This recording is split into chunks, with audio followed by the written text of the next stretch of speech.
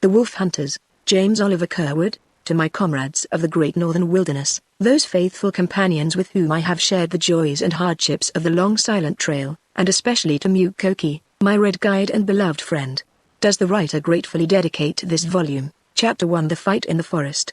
Cold winter lay deep in the Canadian wilderness. Over it the moon was rising, like a red pulsating ball, lighting up the vast white silence of the night in a shimmering glow. Not a sound broke the stillness of the desolation. It was too late for the life of day, too early for the nocturnal roamings and voices of the creatures of the night. Like the basin of a great amphitheater, the frozen lake lay revealed in the light of the moon and a billion stars. Beyond it rose the spruce forest, black and forbidding.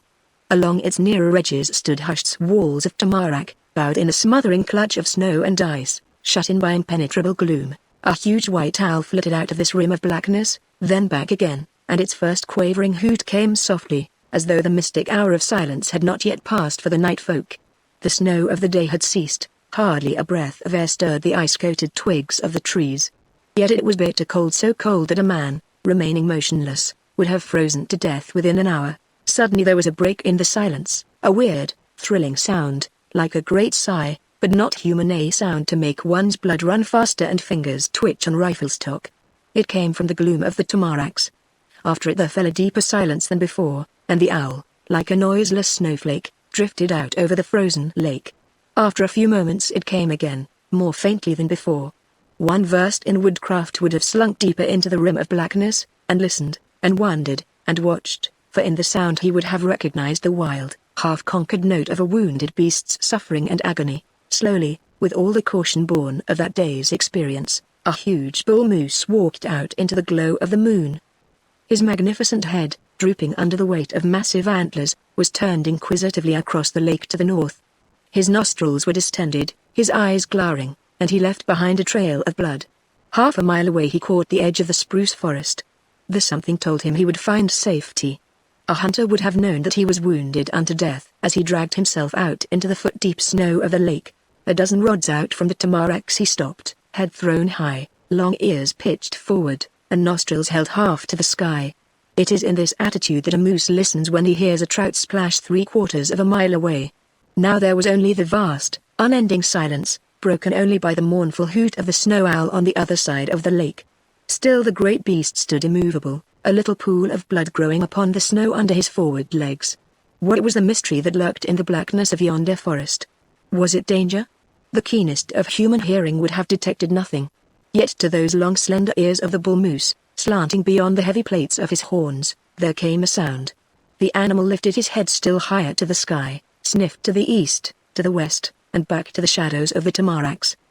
But it was the north that held him. From beyond that barrier of spruce there soon came a sound that man might have heard neither the beginning nor the end of a wail, but something like it. Minute by minute it came more clearly, now growing in volume, now almost dying away, but every instant approaching the distant hunting call of the wolf pack. What the hangman's noose is to the murderer, what the leveled rifles are to the condemned spy, that hunt cry of the wolves is to the wounded animal of the forests. Instinct taught this to the old bull. His head dropped, his huge antlers leveled themselves with his shoulders, and he set off at a slow trot toward the east.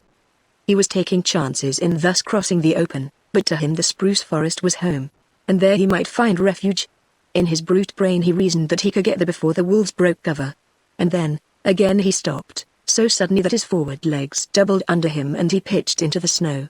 This time, from the direction of the wolf pack, there came the ringing report of a rifle.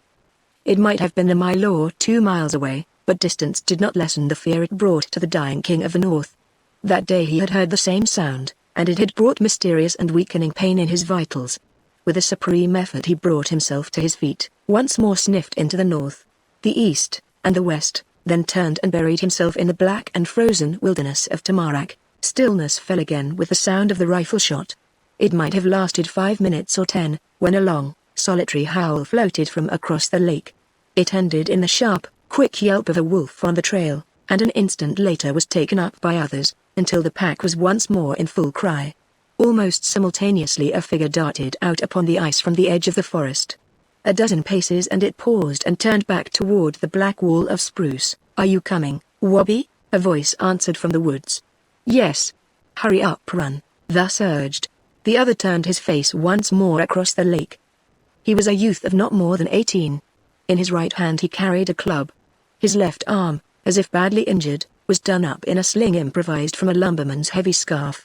His face was scratched and bleeding, and his whole appearance showed that he was nearing complete exhaustion. For a few moments he ran through the snow, then halted to a staggering walk. His breath came in painful gasps. The club slipped from his nerveless fingers, and conscious of the deathly weakness that was overcoming him, he did not attempt to regain it. Foot by foot he struggled on, until suddenly his knees gave way under him and he sank down into the snow. From the edge of the spruce forest a young Indian now ran out upon the surface of the lake. His breath was coming quickly, but with excitement rather than fatigue. Behind him, less than half a mile away, he could hear the rapidly approaching cry of the hunt pack, and for an instant he bent his lithe form close to the snow, measuring with the acuteness of his race the distance of the pursuers. Then he looked for his white companion, and failed to see the motionless blot that marked where the other had fallen. A look of alarm shot into his eyes, and resting his rifle between his knees he placed his hands, trumpet fashion, to his mouth and gave a signal call which, on a still night like this, carried for a mile. Wahoo oh oh oh oh oh. Wahoo oh oh oh oh oh. At that cry the exhausted boy in the snow staggered to his feet, and with an answering shout which came but faintly to the ears of the Indian, resumed his flight across the lake. 2 or 3 minutes later Wabi came up beside him. "Can you make it, Rod?" he cried. The other made an effort to answer, but his reply was hardly more than a gasp. Before Wabi could reach out to support him he had lost his little remaining strength and fallen for a second time into the snow. "I'm afraid I can't do it, Wabi," he whispered. "I'm bushed." The young Indian dropped his rifle and knelt beside the wounded boy, supporting his head against his own heaving shoulders. "It's only a little farther, Rod," he urged. "We can make it, and take to a tree. We ought to have taken to a tree back there, but I didn't know that you were so far gone, and there was a good chance to make camp, with 3 cartridges left for the open lake. Only 3, that's all, but I ought to make 2 of them count in this light. Here, take hold of my shoulders. Quick." He doubled himself like a jackknife in front of his half-prostrate companion. From behind them there came a sudden chorus of the wolves, louder and clearer than before. "They've hit the open and we'll have them on the lake inside of 2 minutes," he cried. "Give me your arms, Rod. There. Can you hold a gun?" He straightened himself, staggering under the other's weight, and set off on a half-trot for the distant tamaracks. Every muscle in his powerful young body was strained to its utmost tension. Even more fully than his helpless burden did he realize the peril at their backs. 3 minutes, 4 minutes more, and then, a terrible picture burned in Wabi's brain, a picture he had carried from boyhood of another child, torn and mangled before his very eyes by these outlaws of the north, and he shuddered.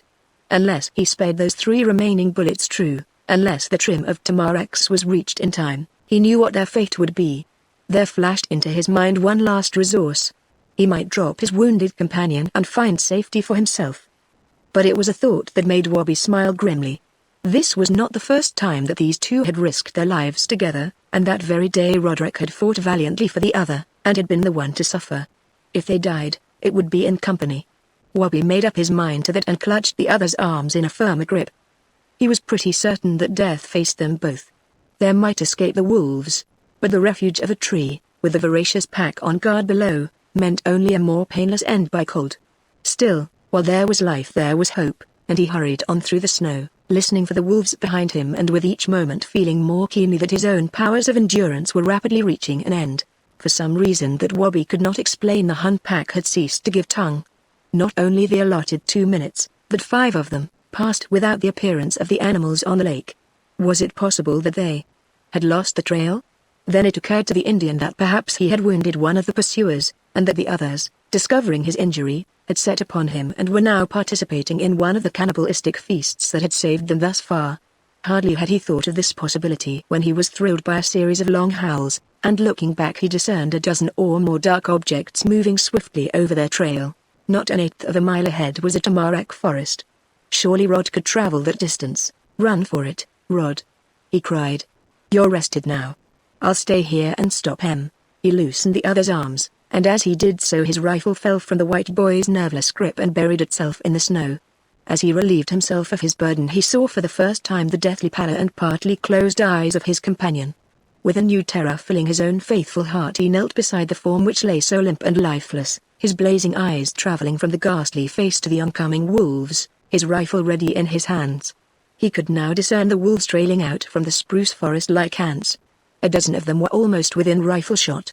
Wabi knew that it was with this vanguard of the pack that he must deal if he succeeded in stopping the scores behind. Nearer and nearer he allowed them to come, until the first were scarce 200 feet away. Then, with a sudden shout, the Indian leapt to his feet and dashed fearlessly toward them. This unexpected move, as he had intended, stopped the foremost wolves in a huddled group for an instant, and in this opportune moment Wabi leveled his gun and fired. A long howl of pain testified to the effect of the shot. Hardly had it begun when Wabi fired again, this time with such deadly precision that one of the wolves, springing high into the air, tumbled back lifeless among the pack without so much as making a sound. Running to the prostrate Roderick, Wabi drew him quickly upon his back, clutched his rifle in the grip of his arm, and started again for the tamaracks. Only once did he look back, and then he saw the wolves gathering in a snarling, fighting crowd about their slaughtered comrades. Not until he had reached the shelter of the tamaracks did the Indian youth lay down his burden, and then in his own exhaustion he fell prone upon the snow. His black eyes fixed cautiously upon the feasting pack. A few minutes later he discerned dark spots appearing here and there upon the whiteness of the snow, and at these signs of the termination of the feast he climbed up into the low branches of a spruce and drew Roderick after him. Not until then did the wounded boy show visible signs of life. Slowly he recovered from the faintness which had overpowered him, and after a little, with some assistance from Wabi, was able to place himself safely on a higher limb. "That's the second time, Wabi," he said, reaching a hand down affectionately to the other's shoulder. "Once from drowning, once from the wolves.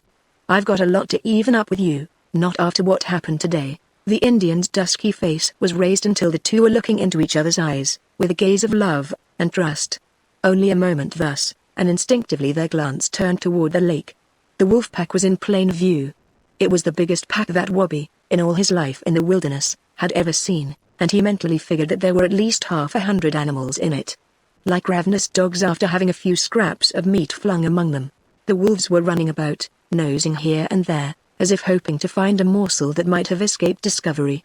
Then one of them stopped on the trail and, throwing himself half on his haunches, with his head turned to the sky like a baying hound, started the hunt cry. "There's 2 packs. I thought it was too big for one," exclaimed the Indian.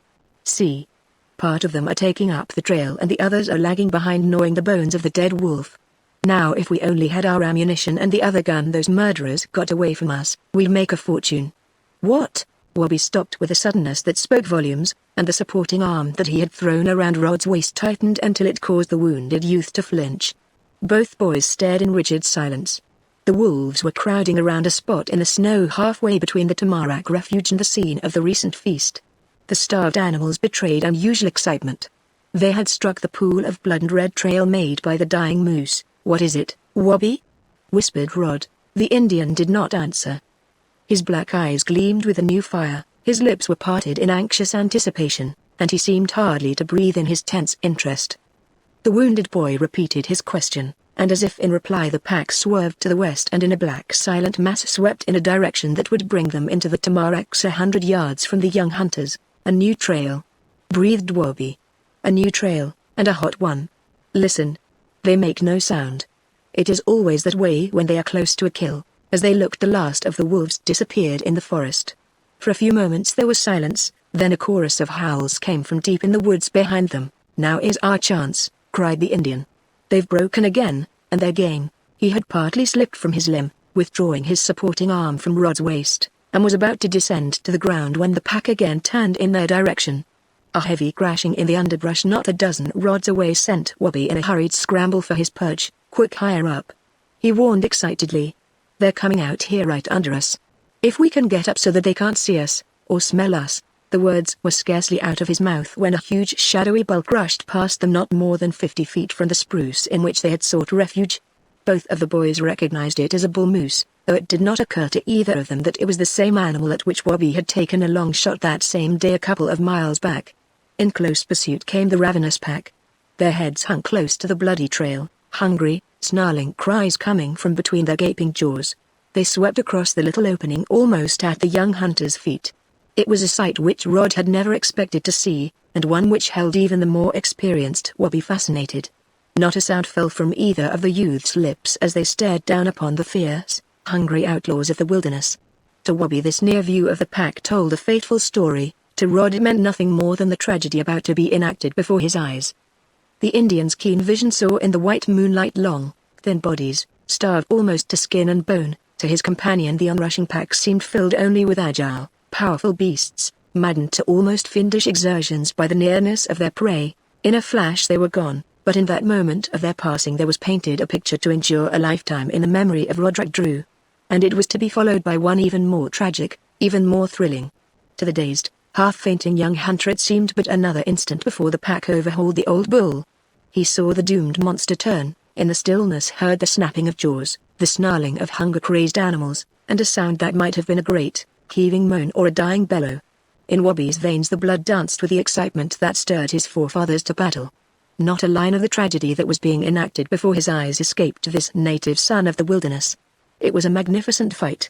He knew that the old bull would die by inches in the one-sided duel, and that when it was over there would be more than one carcass for the survivors to gorge themselves upon. Quietly he reached up and touched his companion. "Now is our time," he said. "Come on, Stilland, on this side of the tree." He slipped down, foot by foot, assisting Rod as he did so, and when both had reached the ground he bent over as before, that the other might get upon his back. "I can make it alone, Wabi," whispered the wounded boy. "Give me a lift on the arm, will you?" With the Indian's arm about his waist, the two set off into the tamaracks. 15 minutes later they came to the bank of a small frozen river. On the opposite side of this, 100 yards down, was a sight which both, as if by a common impulse, welcomed with a glad cry. Close to the shore, sheltered by a dense growth of spruce, was a bright campfire. In response to Wabi's far-reaching whoop, a shadowy figure appeared in the glow and returned the shout. "Mukoki!" cried the Indian. "Mukoki!" laughed Rod, happy that the end was near. Even as he spoke he swayed dizzily, and Wabi dropped his gun that he might keep his companion from falling into the snow. Chapter 2: How Wabigoon Became a White Man. Had the young hunters the power of looking into the future, their campfire that night on the frozen Umbabuka might have been one of their last, and a few days later would have seen them back on the edges of civilization. Possibly, could they have foreseen the happy culmination of the adventures that lay before them, they would still have gone on, for the love of excitement is strong in the heart of robust youth. But this power of discernment was denied them, and only in after years, with the loved ones of their own firesides close about them, was the whole picture revealed. And in those days, when they would gather with their families about the roaring logs of winter and live over again their early youth, they knew that all the gold in the world would not induce them to part with their memories of the life that had gone before. A little less than 30 years previous to the time of which we write, a young man named John Newsom left the great city of London for the New World. Fate had played a hard game with young Newsom, had first robbed him of both parents, and then in a single fitful turn of her wheel deprived him of what little property he had inherited. A little later he came to Montreal, and being a youth of good education and considerable ambition, he easily secured a position and worked himself into the confidence of his employers, obtaining an appointment as factor at Wabinosh House, a post deep in the wilderness of Lake Nipigon. In the second year of his reign at Wabinosh, a factor is virtually king in his domain. There came to the post an Indian chief named Wabigoon, and with him his daughter, Minitaki, in honor of whose beauty and virtue a town was named in after years. Minitaki was just budding into the early womanhood of the race, and possessed a beauty seldom seen among Indian maidens. If there is such a thing as love at first sight, it sprang into existence the moment John Newsom's eyes fell upon this lovely princess. Thereafter his visits to Wabigoon's village, 30 miles deeper in the wilderness, were of frequent occurrence. From the beginning Minitaki returned the young factor's affections, but a most potent reason prevented their marriage. For a long time Minitaki had been ardently wooed by a powerful young chief named Nga, whom she cordially detested, but upon whose favor and friendship depended the existence of her father's sway over his hunting grounds. With the advent of the young factor the bitterest rivalry sprang up between the two suitors, which resulted in 2 attempts upon Newsom's life, and an ultimatum sent by Nga to Minitaki's father. Minitaki herself replied to this ultimatum. It was a reply that stirred the fires of hatred and revenge to fever heat in Nga's breast. One dark night, at the head of a score of his tribe, he fell upon Wabigoon's camp, his object being the abduction of the princess. While the attack was successful in a way, its main purpose failed. Wabigoon and a dozen of his tribesmen were slain, but in the end Nga was driven off. A swift messenger brought news of the attack and of the old chief's death to Wabinosh House, and with a dozen men Newsom hastened to the assistance of his betrothed and her people. A counterattack was made upon Mga and he was driven deep into the wilderness with great loss. 3 days later Minitaki became Newsom's wife at the Hudson Bay Post. From the tower dated one of the most sanguinary feuds in the history of the Great Trading Company, a feud which, as we shall see, was destined to live even unto the second generation. Mga and his tribe now became no better than outlaws, and preyed so effectively upon the remnants of the dead Wabigoon's people that the latter were almost exterminated. Those who were left moved to the vicinity of the post. Hunters from Wabinosh House were ambushed and slain. Indians who came to the post to trade were regarded as enemies, and the passing of years seemed to make but little difference. The feud still existed. The outlaws came to be spoken of as Ungas, and Unga was regarded as a fair target for any man's rifle. Meanwhile 2 children came to bless the happy union of Newsom and his lovely Indian wife. One of these, the eldest, was a boy, and in honor of the old chief he was named Wabigoon, and called Wabi for short. The other was a girl, 3 years younger, and Newsom insisted that she be called Minitaki. Curiously enough, the blood of Wabi ran almost pure his Indian forefathers, while Minitaki, as she became older, developed less of the wild beauty of her mother and more of the softer loveliness of the white race, her wealth of soft, jet-black hair and her great dark eyes contrasting with the lighter skin of her father's blood. Wabi, on the other hand, was an Indian in appearance from his moccasins to the crown of his head, swarthy, sinewy, as agile as a lynx, and with every instinct in him crying for the life of the wild. Yet born in him was a Caucasian shrewdness and intelligence that reached beyond the factor himself. One of Newsom's chief pleasures in life had been the educating of his woodland bride, and it was the ambition of both that the little Minitaki and her brother be reared in the ways of white children. Consequently both mother and father began their education at the post. They were sent to the factor's school and 2 winters were passed in Port Arthur that they might have the advantage of thoroughly equipped schools. The children proved themselves unusually bright pupils, and by the time Wabi was 16 and Minitaki 12 one would not have known from their manner of speech that Indian blood ran in their veins. Yet both, by the common desire of their parents, were familiar with the life of the Indian and could talk fluently the tongue of their mother's people. It was at about this time in their lives that the Ungas became especially daring in their depredations. These outlaws no longer pretended to earn their livelihood by honest means, but preyed upon trappers and other Indians without discrimination, robbing and killing whenever safe opportunities offered themselves. The hatred for the people of Wabinosh House became hereditary, and the Unga children grew up with it in their hearts. The real cause of the feud had been forgotten by many, though not by Unga himself. At last so daring did he become that the provincial government placed a price upon his head and upon those of a number of his most notorious followers. For a time the outlaws were driven from the country, but the bloodthirsty chief himself could not be captured. When Wabi was 17 years of age it was decided that he should be sent to some big school in the States for a year. Against this plan the young Indian nearly all people regarded him as an Indian, and Wabi was proud of the fact, fought with all of the arguments at his command. He loved the wilds with the passion of his mother's race. His nature revolted at the thoughts of a great city with its crowded streets, its noise, and bustle, and dirt. It was then that Minitaki pleaded with him, begged him to go for just 1 year, and to come back and tell her of all he had seen and teach her what he had learned. Wabi loved his beautiful little sister beyond anything else on earth, and it was she more than his parents who finally induced him to go. For 3 months Wabi devoted himself faithfully to his studies in Detroit. But each week added to his loneliness and his longings for Minitaki and his forests. The passing of each day became a painful task to him. To Minitaki he wrote 3 times each week, and 3 times each week the little maiden at Wabinosh House wrote long, cheering letters to her brother through they came to Wabi only about twice a month, because only so often did the mail carrier go out from the post.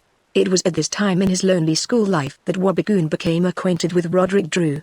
Roderick, even as Wabi fancied himself to be just at this time, was a child of misfortune. His father had died before he could remember, and the property he had left had dwindled slowly away during the passing of years. Rod was spending his last week in school when he met Wabigoon. Necessity had become his grim master, and the following week he was going to work. As the boy described the situation to his Indian friend, his mother had fought to the last ditch to keep him in school, but now his time was up. Wabi seized upon the white youth as an oasis in a vast desert. After a little the two became almost inseparable, and their friendship culminated in Wabi's going to live in the Drew home. Mrs. Drew was a woman of education and refinement, and her interest in Wabigoon was almost that of a mother. In this environment the ragged edges were smoothed away from the Indian boy's deportment. and his letters to Minotaki were more and more filled with enthusiastic descriptions of his new friends. After a little, Mrs. Drew received a grateful letter of thanks from the princess mother at Wabinosh House, and thus a pleasant correspondence sprang up between the two. There were now few lonely hours for the two boys. During the long winter evenings, when Roderick was through with his day's work and Wabi had completed his studies, they would sit before the fire and the Indian youth would describe the glorious life of the vast northern wilderness, and day by day, and week by week, there steadily developed within Rod's breast a desire to see and live that life. 1,000 plans were made, 1,000 adventures pictured, and the mother would smile and laugh and plan with them, but in time the end of it all came, and Wabi went back to the princess mother, to Minotaki, and to his forests. There were tears in the boy's eyes when they parted, and the mother cried for the Indian boy who was returning to his people. Many of the days that followed were painful to Roderick Drew. 8 months had bred a new nature in him, and when Wabi left it was as if a part of his own life had gone with him. Spring came and passed, and then summer.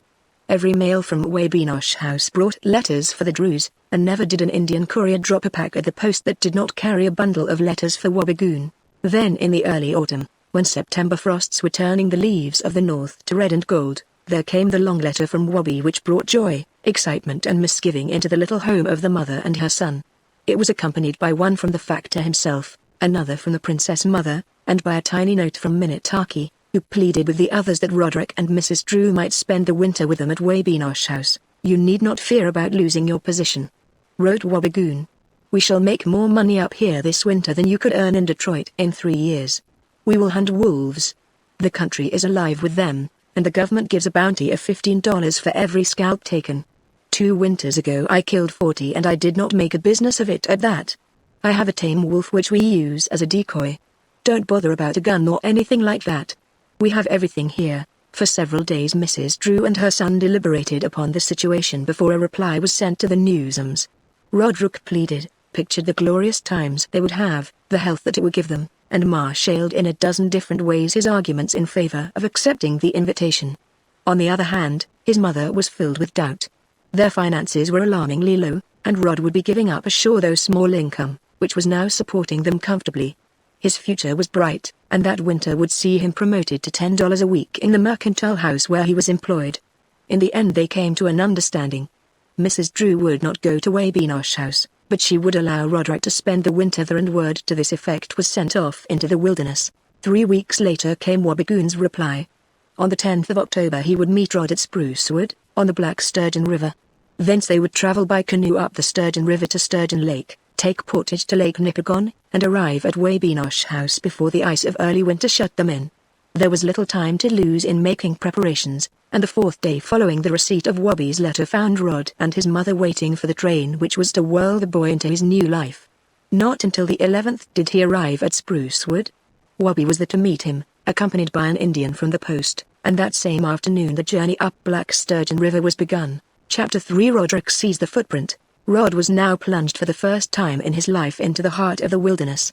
Seated in the bow of the birch bark canoe which was carrying them up the Sturgeon, with Wabi close behind him, he drank in the wild beauties of the forests and swamps through which they slipped almost as noiselessly as shadows, his heart thumping in joyous excitement, his eyes constantly on the alert for signs of the big game which Wabi told him was on all sides of them. Across his knees, ready for instant use, was Wabi's repeating rifle. The air was keen with the freshness left by night frosts. At times deep masses of gold and crimson forests shut them in, at others, black forests of spruce came down to the river's edge. Again they would pass silently through great swamps of tamaracks. In this vast desolation there was a mysterious quiet, except for the occasional sounds of wildlife. Partridges drummed back in the woods, flocks of ducks got up with a great rush of wings at almost every turn, and once, late in the morning of the first day out, Rod was thrilled by a crashing in the undergrowth scarcely a stone's throw from the canoe. He could see saplings twisting and bending, and heard Wabi whisper behind him, "A moose." They were words to set his hands trembling and his whole body quivering with anticipation. There was in him now none of the old hunter's coolness, none of the almost stoical indifference with which the men of the big north hear these sounds of the wild things about them. Rod had yet to see his first big game. That moment came in the afternoon.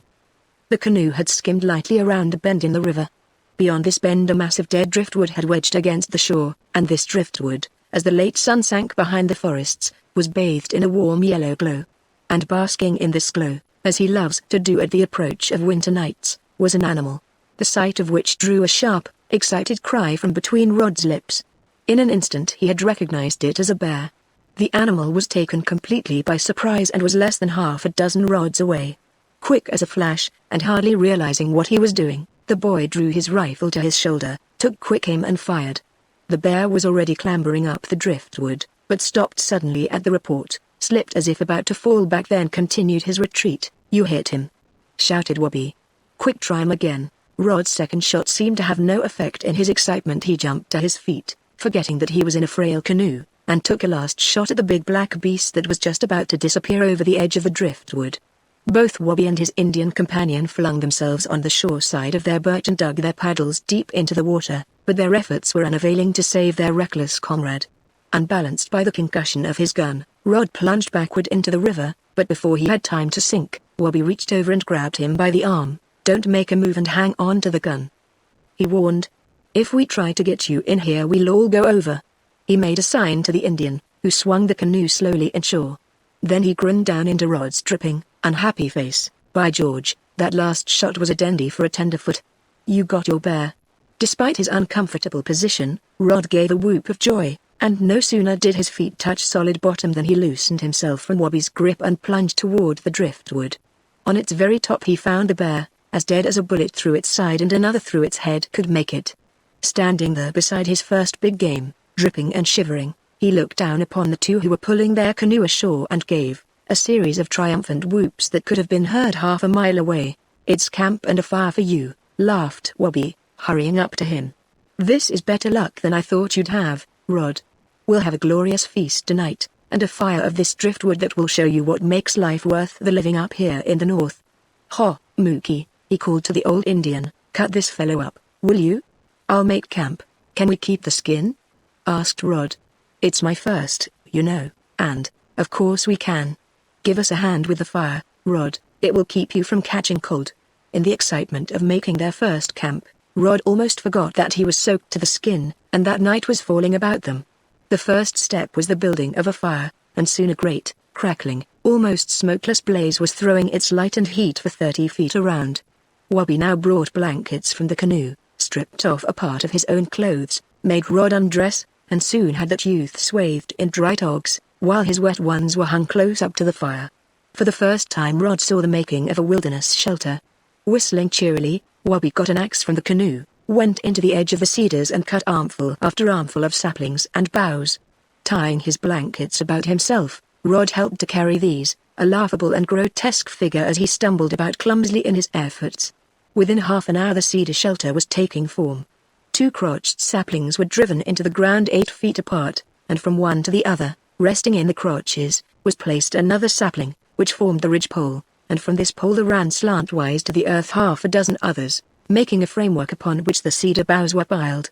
By the time the old Indian had finished his bear the home was completed, and with its beds of sweet-smelling boughs, the great campfire in front and the dense wilderness about them growing black with the approach of night, Rod thought that nothing in picture book or story could quite equal the reality of that moment.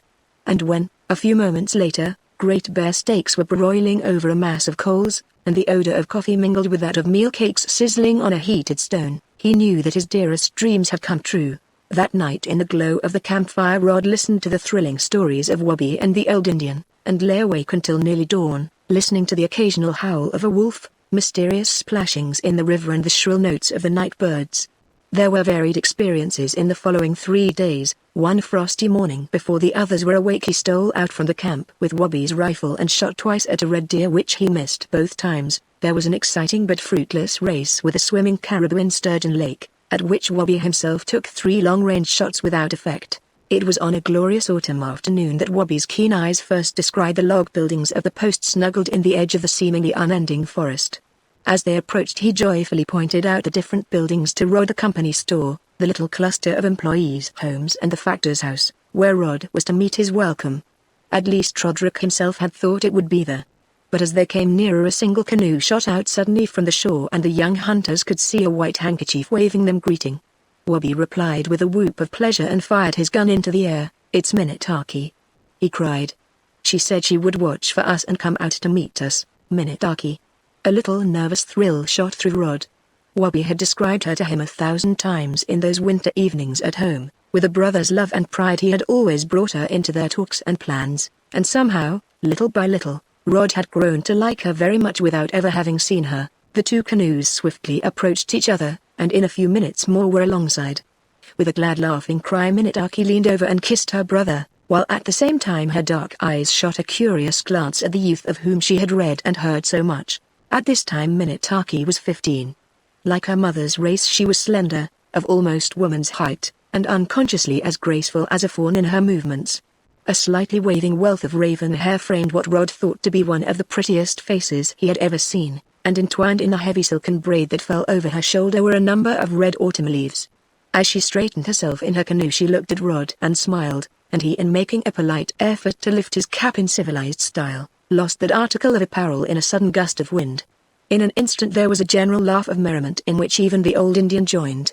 The little incident did more toward making comradeship than anything else that might have happened, and laughing again into Rod's face Minitaki urged her canoe toward the floating cap. "You shouldn't wear such things until it gets cold," she said, after retrieving the cap and handing it to him. "Wobby does but I don't." "Then I won't," replied Rod gallantly, and at Wobby's burst of laughter both blushed. That first night at the post Rod found that Wobby had already made all plans for the winter's hunting, and the white youth's complete equipment was awaiting him in the room assigned to him in the factor's house, a deadly-looking 5-shot Remington, similar to Wobby's, a long-barreled, heavy-caliber revolver, snowshoes, and a dozen other articles necessary to one about to set out upon a long expedition in the wilderness. Wobby had also mapped out their hunting grounds.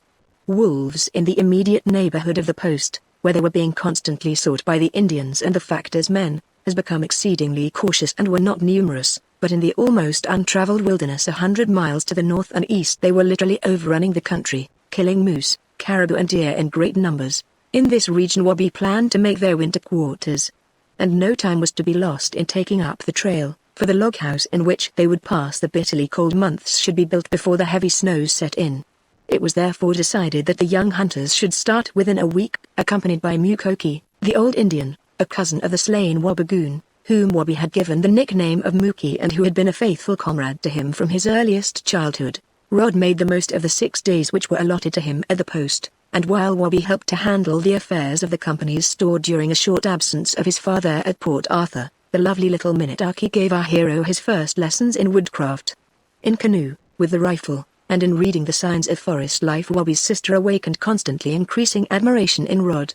To see her bending over some freshly made trail, her cheeks flushed, her eyes sparkling with excitement, her rich hair filled with the warmth of the sun, was a picture to arouse enthusiasm even in the heart of a youngster of 18, and 100 times the boy mentally vowed that she was a brick from the tips of her pretty moccasin feet to the top of her prettier head.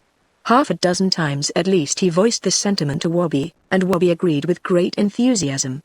In fact, by the time the week was almost gone Minitaki and Rod had become great chums, and it was not without some feeling of regret that the young wolf hunter greeted the dawn of the day that was to see them begin their journey deeper into the wilds. Minitaki was one of the earliest risers at the post. Rod was seldom behind her. But on this particular morning he was late and heard the girl whistling outside half an hour before he was dressed, for Minitaki could whistle in a manner that often filled him with envy. By the time he came down she had disappeared in the edge of the forest, and Wobby, who was also ahead of him, was busy with Mukoki tying up their equipment in packs. It was a glorious morning, clear and frosty, and Rod noticed that a thin shell of ice had formed on the lake during the night. Once or twice Wobby turned toward the forest and gave his signal whoop, but received no reply. "I don't see why Minitaki doesn't come back," he remarked carelessly, as he fastened the shoulder strap about a bundle. "Breakfast will be ready in a jiffy. Hunt her up, will you, Rod?" Nothing loath, Rod started out on a brisk run along the path which he knew to be a favorite with Minitaki, and shortly it brought him down to a pebbly stretch of the beach where she frequently left her canoe.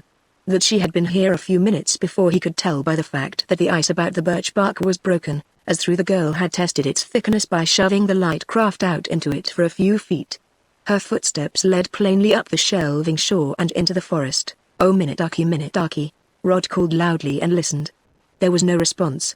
As if impelled by some presentiment which he himself could not explain, the boy hurried deeper into the forest along the narrow path which Minitaki must have taken. 5 minutes, 10 minutes, and he called again. Still there was no answer. Possibly the girl had not gone so far, or she might have left the path for the thick woods. A little farther on there was a soft spot in the path where a great tree trunk had rotted half a century before, leaving a rich black soil. Clearly traced in this were the imprints of Minetaki's moccasins. For a full minute Rod stopped and listened, making not a sound. Why he maintained silence he could not have explained. But he knew that he was half a mile from the post, and that Wabi's sister should not be here at breakfast time. In this minute's quiet he unconsciously studied the tracks in the ground. How small the pretty Indian maiden's feet were. And he noted, too, that her moccasins, unlike most moccasins, had a slight heel. But in a moment more his inspection was cut short. Was that a cry he heard far ahead? His heart seemed to stop beating, his blood thrilled, and in another instant he was running down the path like a deer. 20 rods beyond this point the path entered an opening in the forest made by a great fire, and halfway across this opening the youth saw a sight which chilled him to the marrow. There was Minetaki, her long hair tumbling loosely down her back, a cloth tied around her head, and on either side an Indian dragging her swiftly toward the opposite forest. For as long as he might have drawn 3 breaths Rod stood transfixed with horror. Then his senses returned to him, and every muscle in his body seemed to bound with action. For days he had been practicing with his revolver, and it was now in the holster at his side. Should he use it? Or might he hit Minetaki? At his feet he saw a club, and snatching this up he sped across the opening, the soft earth holding the sound of his steps. When he was a dozen feet behind the Indians Minetaki stumbled in a sudden effort to free herself, and as one of her captors half turned to drag her to her feet he saw the enraged youth, club uplifted, bearing down upon them like a demon. A terrific yell from Rod, a warning cry from the Indian, and the fray began. With crushing force, the boy's club fell upon the shoulder of the second Indian, and before he could recover from the delivery of this blow the youth was caught in a choking, deadly grip by the other from behind. Freed by the sudden attack, Minetaki tore away the cloth that bound her eyes and mouth. As quick as a flash she took in the situation. At her feet the wounded Indian was half rising, and upon the ground near him, struggling in close embrace, were Rod and the other. She saw the Indian's fatal grip upon her preserver's throat, the whitening face and wide-open eyes, and with a great, sobbing cry she caught up the fallen club and brought it down with all her strength upon the redskin's head. Twice, 3 times the club rose and fell, and the grip on Rod's throat relaxed. A 4th time it rose, but this time was caught from behind, and a huge hand clutched the brave girl's throat so that the cry on her lips died in a gasp. But the relief gave Rod his opportunity.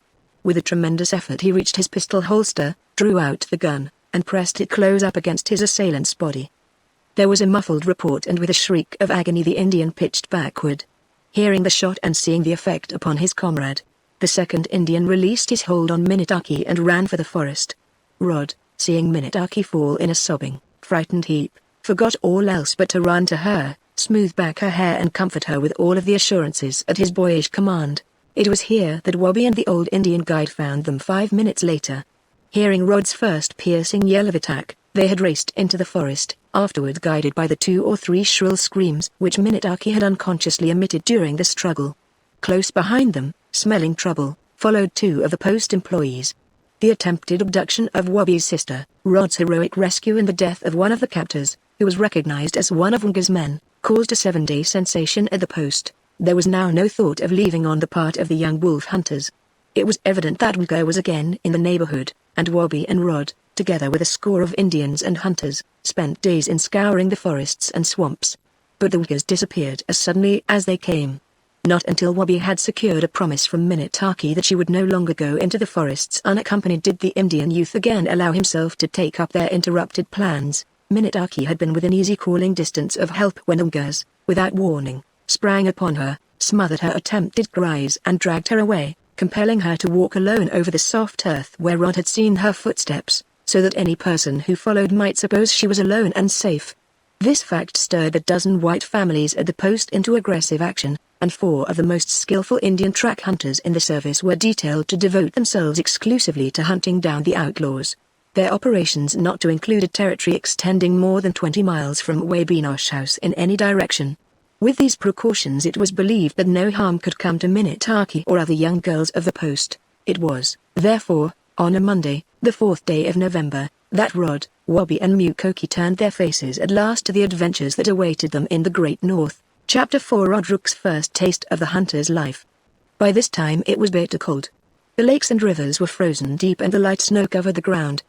Already 2 weeks behind their plans, the young wolf hunters and the old Indian made forced marches around the northern extremity of Lake Nipigon, and on the 6th day found themselves on the Ombabaka River, where they were compelled to stop on account of a dense snowstorm. A temporary camp was made, and it was while constructing this camp that Mukoki discovered signs of wolves. It was therefore decided to remain for a day or two and investigate the hunting grounds. On the morning of the 2nd day, Wabi shot at and wounded the old bull moose, which met such a tragic end a few hours later, and that same morning the two boys made a long tour to the north in the hope of finding that they were in a good game country, which would mean also that there were plenty of wolves. This left Mukoki alone in camp. Thus far, in their desire to cover as much ground as possible before the heavy snows came, Wabi and his companions had not stopped to hunt for game, and for 6 days their only meat had been bacon and jerked venison. Mukoki, whose prodigious appetite was second only to the shrewdness with which he stalked game to satisfy it, determined to add to their larder if possible during the others' absence, and with this object in view he left camp late in the afternoon to be gone, as he anticipated, not longer than an hour or so. With him he carried 2 powerful wolf traps slung over his shoulders. Stealing cautiously along the edge of the river, his eyes and ears alert for game, Mukoki suddenly came upon the frozen and half-eaten carcass of a red deer. It was evident that the animal had been killed by wolves either the day or night before, and from the tracks in the snow the Indian concluded that not more than 4 wolves had participated in the slaughter and feast. That these wolves would return to continue their banquet, probably that night, Mukoki's many experiences as a wolf hunter assured him, and he paused long enough to set his traps, afterward covering them over with 3 or 4 inches of snow. Continuing his hunt, the old Indian soon struck the fresh spoor of a deer. Believing that the animal would not travel for any great distance in the deep snow, he swiftly took up the trail. Half a mile farther on he stopped abruptly with a grunt of unbounded surprise. Another hunter had taken up the trail. With increased caution Mukoki now advanced. 200 feet more and a second pair of moccasined feet joined in the pursuit, and a little later still a third. Led on by curiosity more than by the hope of securing a partnership share in the quarry, the Indian slipped silently and swiftly through the forest. As he emerged from a dense growth of spruce through which the tracks led him, Mukoki was treated to another surprise by almost stumbling over the carcass of the deer he had been following. A brief examination satisfied him that the doe had been shot at least 2 hours before. The 3 hunters had cut out her heart, liver and tongue, and had also taken the hindquarters, leaving the remainder of the carcass and the skin. Why had they neglected this most valuable part of their spoils? With a new gleam of interest in his eyes, Mukoki carefully scrutinized the moccasin trails. He soon discovered that the Indians ahead of him were in great haste, and that after cutting the choicest meat from the doe they had started off to make up for lost time by running. With another grunt of astonishment the old Indian returned to the carcass, quickly stripped off the skin, wrapped in it the forequarters and ribs of the doe, and thus loaded, took up the home trail. It was dark when he reached camp. Wabi and Rod had not yet returned. Building a huge fire and hanging the ribs of the doe on a spit before it, he anxiously awaited their appearance. Half an hour later he heard the shout which brought him quickly to where Wabi was holding the partly unconscious form of Rod in his arms. It took but a few moments to carry the injured youth to camp, and not until Rod was resting upon a pile of blankets in their shack, with the warmth of the fire reviving him, did Wabi vouchsafe an explanation to the old Indian. "I guess he's got a broken arm, Mookie," he said. "Have you any hot water, shot?" asked the old hunter, paying no attention to the question. He dropped upon his knees beside Rod, his long brown fingers reaching out anxiously. "Shot? No, hit with a club. We met 3 Indian hunters who were in camp and who invited us to eat with them. While we were eating they jumped upon our backs. Rod got that and lost his rifle." Mukoki quickly stripped the wounded boy of his garments, baring his left arm and side. The arm was swollen and almost black, and there was a great bruise on Rod's body a little above the waist. Mukoki was a surgeon by necessity, a physician such as one finds only in the vast unblazed wildernesses, where nature is the teacher. Cruelly he made his examination, pinching and twisting the flesh and bones until Rod cried out in pain, but in the end there was a glad triumph in his voice as he said, "No bone broke, hurt most here." And he touched the bruise. "Near broke rib, not quite. Took wind out and made great deal sick. What good supper, hot coffee, rub in bear's grease, then be better." Rod, who had opened his eyes, smiled faintly, and Wabi gave a half shout of delight. "Not so bad as we thought, eh, Rod?" he cried. "You can't fool Mookie. If he says your arm isn't broken, why, it isn't. and that's all there is to it. Let me bolster you up in these blankets and we'll soon have a supper that will sizzle the aches out of you. I smell meat, fresh meat. With a chuckle of pleasure, Mukoki jumped to his feet and ran out to where the ribs of the doe were slowly broiling over the fire. They were already done to a rich brown and their dripping juice filled the nostrils with an appetizing odor.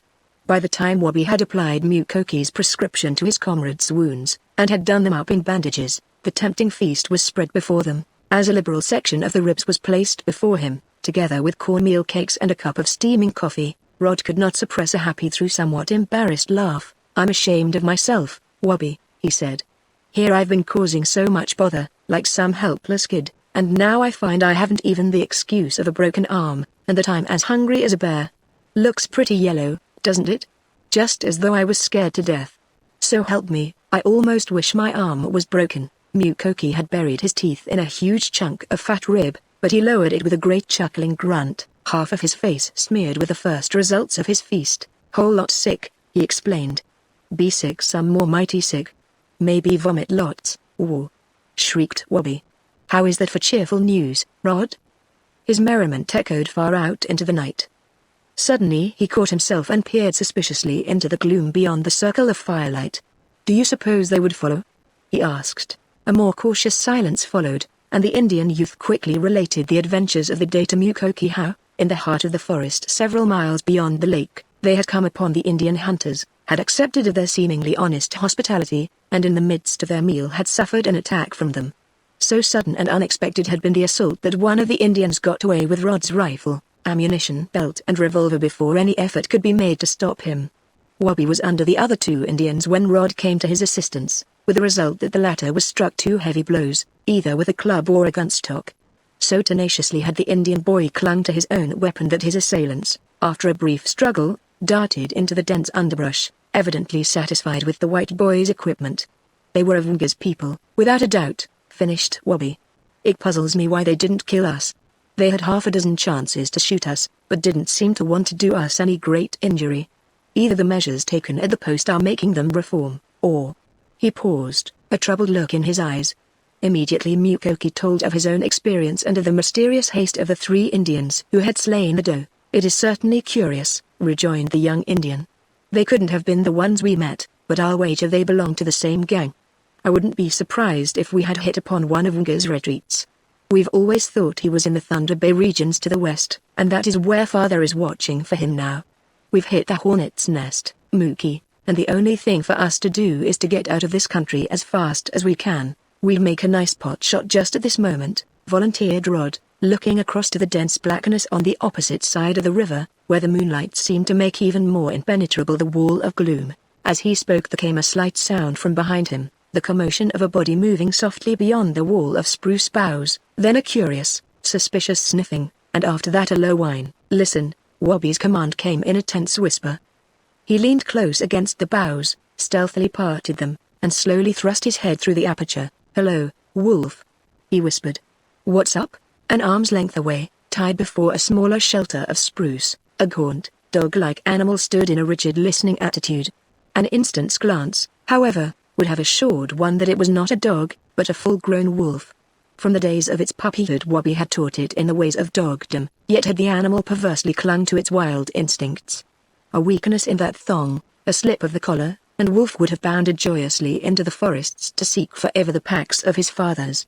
Now the baby rope was taut, Wolf's muzzle was turned half to the sky, his ears were alert, half-sounding notes rattled in his throat. "There is something near our camp," announced the Indian boy, drawing himself back quickly.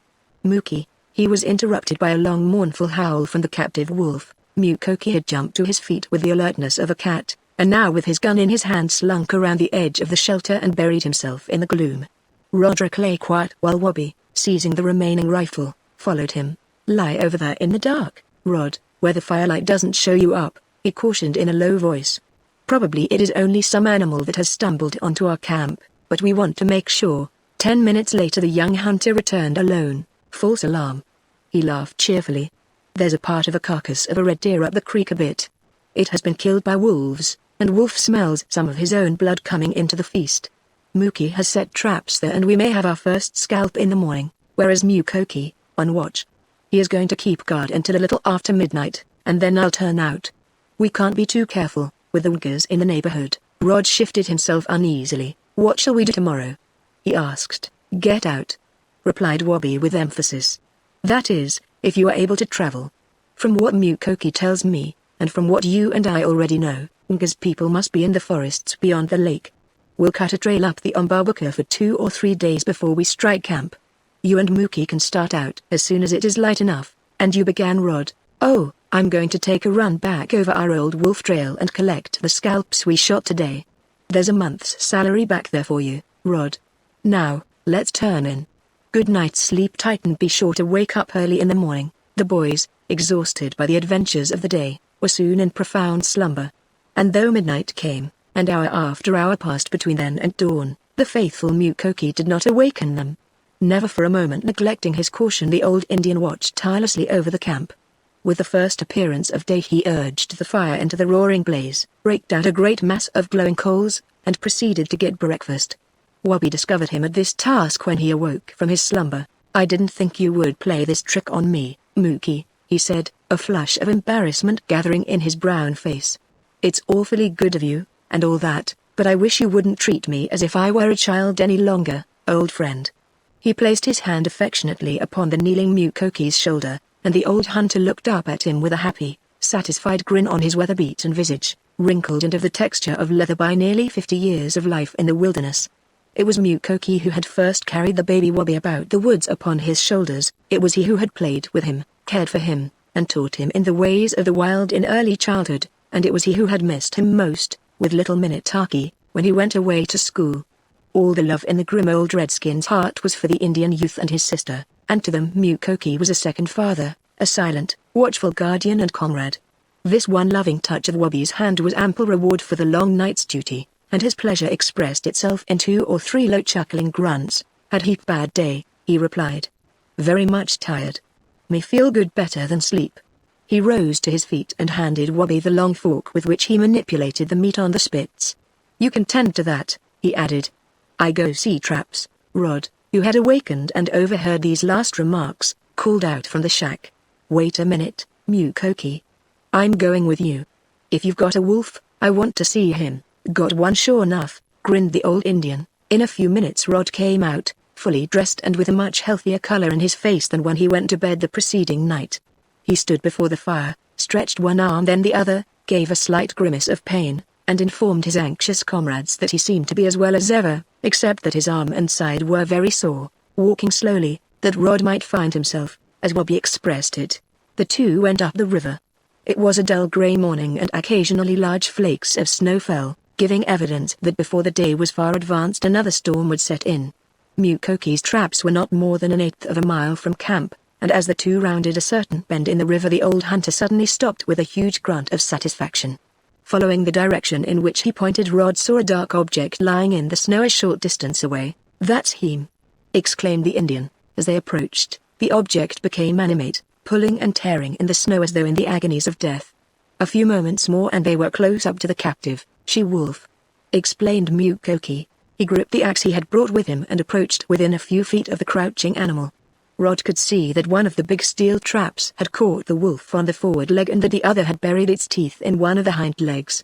Thus held the doomed animal could make little effort to protect itself and crouched in sullen quiet, its white fangs gleaming in a noiseless, defiant snarl, its eyes shining with pain and anger, and with only its thin starved body, which jerked and trembled as the Indian came nearer, betraying signs of fear. To Rod it might have been a pitiful sight had not there come to him a thought of the preceding night and of his own and Wabi's narrow escape from the pack. 2 or 3 quick blows of the axe and the wolf was dead. With a skill which can only be found among those of his own race, Mukoki drew his knife, cut deftly around the wolf's head just below the ears, and with one downward, one upward, and 2 sidewise jerks tore off the scalp. Suddenly, without giving a thought to his speech, the shot from Rod. Is that the way you scalp people? Mukoki looked up. His jaw fell and then he gave the nearest thing to a real laugh that Rod ever heard come from between his lips. When Mukoki laughed it was usually in a half chuckle, a half gurgle, something that neither Rod nor Wabi could have imitated if they had tried steadily for a month. Never scalped white people, the old Indian shot back. Further did when young man. Did great scalp business. Mukoki had not done chuckling to himself even when they reached camp. Scarcely 10 minutes were taken in eating breakfast. Snow was already beginning to fall, and if the hunters took up their trail at once their tracks would undoubtedly be entirely obliterated by midday, which was the best possible thing that could happen for them in the Uyghur country. On the other hand, Wabi was anxious to follow back over the wolf trail before the snow shut it in. There was no danger of their becoming separated and lost, for it was agreed that Rod and Mukoki should travel straight up the frozen river. Wabi would overtake them before nightfall, arming himself with his rifle, revolver, knife, and a keen-edged belt axe. The Indian boy lost no time in leaving camp. A quarter of an hour later Wabi came out cautiously on the end of the lake where had occurred the unequal duel between the old bull moose and the wolves. A single glance told him what the outcome of that duel had been. 20 rods out upon the snow he saw parts of a great skeleton, and a huge pair of antlers. As he stood on the arena of the mighty battle, Wabi would have given a great deal if Rod could have been with him. There lay the heroic old moose, now nothing more than a skeleton. But the magnificent head and horns still remained the largest head that the Indian youth, in all his wilderness life, had ever seen, and it occurred to him that if this head could be preserved and taken back to civilization it would be worth $100 or more. That the old bull had put up a magnificent fight was easily discernible. 50 feet away were the bones of a wolf, and almost under the skeleton of the moose were those of another. The heads of both still remained, and Wabi, after taking their scalps, hurried on over the trail. Halfway across the lake, where he had taken his last 2 shots, were the skeletons of 2 more wolves, and in the edge of the spruce forest he found another. This animal had evidently been wounded further back and had later been set upon by some of the pack and killed. Half a mile deeper in the forest he came upon a spot where he had emptied 5 shells into the pack, and here he found the bones of 2 more wolves. He had 7 scalps in his possession when he turned back over the home trail. Beside the remains of the old bull Wabi paused again. He knew that the Indians frequently preserved moose and caribou heads through the winter by keeping them frozen, and the head at his feet was a prize worth some thought. But how could he keep it preserved until their return, months later? He could not suspend it from the limb of a tree, as was the custom when in camp, for it would either be stolen by some passing hunter or spoiled by the first warm days of spring. Suddenly an idea came to him. Why could it not be preserved in what white hunters called an Indian icebox? In an instant he was acting upon this inspiration. It was not a small task to drag the huge head to the shelter of the tamaracks, where, safely hidden from view, he made a closer examination. The head was gnawed considerably by the wolves, but Wabi had seen worse ones skillfully repaired by the Indians at the post. Under a dense growth of spruce, where the rays of the sun seldom penetrated, the Indian boy set to work with his belt axe. For an hour and a half he worked steadily, and at the end of that time had dug a hole in the frozen earth 3 feet deep and 4 feet square. This hole he now lined with about 2 inches of snow, packed as tight as he could jam it with the butt of his gun. Then placing in the head he packed snow closely about it and afterward filled in the earth, stamping upon the hard chunks with his feet. When all was done he concealed the signs of his work under a covering of snow, blazed 2 trees with his axe, and resumed his journey. "There is $30 for each of us if there's a cent," he mused softly, as he hurried toward the Ombabaka. "That ground won't thaw out until June. A moose head and 8 scalps at $15 each isn't bad for one day's work, Rod, old boy." He had been absent for 3 hours. It had been snowing steadily, and by the time he reached their old camp the trail left by Rod and Mukoki was already partly obliterated, showing that they had secured an early start up the river. Bowing his head in the white clouds falling silently about him, Wabi started in swift pursuit. He could not see 10 rods ahead of him, so dense was the storm, and at times one side or the other of the river was lost to view. Conditions could not have been better for their flight out of the Uyghur country, thought the young hunter. By nightfall they would be many miles up the river, and no sign would be left behind to reveal their former presence or to show in which direction they had gone. For 2 hours he followed tirelessly over the trail, which became more and more distinct as he proceeded, showing that he was rapidly gaining on his comrades. But even now, though the trail was fresher and deeper, so disguised had it become by falling snow that a passing hunter might have thought a moose or caribou had passed that way. At the end of the 3rd hour, by which time he figured that he had made at least 10 miles, Wabi sat down to rest, and to refresh himself with the lunch which he had taken from the camp that morning. He was surprised at Rod's endurance. That Mukoki and the white boy were still 3 or 4 miles ahead of him he did not doubt, unless they, too, had stopped for dinner. This, on further thought, he believed was highly probable. The wilderness about him was intensely still. Not even the twitter of a snowbird marred its silence. For a long time Wabi sat as immovable as the log upon which he had seated himself, resting and listening. Such a day as this held a peculiar and unusual fascination for him. It was as if the whole world was shut out, and that even the wild things of the forest dared not go abroad in this supreme moment of nature's handiwork, when with lavish hand she spread the white mantle that was to stretch from the border to Hudson Bay. As he listened there came to him suddenly a sound that forced from between his lips a half-articulate cry. It was the clear, ringing report of a rifle. And following it there came another, and another, until in quick succession he had counted 5. What did it mean? He sprang to his feet, his heart thumping, every nerve in him prepared for action. He would have sworn it was Mukoki's rifle, yet Mukoki would not have fired at game. They had agreed upon that. Had Rod and the old Indian been attacked? In another instant Wabi was bounding over the trail with the speed of a deer. Chapter 5 Mysterious Shots in the Wilderness. As the Indian youth sped over the trail in the direction of the rifle shots he flung his usual caution to the winds. His blood thrilled with the knowledge that there was not a moment to lose, that even now, in all probability, he would be too late to assist his friends. This fear was emphasized by the absolute silence which followed the 5 shots. Eagerly, almost prayerfully, he listened as he ran for other sounds of battle, for the report of Mukoki's revolver, or the whoops of the victors. If there had been an ambush it was all over now. Each moment added to his conviction, and as he thrust the muzzle of his gun ahead of him, his finger hovering near the trigger and his snow-blinded eyes staring ahead into the storm, something like a sob escaped his lips. Ahead of him the stream narrowed until it almost buried itself under a mass of towering cedars. The closeness of the forest walls now added to the general gloom, intensified by the first grey pallor of the northern dusk, which begins to fall in these regions early in the afternoon of November days. For a moment, just before plunging into the gloomy trail between the cedars, Wabi stopped and listened. He heard nothing but the beating of his own heart, which worked like a trip hammer within his breast. The stillness was oppressive. And the longer he listened the more some invisible power seemed to hold him back. It was not fear, it was not lack of courage, but, what was there just beyond those cedars, lurking cautiously in the snow gloom? With instinct that was almost animal in its unreasonableness Wabi sank upon his knees. He had seen nothing. He had heard nothing, but he crouched close, until he was no larger than a waiting wolf, and there was a deadly earnestness in the manner in which he turned his rifle into the deeper gloom of those close-knit walls of forest. Something was approaching, cautiously, stealthily, and with extreme slowness. The Indian boy felt that this was so, and yet if his life had depended upon it he could not have told why. He huddled himself lower in the snow. His eyes gleamed with excitement. Minute after minute passed, and still there came no sound. Then, from far up that dusky avenue of cedars, there came the sudden startled chatter of a moose bird. It was a warning which years of experience had taught Wabi always to respect. Perhaps a roving fox had frightened it.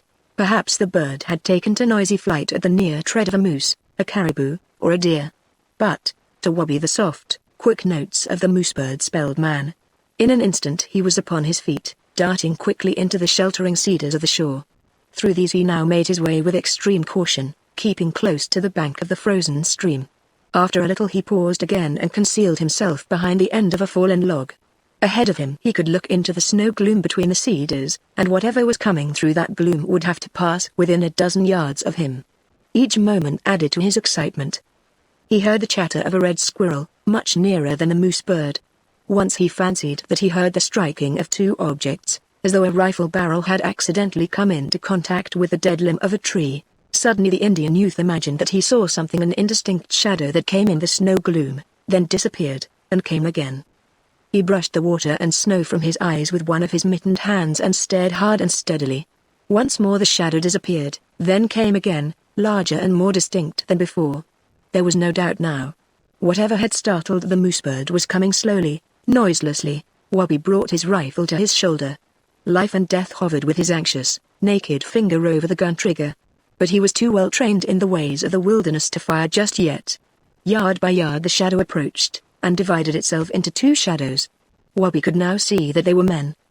They were advancing in a cautious, crouching attitude, as though they expected to meet enemies somewhere ahead of them. Wabi's heart thumped with joy. There could be no surer sign that Mukoki and Rod were still among the living, for why should the Woongas employ this caution if they had already successfully ambushed the hunters? With the chill of a cold hand at his throat the answer flashed into Wabigoon's brain. His friends had been ambushed, and these two Ungers were stealing back over the trail to slay him. Very slowly, very gently, the young Indian's finger pressed against the trigger of his rifle.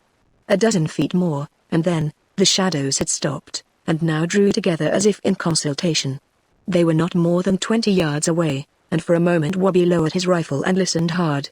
He could hear the low, unintelligible mutterings of their conversation. Then there came to him a single and cautious reply from one of the shadows. "All right." Surely that was not the English of Unger. It sounded like, in a flash Wabi had called softly, "Ha, Mookie Mookie Rod." In another moment the three wolf hunters were together, silently wringing one another's hands, the death-like pallor of Rod's face and the tense lines in the bronze countenances of Mukoki and Wabigoon plainly showing the tremendous strain they had been under. "You shoot?" whispered Mukoki. "No," replied Wabi, his eyes widening in surprise. "Didn't you shoot?" "No." Only the one word fell from the old Indian, but it was filled with a new warning. Who had fired the 5 shots? The hunters gazed blankly at one another, mute questioning in their eyes. Without speaking, Mukoki pointed suggestively to the clearer channel of the river beyond the cedars. Evidently he thought the shots had come from there. Wabi shook his head. "There was no trail," he whispered. "Nobody has crossed the river." "I thought they were there," breathed Rod. He pointed into the forest. But Mukoki said no. For a long time the three stood and listened. Half a mile back in the forest they heard the howl of a single wolf, and Wabi flashed a curious glance into the eyes of the old Indian. "That's a man's cry," he whispered. "The wolf has struck a human trail." "It isn't mine, nor ours," replied Rod. This one long howl of the wolf was the only sound that broke the stillness of approaching night. Mukoki turned, and the others followed in his trail. A quarter of a mile farther on the stream became still narrower and plunged between great masses of rock which rose into wild and precipitous hills that were almost mountains a little way back. No longer could the hunters now follow the channel of the rushing torrent. Through a break in a gigantic wall of rock and huge boulders led the trail of Rod and Mukoki. 10 minutes more and the three had clambered to the top of the ridge where, in the lee of a great rock, the remains of a fire were still burning. Here the old Indian and his companion had struck camp and were waiting for Wabigoon when they heard the shots which they, too, believed were those of an ambush. A comfortable shelter of balsam had already been erected against the rock, and close beside the fire, where Mukoki had dropped it at the sound of the shots, was a large piece of spitted venison. The situation was ideal for a camp, and after the hard day's tramp through the snow the young wolf hunters regarded it with expressions of pleasure, in spite of the enemies whom they knew might be lurking near them. Both Wabi and Rod had accepted the place as their night's home, and were stirring up the fire, when their attention was drawn to the singular attitude of Mukoki. The old warrior stood leaning on his rifle, speechless and motionless, his eyes regarding the process of rekindling the fire with mute disapprobation. Wabi, poised on one knee, looked at him questioningly. "No, make more fire," said the old Indian, shaking his head. "No, dare stay here. Go on beyond mountain." Mukoki straightened himself and stretched a long arm toward the north. "River go like much devil long edge of mountain," he continued. "Make heap noise through rock, then make swamp thick for cow moose, then run through mountain and the make wide, smooth river once more. We go over mountain. Snow all night. Morning come no trail for Nga. We stay here makes big trail in morning. Nga follow like devil, ver plain to see." Wabi rose to his feet, his face showing the keenness of his disappointment. Since early morning he had been traveling, even running at times, and he was tired enough to risk willingly a few dangers for the sake of sleep and supper. Rod was in even worse condition, though his trail had been much shorter. For a few moments the two boys looked at each other in silence, neither attempting to conceal the lack of favor with which Mukoki's suggestion was received. But Wabi was too wise openly to oppose the old pathfinder. If Mukoki said that it was dangerous for them to remain where they were during the night, well, it was dangerous, and it would be foolish of him to dispute it. He knew Mukoki to be the greatest hunter of his tribe, a human bloodhound on the trail, and what he said was law. So with a cheerful grin at Rod, who needed all the encouragement that could be given to him, Wabi began the readjustment of the pack which he had flung from his shoulders a few minutes before. "Mountain not ver far. 2-3 mile, then camp," encouraged Mukoki. "Walk slow, have big supper." Only a few articles had been taken from the toboggan sled on which the hunters were dragging the greater part of their equipment into the wilderness, and Mukoki soon had these packed again. The three adventurers now took up the new trail along the top of one of those wild and picturesque ridges which both the Indians and white hunters of this great Northland call mountains. Wabigoon led, weighted under his pack, selecting the clearest road for the toboggan and clipping down obstructing saplings with his keen-edged belt axe. A dozen feet behind him followed Mukoki, dragging the sled, and behind the sled, securely tied with a thong of babiche, or moose skin rope, slunk the wolf. Rod, less experienced in making a trail and burdened with a lighter pack, formed the rear of the little cavalcade. Darkness was now falling rapidly. Though Wabigoon was not more than a dozen yards ahead, Rod could only now and then catch a fleeting vision of him through the gloom. Mukoki, doubled over in his harness, was hardly more than a blotch in the early night. Only the wolf was near enough to offer companionship to the tired and down-spirited youth.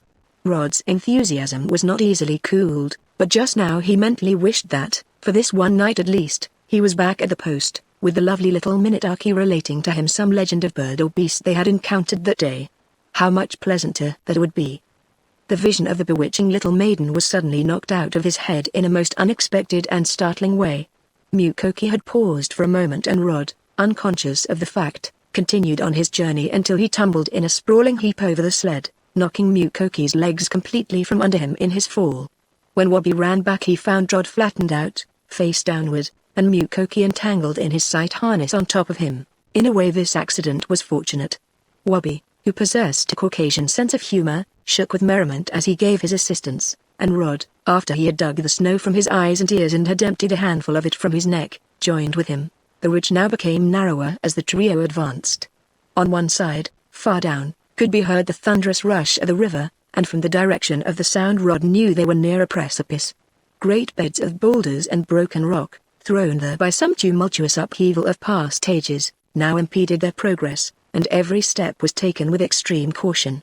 The noise of the torrent became louder and louder as they advanced, and on one side of him Rod now thought that he could distinguish a dim massive shadow towering above them, like the precipitous side of a mountain.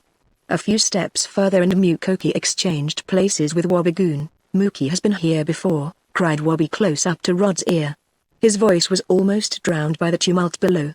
"That's where the river rushes through the mountain." Rod forgot his fatigue in the new excitement. Never in his wildest dreams of adventure had he foreseen an hour like this.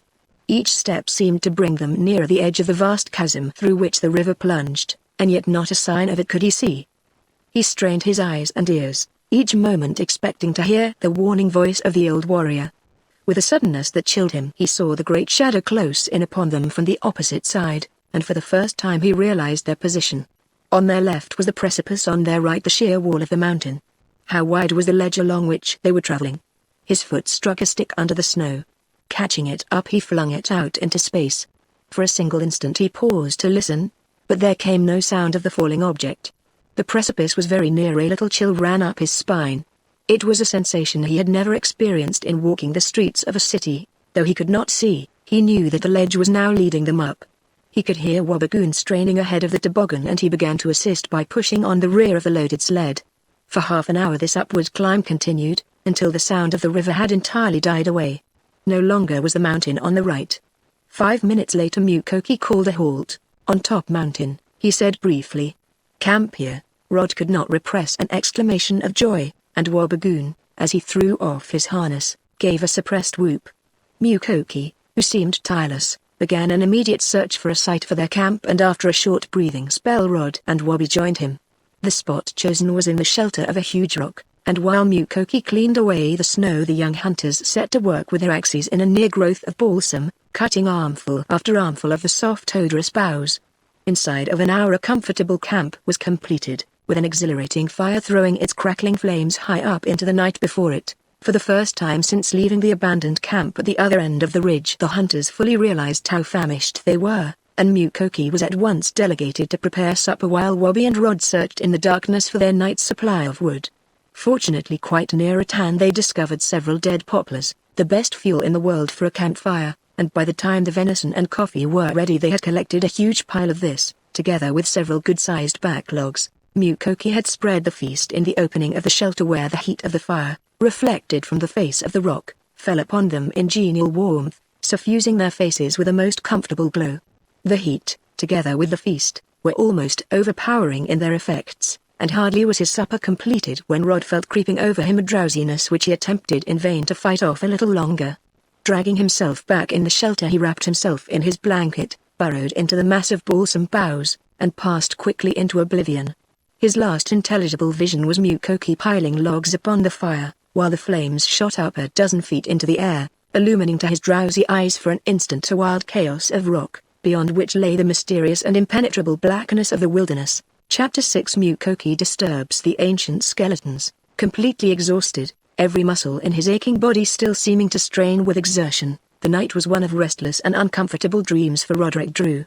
While Wabi and the old Indian, veterans in wilderness hardship, slept in peace and tranquility, the city boy found himself in the most unusual and thrilling situations from which he would extricate himself with a grunt or sharp cry, several times sitting bolt upright in his bed of balsam until he realized where he was, and that his adventures were only those of dreamland. From one of these dreams Rod had aroused himself into drowsy wakefulness. He fancied that he had heard steps. For the 10th time he raised himself upon an elbow, stretched, rubbed his eyes, glanced at the dark, inanimate forms of his sleeping companions, and snuggled down into his balsam boughs again. A few moments later he sat bolt upright. He could have sworn that he heard real steps this time, a soft cautious crunching in the snow very near his head. Breathlessly he listened. Not a sound broke the silence except the snapping of a dying ember in the fire. Another dream. Once more he settled back, drawing his blanket closely about him. Then, for a full breath, the very beating of his heart seemed to cease. What was that? He was awake now, wide awake, with every faculty in him striving to arrange itself. He had heard a step.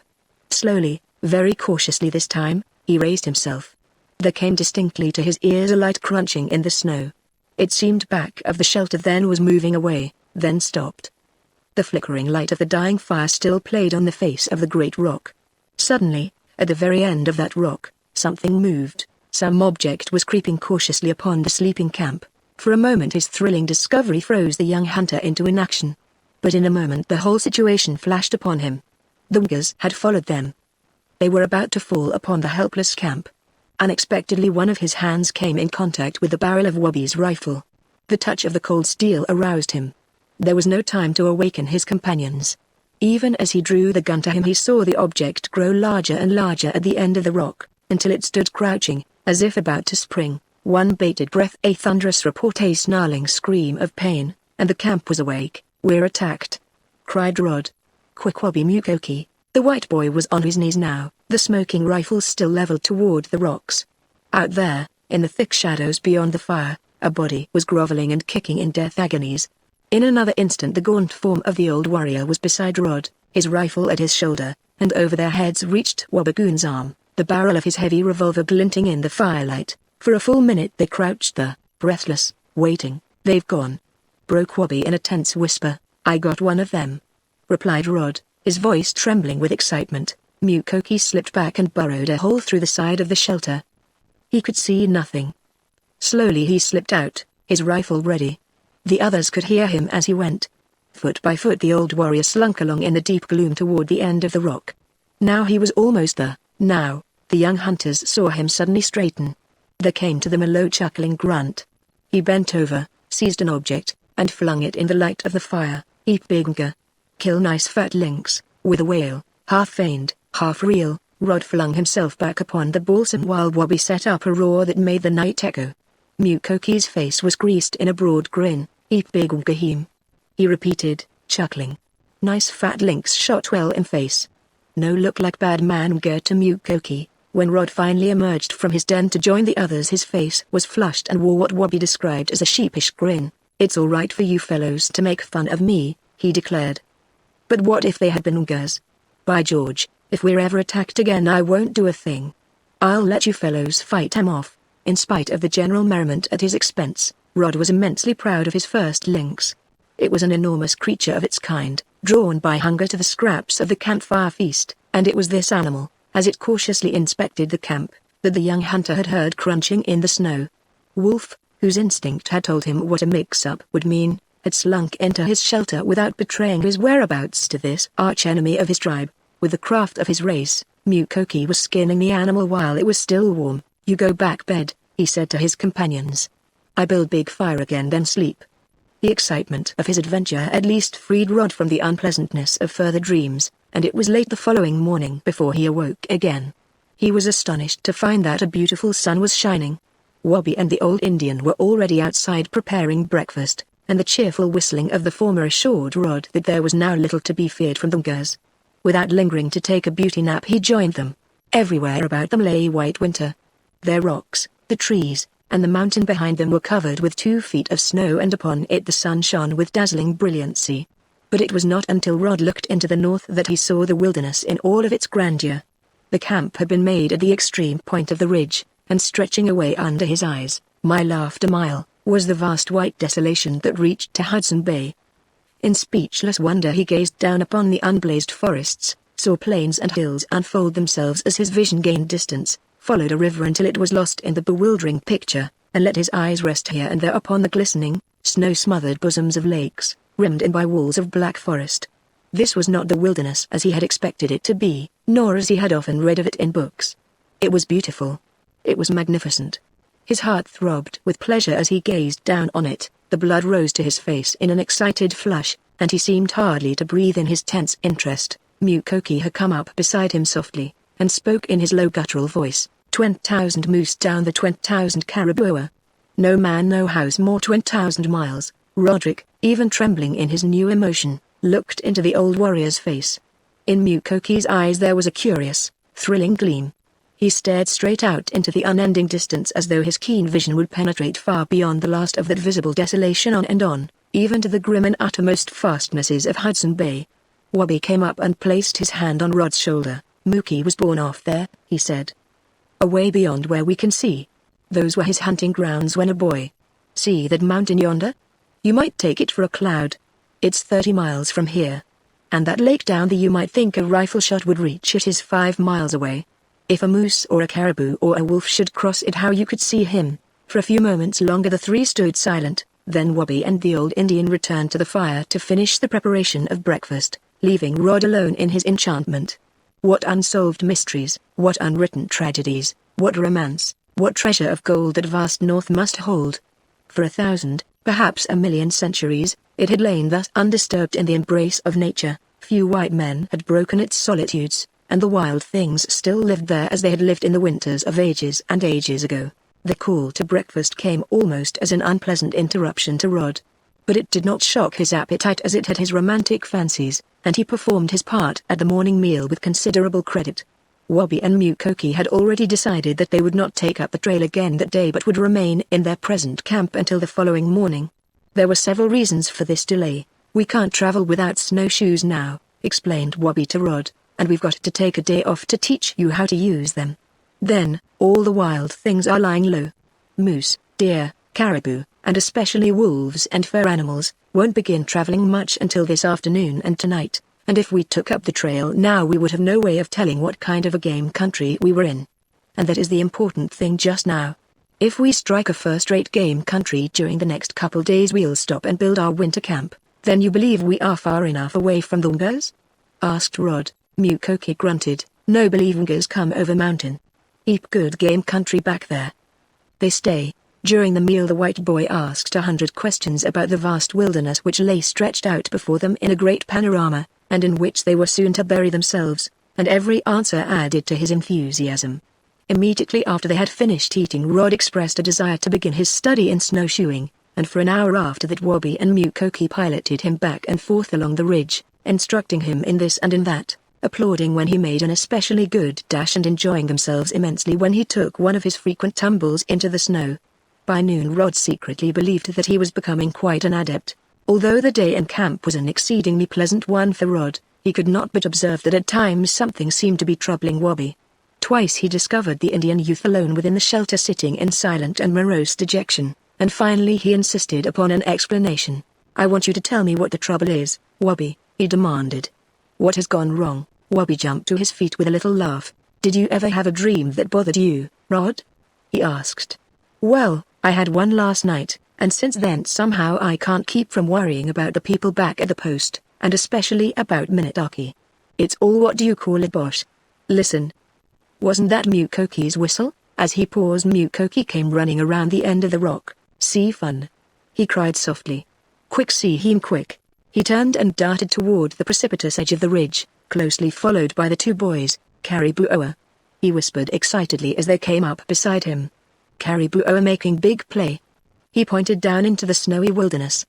3/4 of a mile away, though to Rod apparently not more than a third of that distance from where they stood. Half a dozen animals were disporting themselves in a singular fashion in a meadow-like opening between the mountain and a range of forest. It was Rod's first real glimpse of that wonderful animal of the north of which he had read so much, the caribou, commonly known beyond the 60th degree as the reindeer, and at this moment those below him were indulging in the queer play known in the Hudson Bay regions as the caribou dance. "What's the matter with them?" he asked, his voice quivering with excitement. "What, making big fun?" chuckled Mukoki, drawing the boy closer to the rock that concealed them. Wabi had thrust a finger in his mouth and now held it above his head. The Indian's truest guide for discovering the direction of the wind. The lee side of his finger remained cold and damp, while that side upon which the breeze fell was quickly dried. "The wind is toward us, Mookie," he announced. "There's a fine chance for a shot. You go.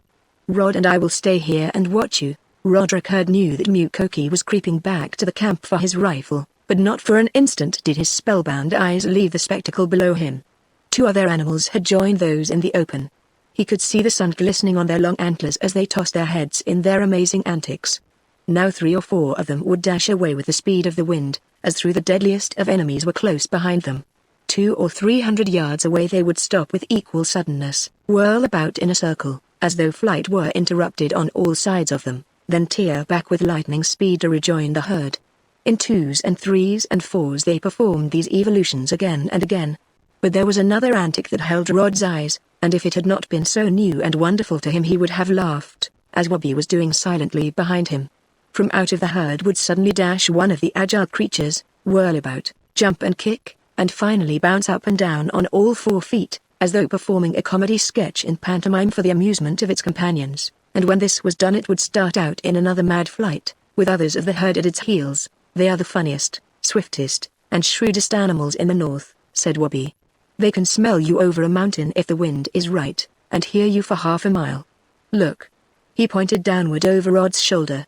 Mukoki had already reached the base of the ridge and was stealing straight out in the direction of the caribou. Rod gave a surprised gasp. "Great Scott! They'll see him, won't they?" he cried. "Not if Mukoki knows himself," smiled the Indian youth. "Remember that we are looking down on things. Everything seems clear and open to us, while in reality it's quite thick down there. I'll bet Mookie can't see 100 yards ahead of him. He has got his bearings and will go as straight as though he was on a blaze trail, but he won't see the caribou until he conies to the edge of the open." Each minute now added to Rod's excitement. Each of those minutes brought the old warrior nearer his game. Seldom, thought Rod, had such a scene been unfolded to the eyes of a white boy. The complete picture, the playful rompings of the dumb children of the wilderness, the stealthy approach of the old Indian, every rock, every tree that was to play its part, all were revealed to their eyes. Not a phase in this drama in wild life escaped them. 5 minutes, 10, 15 passed. They could see Mukoki as he stopped and lifted a hand to test the wind. Then he crouched, advancing foot by foot, yard by yard, so slowly that he seemed to be on his hands and knees. "He can hear them, but he can't see them," breathed Wabigoon. "See." He places his ear to the ground. Now he has got his bearings again, as straight as a die. "Good old Mookie," the old Indian crept on. In his excitement Rod clenched his hands and he seemed to live without breathing. Would Mukoki never shoot? Would he never shoot? He seemed now to be within a stone's throw of the herd. "How far, Wabi?" 400 yards, perhaps 5, replied the Indian. "It's a long shot." "He can't see them yet." Rod gripped his companion's arm. Mukoki had stopped. Down and down he slunk, until he became only a blot in the snow. Now, there came a moment of startled silence. In the midst of their play the animals in the open stood for a single instant paralyzed by a knowledge of impending danger, and in that instant there came to the young hunters the report of Mukoki's rifle. "No good!" cried Wabi. In his excitement he leapt to his feet. The caribou had turned and the whole 8 of them were racing across the open. Another shot, and another 3 in quick succession, and one of the fleeing animals fell, scrambled to its knees and plunged on again. A 5th shot, the last in Mukoki's rifle. Again the wounded animal fell, struggled to its knees to its 4 feet and fell again. "Good work. 500 yards if it was afoot," exclaimed Wabigoon with a relieved laugh. "Fresh steak for supper, Rod." Mukoki came out into the open, reloading his rifle. Quickly he moved across the wilderness playground, now crimson with blood, unsheathed his knife, and dropped upon his knees close to the throat of the slain animal. "I'll go down and give him a little help," Rod, said Wabi. Your legs are pretty sore, and it's a hard climb down there, so if you will keep up the fire, Mukoki and I will bring back the meat. During the next hour Rod busied himself with collecting firewood for the night and in practicing with his snowshoes. He was astonished to find how swiftly and easily he could travel in them, and was satisfied that he could make 20 miles a day even as a tenderfoot. Left to his own thoughts he found his mind recurring once more to the Wingers and Minitaki. Why was Wabi worried? Inwardly he did not believe that it was a dream alone that was troubling him. There was still some cause for fear. Of that he was certain. And why would not the Wingers penetrate beyond this mountain? He had asked himself this question a score of times during the last 24 hours, in spite of the fact that both Mukoki and Wabigoon were quite satisfied that they were well out of the Winger territory. It was growing dusk when Wabi and the old Indian returned with the meat of the caribou. No time was lost in preparing supper, for the hunters had decided that the next day's trail would begin with dawn and probably end with darkness, which meant that they would require all the rest they could get before then. They were all eager to begin the winter's hunt. That day Mukoki's eyes had glistened at each fresh track he encountered. Wabi and Rod were filled with enthusiasm. Even Wolf, now and then stretching his gaunt self, would nose the air with eager suspicion, as if longing for the excitement of the tragedies in which he was to play such an important part. If you can stand it, said Wabi, nodding at Rod over his caribou steak, we won't lose a minute from now on. Over that country we ought to make 25 or 30 miles tomorrow. We may strike our hunting ground by noon, or it may take us 2 or 3 days, but in either event we haven't any time to waste. Hurrah for the big camp, I say, and our fun begins. It seemed to Rod as though he had hardly fallen asleep that night when somebody began tumbling him about in his bed of balsam. Opening his eyes he beheld Wabi's laughing face, illuminated in the glow of a roaring fire. Time's up, he called cheerily. Hustle out, Rod. Breakfast is sizzling hot, everything is packed, and here you are still dreaming of what, Minitaki? Shot back Rod with unblushing honesty. In another minute he was outside, straightening his disheveled garments and smoothing his tousled hair. It was still very dark, but Rod assured himself by his watch that it was nearly 4 o'clock. Mukoki had already placed their breakfast on a flat rock beside the fire and, according to Wabigoon's previous scheme, no time was lost in disposing of it. Dawn was just breaking when the little cavalcade of adventurers set out from the camp. More keenly than ever Rod now felt the loss of his rifle. They were about to enter upon a hunter's paradise and he had no gun. His disappointment was acute and he could not repress a confession of his feelings to Wabi. The Indian youth at once suggested a happy remedy. They would take turns in using his gun, Rod to have it one day and he the next, and Wabi's heavy revolver would also change hands, so that the one who did not possess the rifle would be armed with a smaller weapon. This solution of the difficulty lifted a dampening burden from Rod's heart, and when the little party began its descent into the wilderness regions under the mountain the city lad carried the rifle, for Wabi insisted that he have the first turn. Once free of the rock-strewn ridge the two boys joined forces in pulling the toboggan while Mukoki struck out a trail ahead of them. As it became lighter Rod found his eyes glued with keen interest to Mukoki's snowshoes, and for the first time in his life he realized what it really meant to make a trail. The old Indian was the most famous trailmaker as well as the keenest trailer of his tribe, and in the comparatively open bottoms through which they were now traveling he was in his element. His strides were enormous, and with each stride he threw up showers of snow, leaving a broad level path behind him in which the snow was packed by his own weight, so that when Wabi and Rod came to follow him they were not impeded by sinking into a soft surface. Half a mile from the mountain Mukoki stopped and waited for the others to come up to him. Moose, he called, pointing at a curious track in the snow. Rod leaned eagerly over the track. The snow is still grumbling and falling where he stepped, said Wabi. Watch that little chunk, Rod. See, it's slipping down there.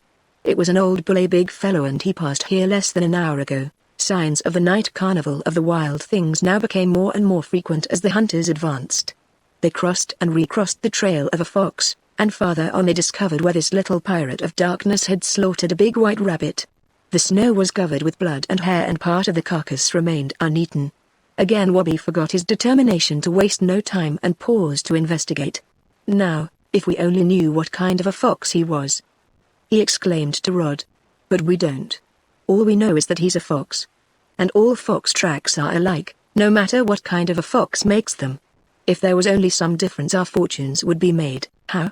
Asked Rod. Mukoki chuckled as if the mere thought of such a possibility filled him with glee. Well, that fellow may be an ordinary red fox, explained the Indian youth. If so, He is only worth from $10 to $20, or he may be a black fox, worth 50 or 60, or what we call a cross, a mixture of silver and black, worth from 75 to 100. Or, heap big silver," interrupted Mukoki with another chuckle. "Yes, or a silver," finished Wabi.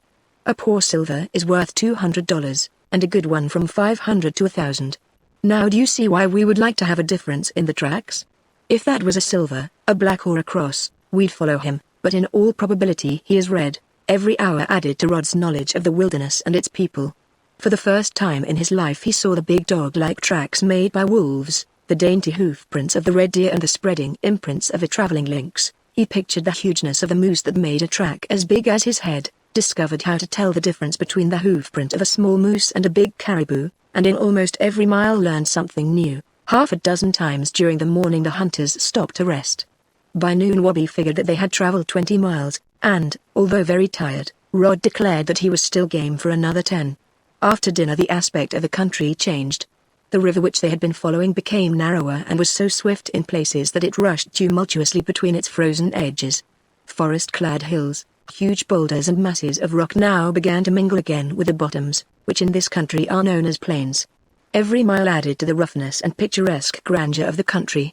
A few miles to the east rose another range of wild and rugged hills. Small lakes became more and more numerous, and everywhere the hunters crossed and recrossed frozen creeks, and each step they took now added to the enthusiasm of Wabi and his companions. Evidences of game and fur animals were plenty. 1,000 ideal locations for a winter camp were about them, and their progress became slow and studied. A gently sloping hill of considerable height now lay in their path and Mukoki led the ascent. At the top the three paused in joyful astonishment. At their feet lay a dip, or hollow, a dozen acres in extent, and in the center of this dip was a tiny lake partly surrounded by a mixed forest of cedar, balsam and birch that swept back over the hill, and partly enclosed by a meadow-like opening. One might have traveled through the country 1,000 times without discovering this bit of wilderness paradise hidden in a hilltop. Without speaking Mukoki threw off his heavy pack. Wabi unbuckled his harness and relieved his shoulders of their burden. Rod, following their example, dropped his small pack beside that of the old Indian, and Wolf, straining at his babyish thong, gazed with eager eyes into the hollow as though he, too, knew that it was to be their winter home. Wabi broke the silence. "How is that, Mookie?" he asked. Mukoki chuckled with unbounded satisfaction. "Ver fine. No get bad wind, never see smoke, plenty wood, plenty water." Relieved of their burdens, and leaving Wolf tied to the toboggan, the hunters made their way down to the lake. Hardly had they reached its edge when Wabi halted with a startled exclamation and pointed into the forest on the opposite side. "Look at that." 100 yards away, almost concealed among the trees, was a cabin. Even from where they stood they could see that it was deserted. Snow was drifted high about it. No chimney surmounted its roof. Nowhere was there a sign of life. Slowly the hunters approached. It was evident that the cabin was very old. The logs of which it was built were beginning to decay. A mass of saplings had taken root upon its roof, and everything about it gave evidence that it had been erected many years before. The door, made of split timber and opening toward the lake, was closed. The one windows, also opening upon the lake, was tightly barred with lengths of sapling. Mukoki tried the door, but it resisted his efforts. Evidently it was strongly barred from within. Curiosity now gave place to astonishment. How could the door be locked within, and the window barred from within, without there being somebody inside? For a few moments the three stood speechless, listening. "Looks queer, doesn't it?" spoke Wabi softly. Mukoki had dropped on his knees beside the door. He could hear no sound. Then he kicked off his snowshoes, gripped his belt axe and stepped to the window. A dozen blows and one of the bars fell. The old Indian sniffed suspiciously, his ear close to the opening. Damp, stifling air greeted his nostrils. But still there was no sound. One after another he knocked off the remaining bars and thrust his head and shoulders inside. Gradually his eyes became accustomed to the darkness and he pulled himself in. Halfway and he stopped. "Go on, Mookie," urged Wabi, who was pressing close behind. There came no answer from the old Indian. For a full minute he remained poised there, as motionless as a stone, as silent as death. Then, very slowly, inch by inch, as though afraid of awakening a sleeping person, he lowered himself to the ground. When he turned toward the young hunters it was with an expression that Rod had never seen upon Mukoki's face before. "What is it, Mukoki?" the old Indian gasped, as if for fresh air. "Cabin she filled with 20,000 dead men," he replied. Chapter 7. Roderick discovers the buckskin bag. For one long breath Rod and Wobby stared at their companion, only half believing, yet startled by the strange look in the old warrior's face. 20,000 dead men, he repeated, as he raised his hand, partly to give emphasis and partly to brush the cobwebs from his face. The boys saw it trembling in a way that even Wobby had never witnessed before. Ugh! In another instant Wobby was at the window, head and shoulders in, as Mukoki had been before him. After a little he pulled himself back, and as he glanced at Rod he laughed in an odd thrilling way, as though he had been startled, but not so much so as Mukoki, who had prepared him for the sight which had struck his own vision with the unexpectedness of a shot in the back. Take a look, Rod. With his breath coming in little uneasy jerks Rod approached the black aperture. A queer sensation seized upon him, a palpitation, not of fear, but of something, a very unpleasant feeling that seemed to choke his breath, and made him wish that he had not been asked to peer into that mysterious darkness. Slowly he thrust his head through the hole. It was as black as night inside. But gradually the darkness seemed to be dispelled. He saw, in a little while, the opposite wall of the cabin. A table outlined itself in deep shadows, and near the table there was a pile of something that he could not name, and tumbled over that was a chair, with an object that might have been an old rag half covering it. His eyes traveled nearer. Outside Wobby and Mukoki heard a startled, partly suppressed cry. The boy's hands gripped the sides of the window. Fascinated, he stared down upon an object almost within arm's reach of him. There, leaning against the cabin wall, was what half a century or more ago had been a living man. Now it was a mere skeleton, a grotesque, terrible-looking object, its empty eye sockets gleaming dully with the light from the window, its grinning mouth, distorted into ghostly life by the pallid mixture of light and gloom, turned full up at him. Rod fell back, trembling and white. I only saw one, he gasped, remembering Mukoki's excited estimate. Wobby, who had regained his composure, laughed as he struck him 2 or 3 playful blows on the back. Mukoki only grunted. You didn't look long enough, Rod, he cried banteringly. He got on your nerves too quick. I don't blame you, though. By George, I'll bet the shivers went up Mookie's back when he first saw M. I'm going in to open the door. Without trepidation the young Indian crawled through the window. Rod, whose nervousness was quickly dispelled, made haste to follow him, while Mukoki again threw his weight against the door. A few blows of Wobby's belt axe and the door shot inward so suddenly that the old Indian went sprawling after it upon all fours. A flood of light filled the interior of the cabin. Instinctively Rod's eyes sought the skeleton against the wall.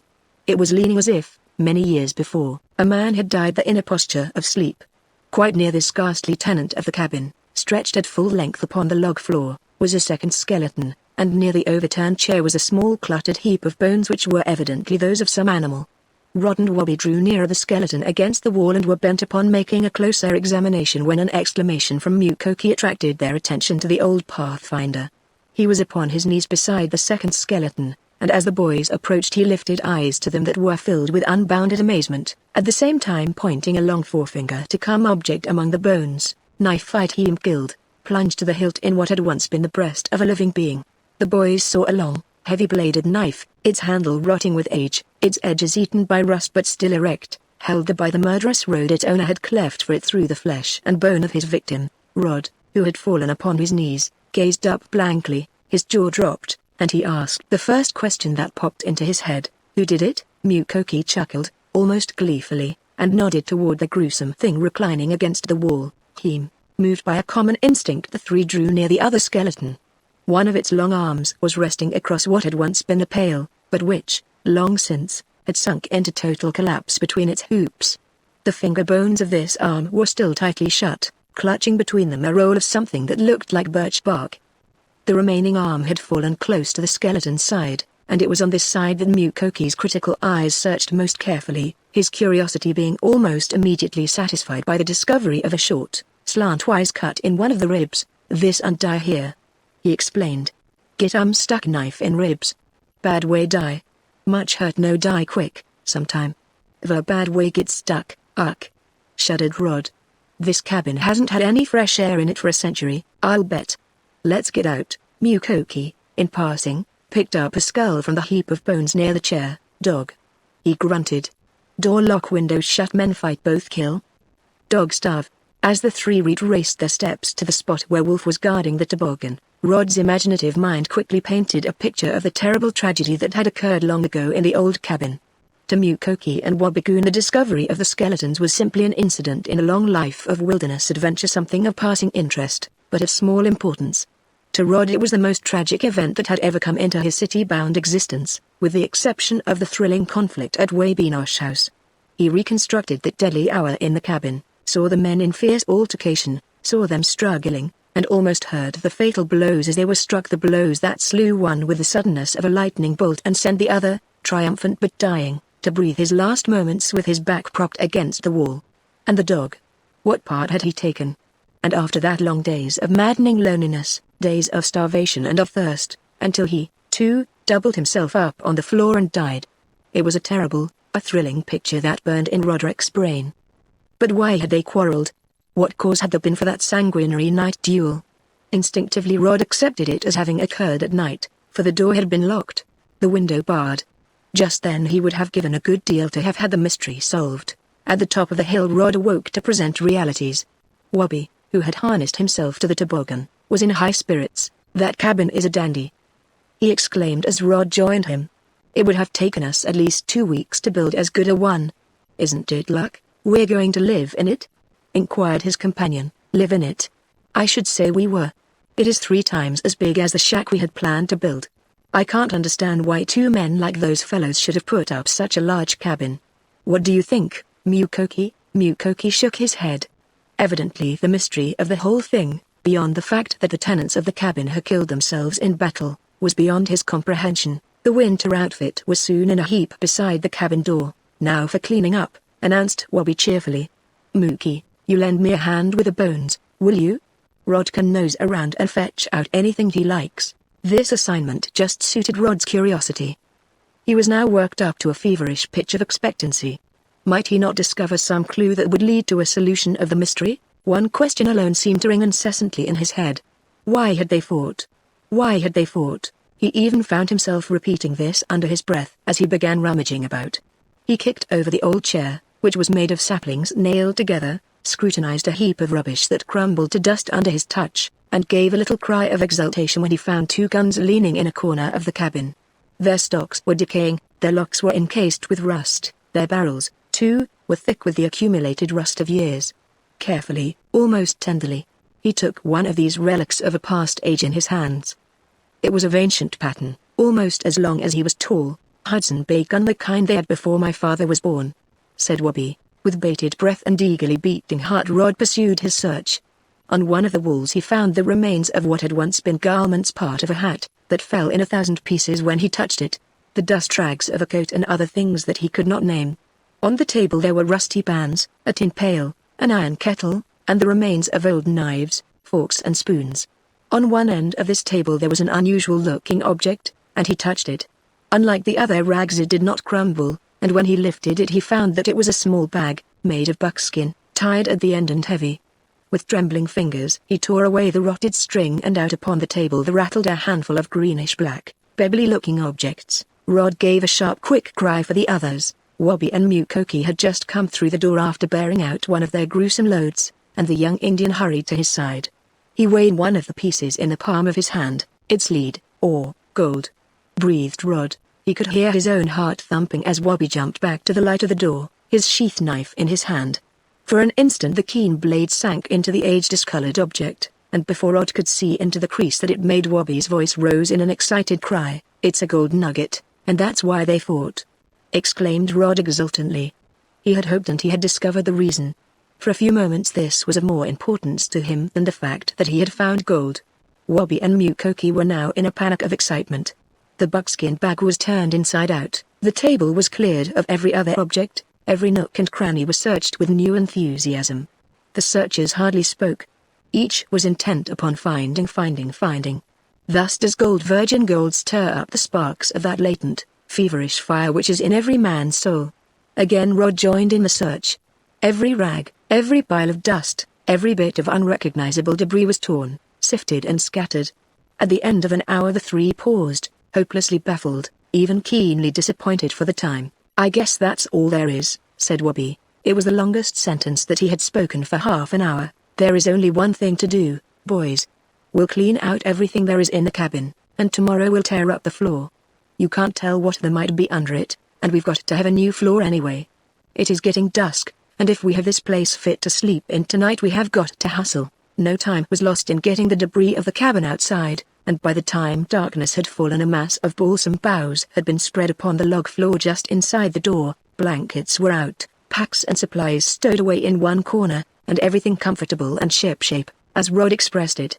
A huge fire was built a few feet away from the open door, and the light and heat from this made the interior of the cabin quite light and warm, and, with the assistance of a couple of candles, more homelike than any camp they had slept in thus far. Mukoki's supper was a veritable feast: broiled caribou, cold beans that the old Indian had cooked at their last camp, meal cakes and hot coffee. The three happy hunters ate of it as though they had not tasted food for a week. The day, though a hard one, had been fraught with too much excitement for them to retire to their blankets immediately after this meal, as they had usually done in other camps. They realized, too, that they had reached the end of their journey and that their hardest work was over. There was no long jaunt ahead of them tomorrow. Their new life, the happiest life in the world to them, had already begun.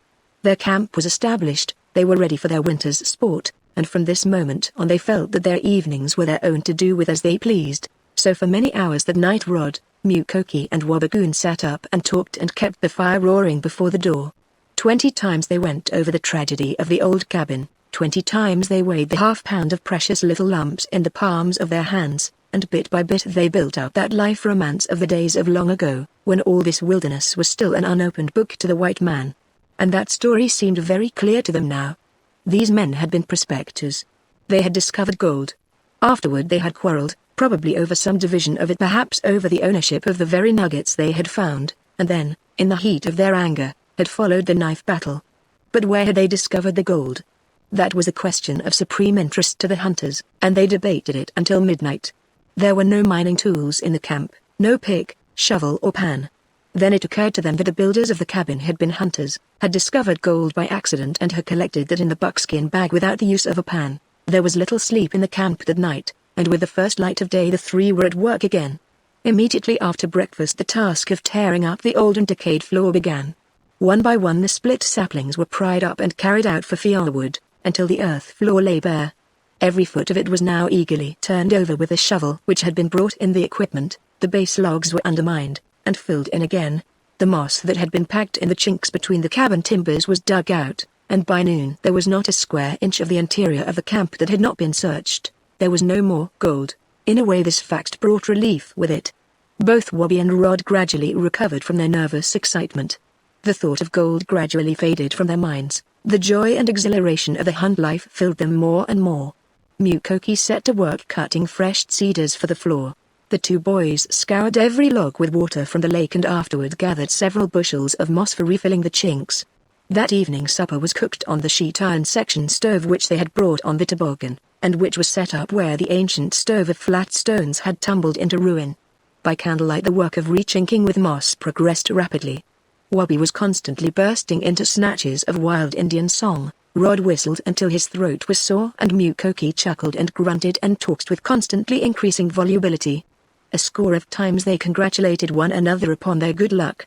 8 wolf scalps, a fine lynx and nearly $200 in gold, all within their first week. It was enough to fill them with enthusiasm, and they made little effort to repress their joy.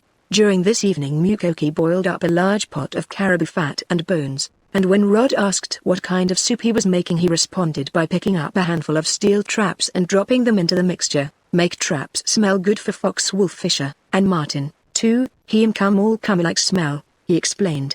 If you don't dip the traps, added Wabi, 9 fair animals out of 10, and wolves most of all, will fight shy of the bait. They can smell the human odor you leave on the steel when you handle it. But the grease draws them. When the hunters wrapped themselves in their blankets that night their wilderness home was complete. All that remained to be done was the building of 3 bunks against the ends of the cabin, and this work it was agreed could be accomplished at odd hours by anyone who happened to be in camp. In the morning, laden with traps, they would strike out their first hunting trails, keeping their eyes especially open for signs of wolves, for Mukoki was the greatest wolf hunter in all the Hudson Bay region. Chapter 8: How Wolf Became the Companion of Men. Twice that night Rod was awakened by Mukoki opening the cabin door. The second time he raised himself upon his elbows and quietly watched the old warrior. It was a brilliantly clear night and a flood of moonlight was pouring into the camp. He could hear Mukoki chuckling and grunting, as though communicating with himself, and at last, his curiosity getting the better of him, he wrapped his blanket about him and joined the Indian at the door. Mukoki was peering up into space. Rod followed his gaze. The moon was directly above the cabin. The sky was clear of clouds and so bright was the light that objects on the farther side of the lake were plainly visible. Besides, it was bitter cold, so cold that his face began to tingle as he stood there. These things he noted, but he could see nothing to hold Mukoki's vision in the sky above unless it was the glorious beauty of the night. "What is it, Mukoki?" he asked. The old Indian looked silently at him for a moment, some mysterious, all-absorbing joy revealed in every lineament of his face. "Wolf Night," he whispered. He looked back to where Wabi was sleeping. "Wolf Night," he repeated, and slipped like a shadow to the side of the unconscious young hunter. Rod regarded his actions with growing wonder. He saw him bend over Wabi, shake him by the shoulders, and heard him repeat again, "Wolf Night. Wolf Night." Wabi awoke and sat up in his blankets, and Mukoki came back to the door. He had dressed himself before this, and now, with his rifle, slipped out into the night. The young Indian had joined Rod at the open door and together they watched Mukoki's gaunt figure as it sped swiftly across the lake, up the hill and over into the wilderness desolation beyond. When Rod looked at Wabi he saw that the Indian boy's eyes were wide and staring, with an expression in them that was something between fright and horror.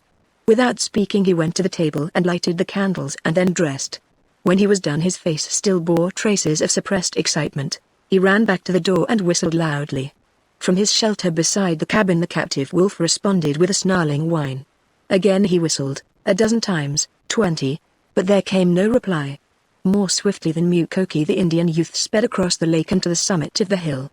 Mukoki had completely disappeared in the white, brilliant vastness of the wilderness that stretched away at his feet. When Wabi returned to the cabin Rod had a fire roaring in the stove. He seated himself beside it, holding out a pair of hands blue with cold. "Ugh. It's an awful night." He shivered. He laughed across at Rod, a little uneasily, but with the old light back in his eyes. Suddenly he asked, "Did Minutaki ever tell you anything queer about Mukoki, Rod?" "Nothing more than you have told me yourself." "Well, once in a great while Mukoki has not exactly a fit, but a little mad spell. I have never determined to my own satisfaction whether he is really out of his head or not. Sometimes I think he is and sometimes I think he is not. But the Indians at the post believe that at certain times he goes crazy over wolves." "Wolves?" exclaimed Rod. "Yes, wolves. And he has good reason. A good many years ago, just about when you and I were born, Mukoki had a wife and child. My mother and others at the post say that he was especially gone over the kid. He wouldn't hunt like other Indians, but would spend whole days at his shack playing with it and teaching it to do things, and when he did go hunting he would often tote it on his back, even when it wasn't much more than a squalling papoose. He was the happiest Indian at the post, and one of the poorest. One day Mukoki came to the post with a little bundle of fur, and most of the things he got in exchange for it, Mother says, were for the kid. He reached the store at night and expected to leave for home the next noon, which would bring him to his camp before dark. But something delayed him and he didn't get started until the morning after. Meanwhile, late in the afternoon of the day when he was to have been home, his wife bundled up the kid and they set out to meet him. Well, a weird howl from the captive wolf interrupted Wabi for a moment. Well, they went on, and of course did not meet him. And then, the people at the post say, the mother must have slipped and hurt herself. Anyway, when Mukoki came over the trail the next day he found them half-eaten by wolves. From that day on Mukoki was a different Indian. He became the greatest wolf hunter in all these regions. Soon after the tragedy he came to the post to live and since then he has not left Minutaki and me. Once in a great while when the night is just right, when the moon is shining and it is bitter cold, Mukoki seems to go a little mad. He calls this a wolf night. No one can stop him from going out, no one can get him to talk, he will allow no one to accompany him when in such a mood. He will walk miles and miles tonight. But he will come back. And when he returns he will be as sane as you and I, and if you ask him where he has been he will say that he went out to see if he could get a shot at something. Rod had listened in rapt attention to him, as Wabi proceeded with his story of the tragedy in Mukoki's life. The old Indian was transformed into another being. No longer was he a mere savage reclaimed a little from the wilderness. There had sprung up in Rod's breast a great, human, throbbing sympathy for him, and in the dim candle glow his eyes glistened with a dampness which he made no attempt to conceal. "What does Mukoki mean by wolf night?" he asked. "Mookie is a wizard when it comes to hunting wolves," Wabi went on. "He has studied them and thought of them every day of his life for nearly 20 years. He knows more about wolves than all the rest of the hunters in this country together. He can catch them in every trap he sets, which no other trapper in the world can do. He can tell you 100 different things about a certain wolf simply by its track, and because of his wonderful knowledge he can tell, by some instinct that is almost supernatural, when a wolf night comes. Something in the air tonight, something in the sky, in the moon, and the very way the wilderness looks, tells him that stray wolves in the plains and hills are packing or banding together tonight, and that in the morning the sun will be shining, and they will be on the sunny sides of the mountains. See if I am not right. Tomorrow night, if Mukoki comes back by then, we shall have some exciting sport with the wolves, and then you will see how Wolf Out does his work." There followed several minutes of silence. The fire roared up the chimney, the stove glowed red hot, and the boys sat and looked and listened. Rod took out his watch. It lacked only 10 minutes of midnight. Yet neither seemed possessed with a desire to return to their interrupted sleep. "Wolf is a curious beast," mused Wabi softly. "You might think he was a sneaking, traitorous cur of a wolf to turn against his own breed and lure them to death. But he isn't. Wolf, as well as Mukoki, has good cause for what he does. You might call it animal vengeance. Did you ever notice that a half of one of his ears is gone? And if you thrust back his head you will find a terrible sear in his throat, and from his left side just back of the foreleg a chunk of flesh half as big as my hand has been torn away. We caught Wolf in a lynx trap, Mukoki and I. He wasn't much more than a whelp then, about 6 months old," Mukoki said. "And while he was in the trap, helpless and unable to defend himself, 3 or 4 of his lovely tribe jumped upon him and tried to kill him for breakfast. We hove in sight just in time to drive the cannibals off.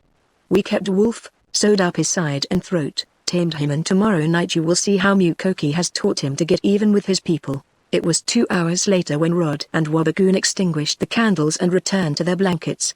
And for another hour after that the former found it impossible to sleep.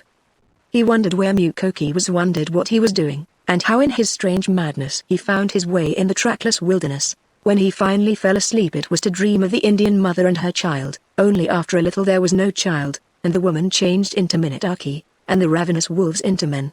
From this unpleasant picture he was aroused by a series of prods in his side, and opening his eyes he beheld Wabi in his blankets a yard away, pointing over and beyond him and nodding his head.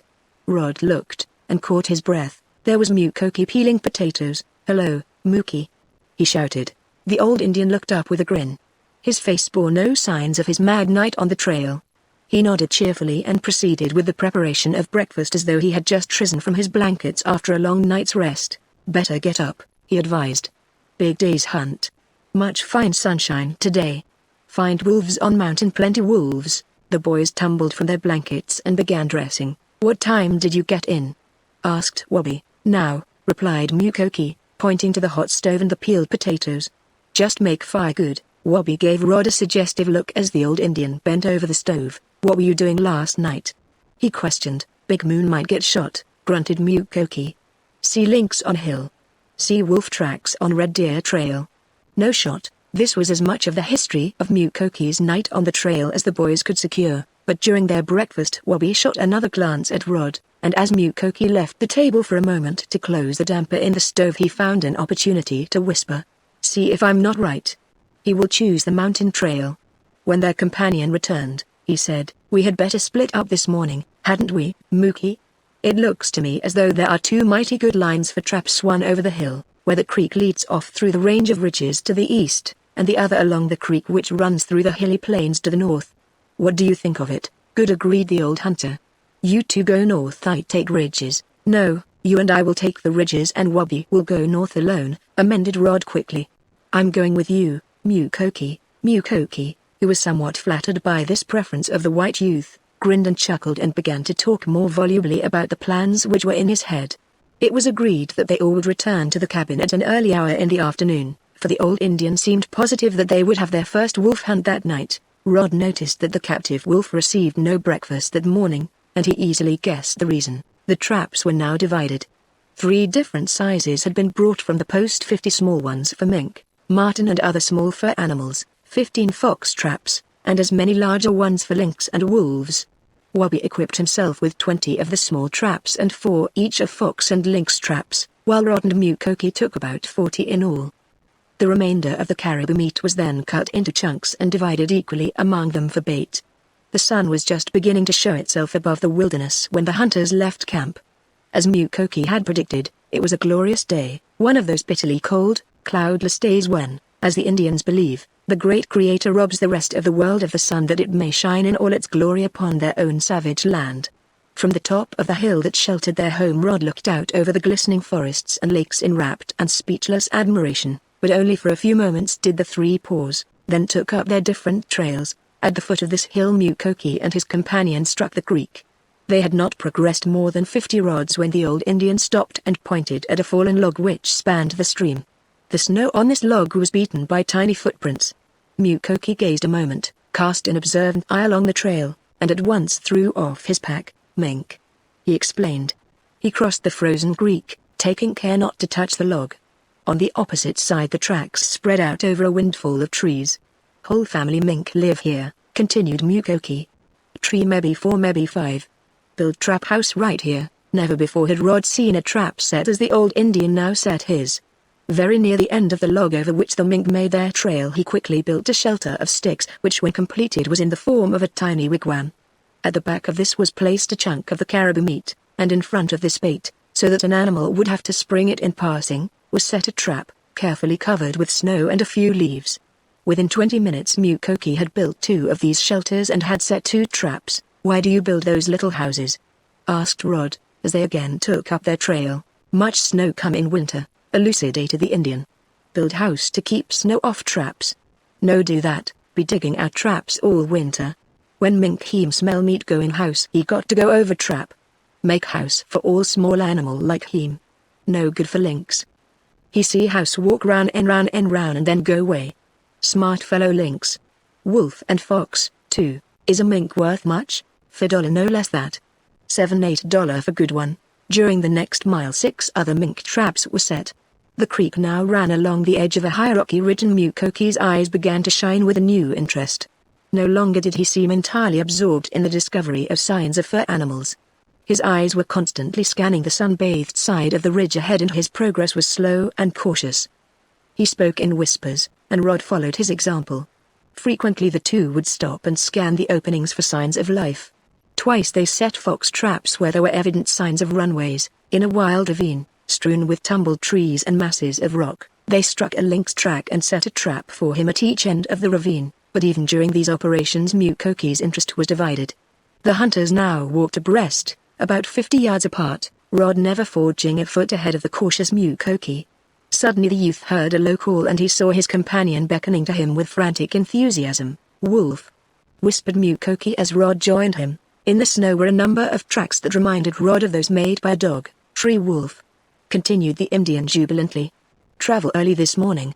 Somewhere in warm sun on mountain." They followed now in the wolf trail. A little way on Rod found part of the carcass of a rabbit with fox tracks about it. Here Mukoki set another trap. A little farther still they came across a fisher trail and another trap was laid. Caribou and deer tracks crossed and recrossed the creek, but the Indian paid little attention to them. A 4th wolf joined the pack, and a 5th, and half an hour later the trail of 3 other wolves cut at right angles across the one they were following and disappeared in the direction of the thickly timbered plains. Mukoki's face was crinkled with joy. "Many wolf near," he exclaimed. "Many wolf off there and off there and off there. Good place for night hunt." Soon the creek swung out from the ridge and cut a circuitous channel through a small swamp. Here there were signs of wildlife which set Rod's heart thumping and his blood tingling with excitement. In places the snow was literally packed with deer tracks. Trails ran in every direction. The bark had been rubbed from scores of saplings, and every step gave fresh evidence of the near presence of game. The stealth with which Mukoki now advanced was almost painful. Every twig was pressed behind him noiselessly, and once when Rod struck his snowshoe against the butt of a small tree the old Indian held up his hands in mock horror. 10 minutes, 15-20 of them passed in this cautious, breathless trailing of the swamp. Suddenly Mukoki stopped, and a hand was held out behind him warningly. He turned his face back, and Rod knew that he saw game. Inch by inch he crouched upon his snowshoes, and beckoned for Rod to approach, slowly, quietly.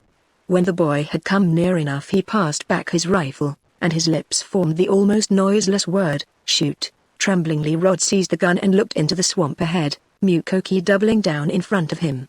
What he saw sent him for a moment into the first nervous tremor of buck fever.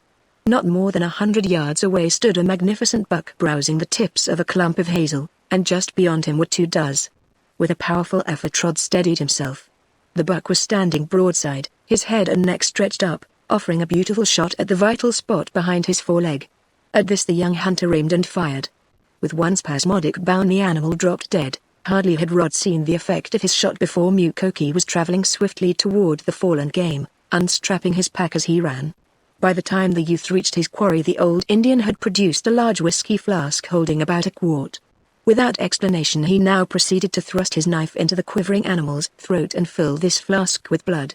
When he had finished his task he held it up with an air of unbounded satisfaction. "Blood for wolf. Like blood. Smell come make big shoot tonight. No blood, no bait, no wolf shoot." Mukoki no longer maintained his usual quiet, and it was evident to Rod that the Indian considered his mission for that day practically accomplished. After taking the heart, liver and one of the hindquarters of the buck, Mukoki drew a long rope of babeesh from his pack, tied one end of it around the animal's neck, flung the other end over a near limb, and with his companion's assistance hoisted the carcass until it was clear of the ground. "If something happen we no come back tonight him safe from wolf," he explained. The two now continued through the swamp. At its farther edge the ground rose gently from the creek toward the hills, and this sloping plain was covered with huge boulders and a thin growth of large spruce and birch. Just beyond the creek was a gigantic rock which immediately caught Mukoki's attention. All sides except one were too precipitous for ascent, and even this one could not be climbed without the assistance of a sapling or 2. They could see, however, that the top of the rock was flat, and Mukoki called attention to this fact with an exultant chuckle. "Fine place for wolf hunt," he exclaimed.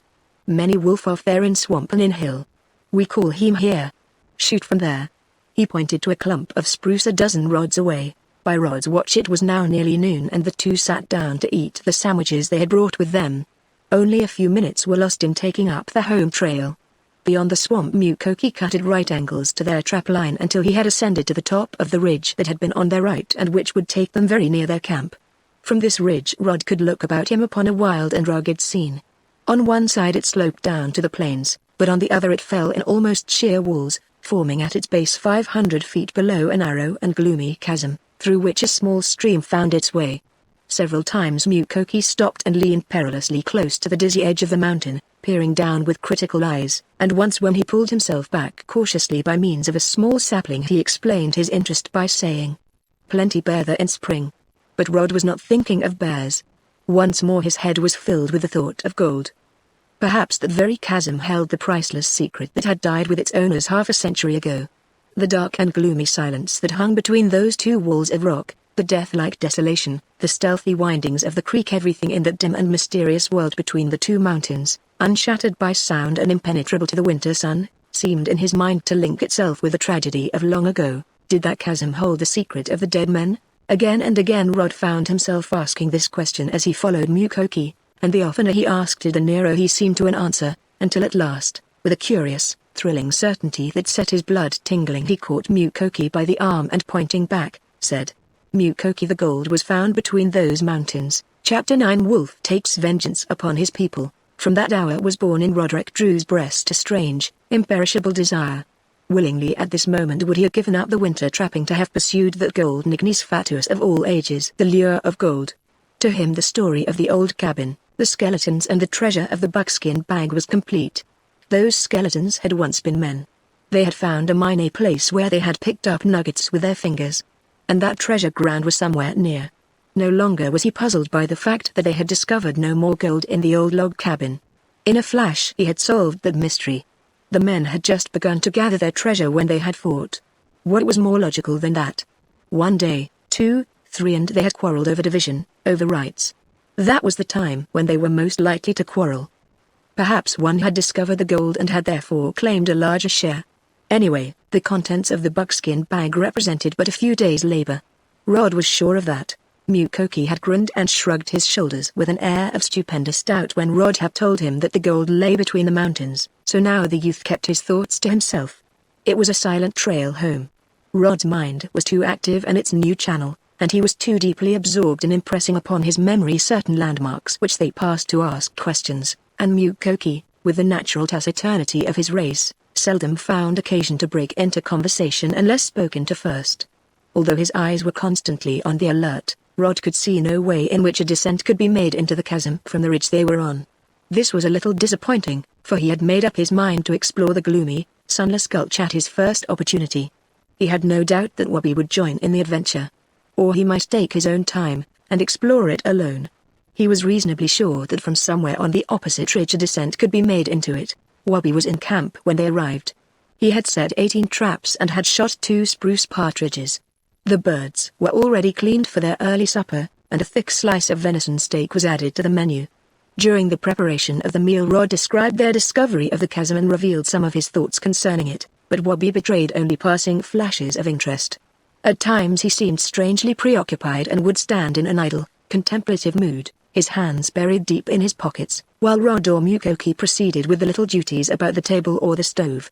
Finally, after arousing himself from one of these momentary spells, he pulled a brass shell from his pocket and held it out to the old Indian. "See here," he said.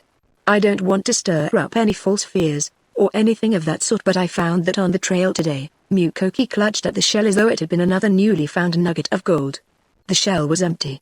The lettering on the rim was still very distinct. He read .35 rem. "Why, that's a shell from Rod's gun." For a few moments Rod and Mukoki stared at the young Indian in blank amazement. "It's a .35 caliber Remington," continued Wabi, "and it's an auto-loading shell. There are only 3 guns like that in this country. I've got one, Mukoki has another, and you lost the third in your fight with the Woogers." The venison had begun to burn, and Mukoki quickly transferred it to the table. Without a word the 3 sat down to their meal. "That means the Woogers are on our trail," declared Rod presently. "That is what I have been trying to reason out all the afternoon," replied Wabi. "It certainly is proof that they are, or have been quite recently, on this side of the mountain. But I don't believe they know we are here." The trail I struck was about 5 miles from camp. It was at least 2 days old. 3 Indians on snowshoes were traveling north. I followed back on their trail and found after a time that the Indians had come from the north, which leads me to believe that they were simply on a hunting expedition, cut a circle southward, and then returned to their camp. I don't believe they will come farther south. But we must keep our eyes open. Wabi's description of the manner in which the strange trail turned gave great satisfaction to Mukoki, who nodded affirmatively when the young hunter expressed it as his belief that the Woogers would not come so far as their camp. But the discovery of their presence chilled the buoyant spirits of the hunters. There was, however, a new spice of adventure lurking in this possible peril that was not altogether displeasing, and by the time the meal was at an end something like a plan of campaign had been formed. The hunters would not wait to be attacked and then act in self-defense, possibly at a disadvantage. They would be constantly on the lookout for the Woogers, and if a fresh trail or a camp was found they would begin the manhunt themselves. The sun was just beginning to sink behind the distant hills in the southwest when the hunters again left camp. Wolf had received nothing to eat since the previous night, and with increasing hunger the fiery impatience lurking in his eyes and the restlessness of his movements became more noticeable. Mukoki called attention to these symptoms with a gloating satisfaction. The gloom of early evening was enveloping the wilderness by the time the 3 wolf hunters reached the swamp in which Rod had slain the buck. While he carried the guns and packs, Mukoki and Wabigoon dragged the buck between them to the huge flat-top rock. Now for the first time the city youth began to understand the old Pathfinder's scheme. Several saplings were cut, and by means of a long rope of babeesh the deer was dragged up the side of the rock until it rested securely upon the flat space. From the dead buck's neck the babeesh rope was now stretched across the intervening space between the rock and the clump of cedars in which the hunters were to conceal themselves.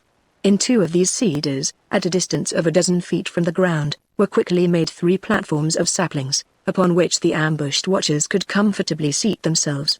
By the time complete darkness had fallen the trap was finished, with the exception of a detail which Rod followed with great interest. From inside his clothes, where it had been kept warm by his body, Mukoki produced the flask of blood. A third of this blood he scattered upon the face of the rock and upon the snow-added space. The remainder he distributed, drop by drop, in trails running toward the swamp and plains. There still remained 3 hours before the moon would be up, and the hunters now joined a wolf, who had been fastened halfway up the ridge. In the shelter of a big rock a small fire was built. and during their long wait the hunters passed the time away by broiling and eating chunks of venison and in going over again the events of the day. It was 9 o'clock before the moon rose above the edge of the wilderness. This great orb of the northern night seemed to hold a never-ending fascination for Rod. It crept above the forests, a glowing, throbbing ball of red, quivering and palpitating in an effulgence that neither cloud nor mist dimmed in this desolation beyond the sphere of man, and as it rose, almost with visible movement to the eyes, the blood in it faded, until at last it seemed a great blaze of soft light between silver and gold. It was then that the whole world was lighted up under it. It was then that Mukoki, speaking softly, beckoned the others to follow him, and with Wolf at his side went down the ridge, making a circuit around the back of the rock. Mukoki paused near a small sapling 20 yards from the dead buck and secured Wolf by his babyish thong. Hardly had he done so when the animal began to exhibit signs of excitement. He trotted about nervously, sniffing the air, gathering the wind from every direction, and his jaws dropped with a snarling whine. Then he struck one of the clots of blood in the snow. "Come," whispered Wabi, pulling at Rod's sleeve, "come quietly." They slipped back among the shadows of the spruce and watched Wolf in unbroken silence. The animal now stood rigidly over the blood clot. His head was level with his quivering back, his ears half aslant, his nostrils pointing to a strange thrilling scent that came to him from somewhere out there in the moonlight. Once more the instinct of his breed was flooding the soul of the captive wolf. There was the odor of blood in his widening nostrils. It was not the blood of the camp, of the slaughtered game dragged in by human hands before his eyes. It was the blood of the chase. A flashing memory of his captors turned the animal's head for an instant in backward inspection. They were gone. He could neither hear nor see them. He sniffed the sign of human presence, but that sign was always with him, and was not disturbing. The blood held him and the strange scent, the game scent that was coming to him more clearly every instant. He crunched about cautiously in the snow. He found other spots of blood, and to the watchers there came a low long whine that seemed about to end in the wolf song. The blood trails were leading him away toward the game scent, and he tugged viciously at the babiche that held him captive, gnawing at it vainly, like an angry dog, forgetting what experience had taught him many times before. Each moment added to his excitement. He ran about the sapling, gulped mouthfuls of the bloody snow, and each time he paused for a moment with his open dripping jaws held toward the dead buck on the rock. The game was very near. Brute sense told him that. Oh, the longing that was in him, the twitching, quivering longing to kill. He made another effort, tore up the snow in his frantic endeavors to free himself, to break loose, to follow in the wild glad cry of freed savagery in the calling of his people. He failed again, panting, whining in piteous helplessness. Then he settled upon his haunches at the end of his babiche thong. For a moment his head turned to the moonlit sky, his long nose poised at right angles to the bristling hollows between his shoulders. There came then a low, whining wail, like the beginning of the death song of a husky dog, a wail that grew in length and in strength and in volume until it rose weirdly among the mountains and swept far out over the plains, the hunt call of the wolf on the trail, which calls to him the famished, grey gaunt outlaws of the wilderness, as the bugler's notes call his fellows on the field of battle. 3 times that blood-thrilling cry went up from the captive wolf's throat, and before those cries had died away the 3 hunters were perched upon their platforms among the spruce. There followed now the ominous, waiting silence of an awakened wilderness. Rod could hear his heart throbbing within him. He forgot the intense cold. His nerves tingled.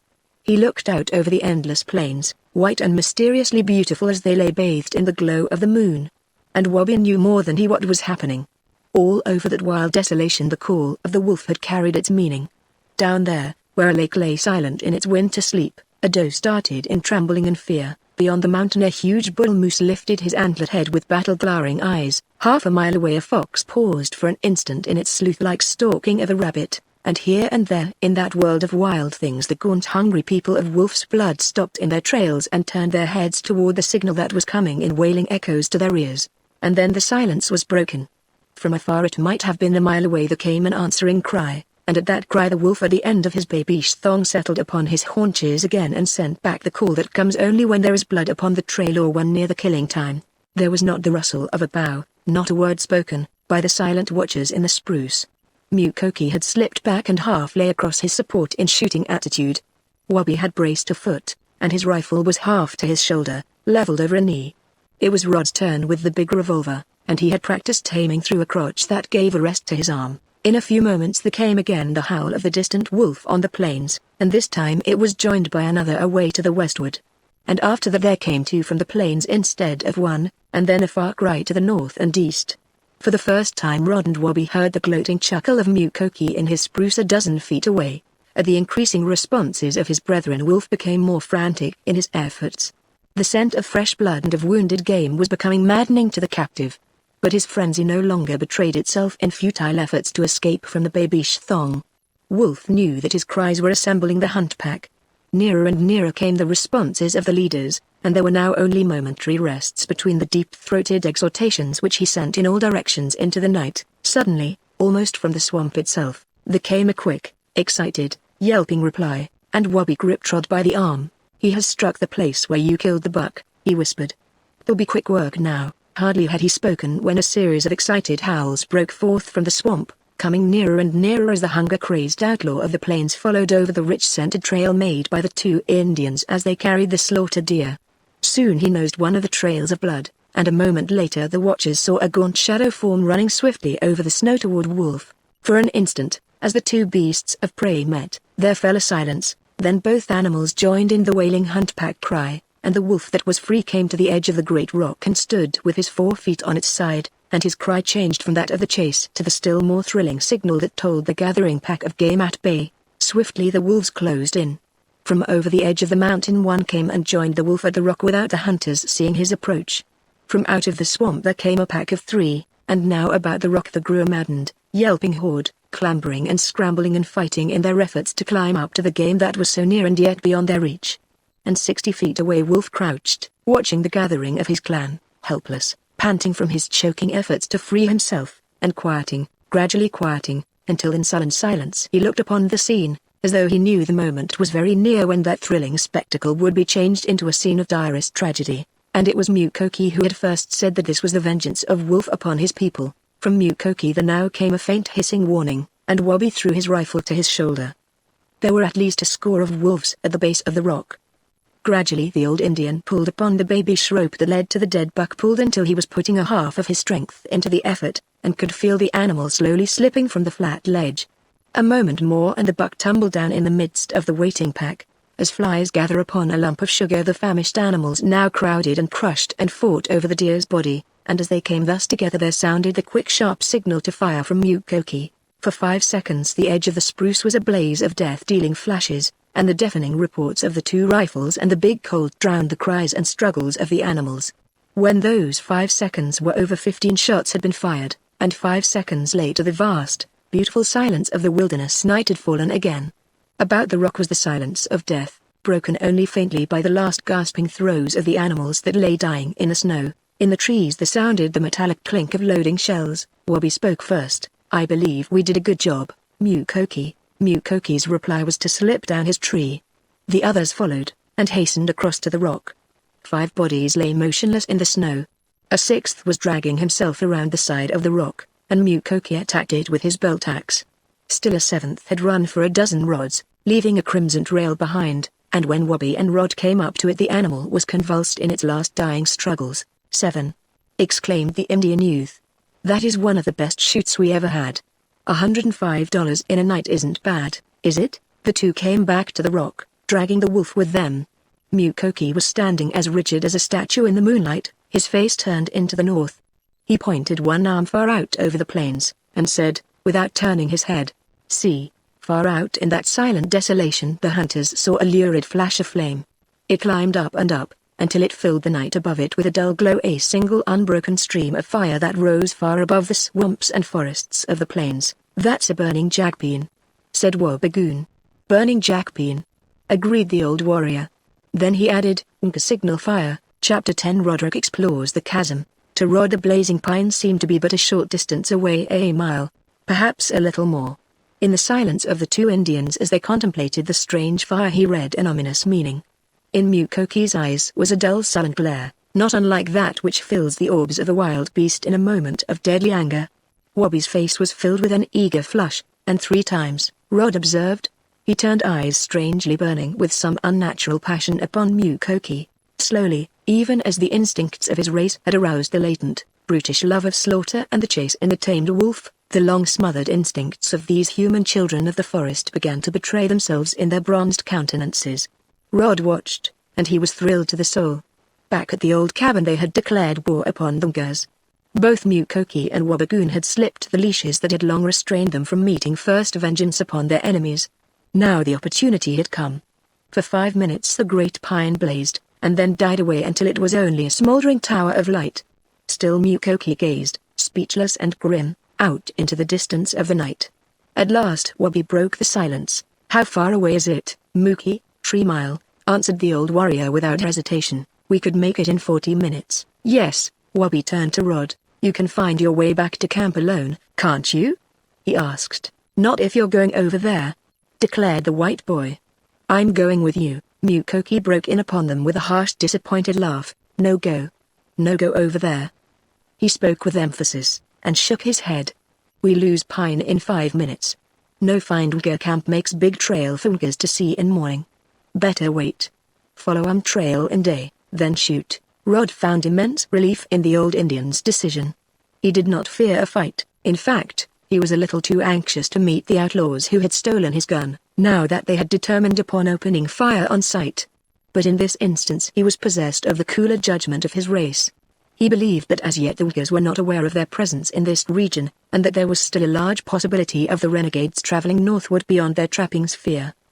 He hoped that this would be the case, in spite of his desire to recapture his gun. A scrimmage with the Ngers just now would spoil the plans he had made for discovering gold. The skeleton mine, as he had come to call it, now absorbed his thoughts beyond everything else.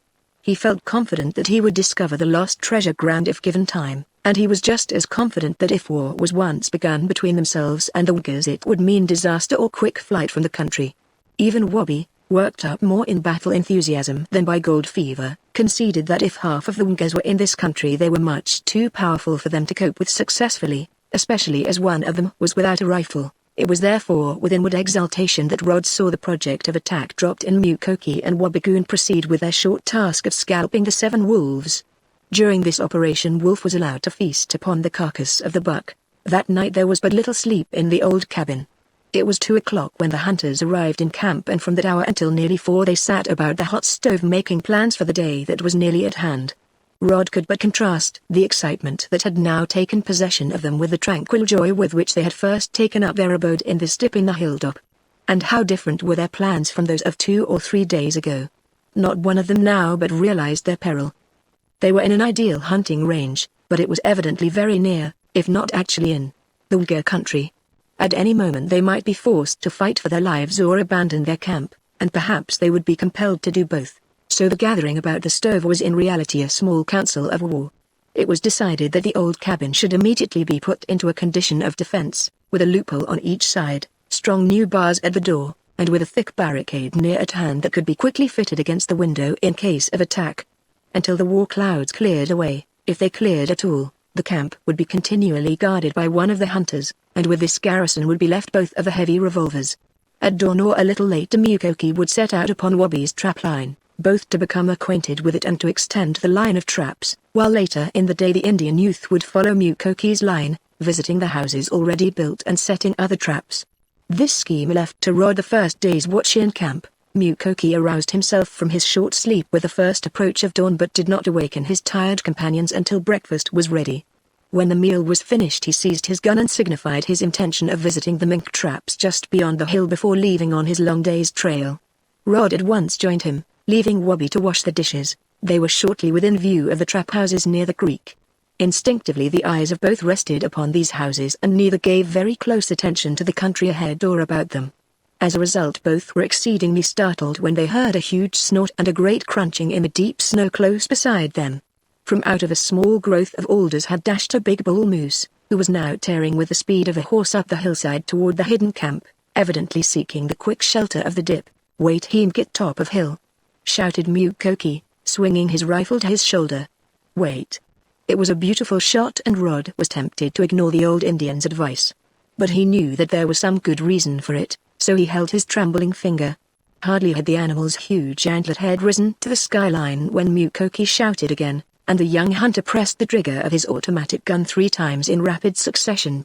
It was a short shot, not more than 200 yards, and Mukoki fired but once just as the bull mounted the hilltop. The next instant the moose was gone and Rod was just about to dash in pursuit when his companion caught him by the arm. "We got He grinned. He ran downhill, then fall ver close to camp. Ver good scheme, wait him get on top hill. No have to carry meat far." As coolly as though nothing had occurred, the Indian turned again in the direction of the traps. Rod stood as though he had been nailed to the spot, his mouth half open in astonishment. "We go see traps," urged Mukoki. "Find moose dead when we go back." But Roderick Drew, who had hunted nothing larger than house rats in his own city, was not the young man to see the logic of this reasoning, and before Mukoki could open his mouth again he was hurrying up the hill. On its summit he saw a huge torn-up blotch in the snow, spattered with blood, where the moose had fallen first after the shots, and at the foot of the hill, as the Indian had predicted. The great animal lay dead. Wabi was hastening across the lake, attracted by the shots, and both reached the slain bull at about the same time. Rod quickly perceived that 3 shots had taken effect, one, which was undoubtedly Mukoki's carefully directed ball, in a vital spot behind the foreleg, and 2 through the body. The fact that 2 of his own shots had taken good effect filled the white youth with enthusiasm, and he was still gesticulating excitedly in describing the bull's flight to Wabi when the old Indian came over the hill, grinning broadly, and holding up for their inspection a magnificent mink. The day could not have begun more auspiciously for the hunters, and by the time Mukoki was ready to leave upon his long trail the adventurers were in buoyant spirits, the distressing fears of the preceding night being somewhat dispelled by their present good fortune and the glorious day which now broke in full splendor upon the wilderness. Until their early dinner Wabi remained in camp, securing certain parts of the moose and assisting Rod in putting the cabin into a state of defense according to their previous plans. It was not yet noon when he started over Mukoki's trapline. Left to his own uninterrupted thoughts, Rod's mind was once more absorbed in his scheme of exploring the mysterious chasm. He had noticed during his inspection from the top of the ridge that the winter snows had as yet fallen but little in the gloomy gulch between the mountains, and he was eager to attempt his adventure before other snows came or the fierce blizzards of December filled the chasm with drifts. Later in the afternoon he brought forth the buckskin bag from a niche in the log wall where it had been concealed, and one after another carefully examined the golden nuggets. He found, as he had expected, that they were worn to exceeding smoothness, and that every edge had been dulled and rounded. Rod's favorite study in school had been a minor branch of geology and mineralogy, and he knew that only running water could work this smoothness. He was therefore confident that the nuggets had been discovered in or on the edge of a running stream. And that stream, he was sure, was the one in the chasm.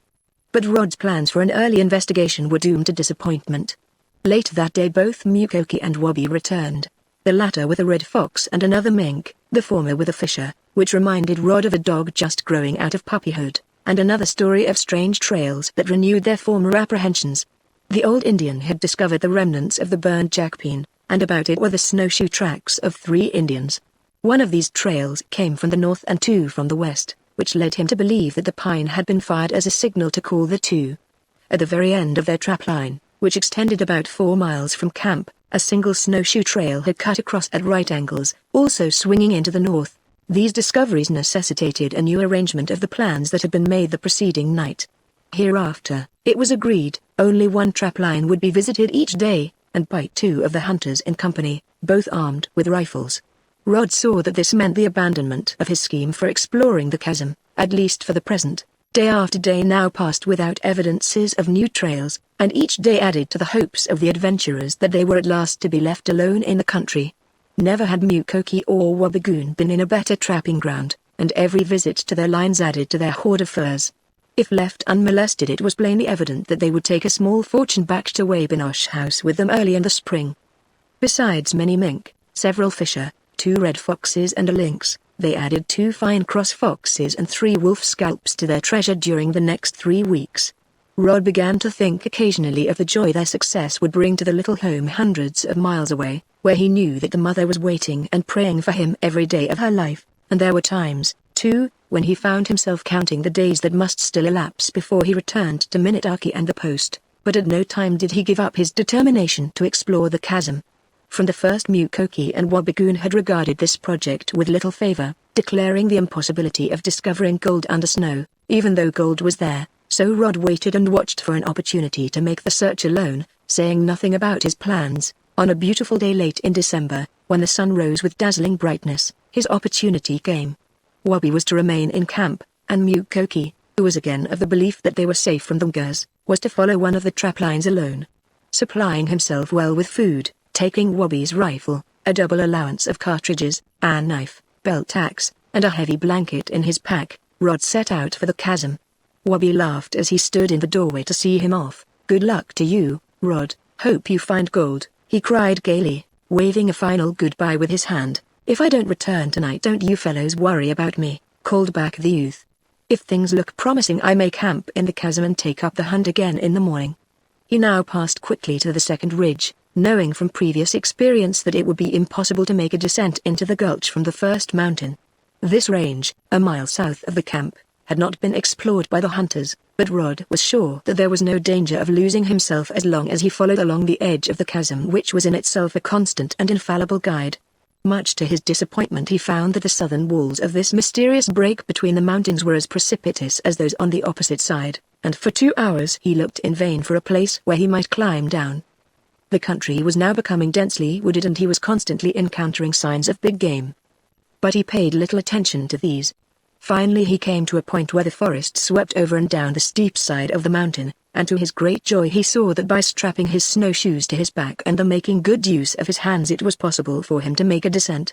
15 minutes later, breathless but triumphant, he stood at the bottom of the chasm. On his right rose the strip of cedar forest, on his left he was shut in by towering walls of black and shattered rock. At his feet was the little stream which had played such an important part in his golden dreams, frozen in places, and in others kept clear of ice by the swiftness of its current. A little ahead of him was the gloomy, sunless part of the chasm into which he had peered so often from the top of the ridge on the north. As he advanced step by step into its mysterious silence, his eyes alert, his nerves stretched to a tension of the keenest expectancy, there crept over him a feeling that he was invading that enchanted territory which, even at this moment, might be guarded by the spirits of the two mortals who had died because of the treasure it held. Narrower and narrower became the walls high over his head. Not a ray of sunlight penetrated into the soundless gloom. Not a leaf shivered in the still air. The creek gurgled and spattered among its rocks, without the note of a bird or the chirp of a squirrel to interrupt its monotony. Everything was dead. Now and then Rod could hear the wind whispering over the top of the chasm. But not a breath of it came down to him. Under his feet was only sufficient snow to deaden his own footsteps, and he still carried his snowshoes upon his back. Suddenly, from the thick gloom that hung under one of the crag walls, there came a thundering, unearthly sound that made him stop. His rifle swung half to shoulder. He saw that he had disturbed a great owl, and passed on. Now and then he paused beside the creek and took up handful after handful of its pebbles, his heart beating high with hope at every new gleam he caught among them, and never sinking to disappointment though he found no gold. The gold was here somewhere. He was as certain of that as he was of the fact that he was living, and searching for it. Everything assured him of that, the towering masses of cleft rock, whole walls seeming about to crumble into ruin, the broad margins of pebbles along the creek, everything, to the very stillness and mystery in the air, spoke this as the abode of a skeleton's secret. It was this inexplicable something, this unseen, mysterious element hovering in the air that caused the white youth to advance step by step, silently, cautiously, as through the slightest sound under his feet might awaken the deadliest of enemies. And it was because of this stealth in his progress that he came very close upon something that was living, and without startling it. Less than 50 yards ahead of him he saw an object moving slowly among the rocks. It was a fox. Even before the animal had detected his presence he had aimed and fired. Thunderous echoes rose up about him. They rolled down the chasm, volume upon volume, until in the ghostly gloom between the mountain walls he stood and listened, a nervous shiver catching him once or twice. Not until the last echo had died away did he approach where the fox lay upon the snow. It was not red. It was not black. It was not. His heart gave a big excited thump. The bleeding creature at his feet was the most beautiful animal he had ever seen, and the tip of its thick black fur was silver grey. Then, in that lonely chasm, there went up a great human whoop of joy, a silver fox. Rod spoke the words aloud. For 5 minutes he stood and looked upon his prize. He held it up and stroked it, and from what Wobby and Mukoki had told him he knew that the silken belt of this creature was worth more to them than all the furs at the camp together. He made no effort to skin it, but put the animal in his pack and resumed his slow, noiseless exploration of the gulch. He had now passed beyond those points in the range from which he had looked down into this narrow, shut-in world. Ever more wild and gloomy became the chasm. At times the two walls of rock seemed almost to meet far above his head. Under gigantic, overhanging crags there lurked the shadows of night. Fascinated by the grandeur and loneliness of the scenes through which he was passing, Rod forgot the travel of time. Mile after mile he continued his tireless trail. He had no inclination to eat. He stopped only once at the creek to drink. And when he looked at his watch he was astonished to find that it was 3 o'clock in the afternoon. It was now too late to think of returning to camp. Within an hour the day gloom of the chasm would be thickening into that of night. So Rod stopped at the first good campsite, threw off his pack, and proceeded with the building of a cedar shelter. Not until this was completed and a sufficient supply of wood for the night's fire was at hand did he begin getting supper. He had brought a pail with him, and soon the appetizing odors of boiling coffee and broiling moose sirloin filled the air. Night had fallen between the mountain walls by the time Rod sat down to his meal. Chapter 11 Roderick's Dream. A chilling loneliness now crept over the young adventurer. Even as he ate he tried to peer out into the mysterious darkness. A sound from up the chasm, made by some wild prowler of the night, sent a nervous tremor through him. He was not afraid. He would not have confessed to that. But still, the absolute, almost gruesome silence between the two mountains, the mere knowledge that he was alone in a place where the foot of man had not trod for more than half a century, was not altogether quieting to his nerves. What mysteries might not these grim walls hold?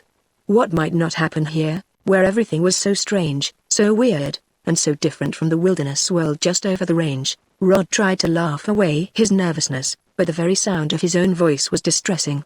It rose in unnatural shivering echoes, a low, hollow mockery of a laugh beating itself against the walls, a ghost of a laugh, Rod thought, and that very thought made him hunch closer to the fire. The young hunter was not superstitious, or at least he was not unnaturally so, but what man or boy is there in this whole wide world of ours who does not, at some time, inwardly cringe from something in the air, something that does not exist and never did exist, but which holds a peculiar and nameless fear for the soul of a human being? And Rod, as he piled his fire high with wood and shrank in the warmth of his cedar shelter, felt that nameless dread, and there came to him no thought of sleep, no feeling of fatigue, but only that he was alone, absolutely alone, in the mystery and almost unending silence of the chasm. Try as he would, he could not keep from his mind the vision of the skeletons as he had first seen them in the old cabin. Many, many years ago, even before his own mother was born, those skeletons had trod this very chasm. They had drunk from the same creek as he, they had clambered over the same rocks, they had camped perhaps where he was camping now. They, too, in flesh and life, had strained their ears in the grim silence. They had watched the flickering light of their campfire on the walls of rock, and they had found gold. Just now, if Rod could have moved himself by magic, he would have been safely back in camp. He listened. From far back over the trail he had followed there came a lonely, plaintive, almost pleading cry. Ello, ello, ello. It sounded like a distant human greeting, but Rod knew that it was the awakening night cry of what Wabi called the man-owl. It was weirdly human-like, and the echoes came softly, and more softly, until ghostly voices seemed to be whispering in the blackness about him. Ello, ello, ello. The boy shivered and laid his rifle across his knees. There was tremendous comfort in the rifle. Rod fondled it with his fingers, and 2 or 3 times he felt as though he would almost like to talk to it. Only those who have gone far into the silence and desolation of the unblazed wilderness know just how human a good rifle becomes to its owner. It is a friend every hour of the night and day, faithful to its master's desires, keeping starvation at bay and holding death for his enemies, a guarantee of safety at his bedside by night, a sharp-fanged watchdog by day, never treacherous and never found wanting by the one who bestows upon it the care of a comrade and friend. Thus had Rod come to look upon his rifle. He rubbed the barrel now with his mittens. He polished the stock as he sat in his loneliness, and long afterward, though he had determined to remain awake during the night, he fell asleep with it clasped tightly in his hands. It was an uneasy, troubled slumber in which the young adventurer's visions and fears took a more realistic form. He half sat, half lay, upon his cedar boughs, his head fell forward upon his breast, his feet were stretched out to the fire. Now and then unintelligible sounds fell from his lips, and he would start suddenly as if about to awaken, but each time would sink back into his restless sleep, still clutching the gun. The visions in his head began to take a more definite form. Once more he was on the trail, and had come to the old cabin. But this time he was alone. The window of the cabin was wide open, but the door was tightly closed, just as the hunters had found it when they first came down into the dip. He approached cautiously. When very near the window he heard strange sound like the clicking of bones. Step by step in his dream he approached the window and looked in. And there he beheld a sight that froze him to the marrow. 2 huge skeletons were struggling in deadly embrace. He could hear no sound but the click-click-click of their bones. He saw the gleam of knives held between fleshless fingers, and he saw now that both were struggling for the possession of something that was upon the table. Now one almost reached it, now the other, but neither gained possession. The clicking of the bones became louder, the struggle fiercer, the knives of the skeleton combatants rose and fell. Then one staggered back and sank in a heap on the floor. For a moment the victor swayed, tottered to the table, and gripped the mysterious object in its bony fingers. As it stumbled weakly against the cabin wall, the gruesome creature held the object up, and Rod saw that it was a roll of birch bark. An ember in the dying fire snapped with a sound like the report of a small pistol, and Rod sat bolt upright, awake, staring, trembling. What a horrible dream. He drew in his cramped legs and approached the fire on his knees, holding his rifle in one hand while he piled on wood with the other. What a horrible dream. He shuddered and ran his eyes around the impenetrable wall of blackness that shut him in, the thought constantly flashing through his mind, what a horrible dream, what a horrible dream. He sat down again and watched the flames of his fire as they climbed higher and higher. The light and the heat cheered him, and after a little he allowed his mind to dwell upon the adventure of his slumber. It had made him sweat. He took off his cap and found that the hair about his forehead was damp. All the different phases of a dream returned to one singly when awake, and it was with the suddenness of a shot that there came to Rod remembrance of the skeleton hand held aloft, clutching between its gleaming fleshless fingers the roll of birch bark. And with that memory of his dream there came another. The skeleton in the cabin was clutching a piece of birch bark when they had buried it. Could that crumpled bit of bark hold the secret of the lost mine? Was it for the possession of that bark instead of the buckskin bag that the men had fought and died? As the minutes passed, Rod forgot his loneliness, forgot his nervousness, and only thought of the possibilities of the new clue that had come to him in a dream. Wabi and Mukoki had seen the bark clutched in the skeleton fingers, but they as well as he had given it no special significance, believing that it had been caught up in some terrible part of the struggle when both combatants were upon the floor, or perhaps in the dying agonies of the wounded man against the wall. Rod remembered now that they had found no more birch bark upon the floor, which they would have done if a supply had been kept there for kindling fires. Step by step he went over the search they had made in the old cabin, and more satisfied did he become that the skeleton hand held something of importance for them. He replenished his fire and waited impatiently for dawn. At 4 o'clock, before day had begun to dispel the gloom of night, he cooked his breakfast and prepared his pack for the homeward journey. Soon afterward a narrow rim of light broke through the rift in the chasm. Slowly it crept downward, until the young hunter could make out objects near him and the walls of the mountains. Thick shadows still defied his vision when he began retracing his steps over the trail he had made the day before. He returned with the same caution that he had used in his advance. Even more carefully, if possible, did he scrutinize the rocks and the creek ahead. He had already found life in the chasm, and he might find more. The full light of day came quickly now, and with it the youth's progress became more rapid. He figured that if he lost no time in further investigation of the creek he would arrive at camp by noon, and they would dig up the skeleton without delay. There was little snow in the chasm, in spite of the lateness of the season, and if the roll of bark held the secret of the lost gold it would be possible for them to locate the treasure before other snows came to baffle them. At the spot where he had killed the silver fox, Rod paused for a moment. He wondered if foxes ever traveled in pairs, and regretted that he had not asked Wabi or Mukoki that question. He could see where the fox had come straight from the black wall of the mountain. Curiosity led him over the trail. He had not followed it more than 200 yards when he stopped in sudden astonishment. Plainly marked in the snow before him was the trail of a pair of snowshoes. Whoever had been there had passed since he shot the fox, for the imprints of the animal's feet were buried under those of the snowshoes. Who was the other person in the chasm? Was it Wabi? Had Mukoki or he come to join him? Or, he looked again at the snowshoe trail. It was a peculiar trail, unlike the one made by his own shoes.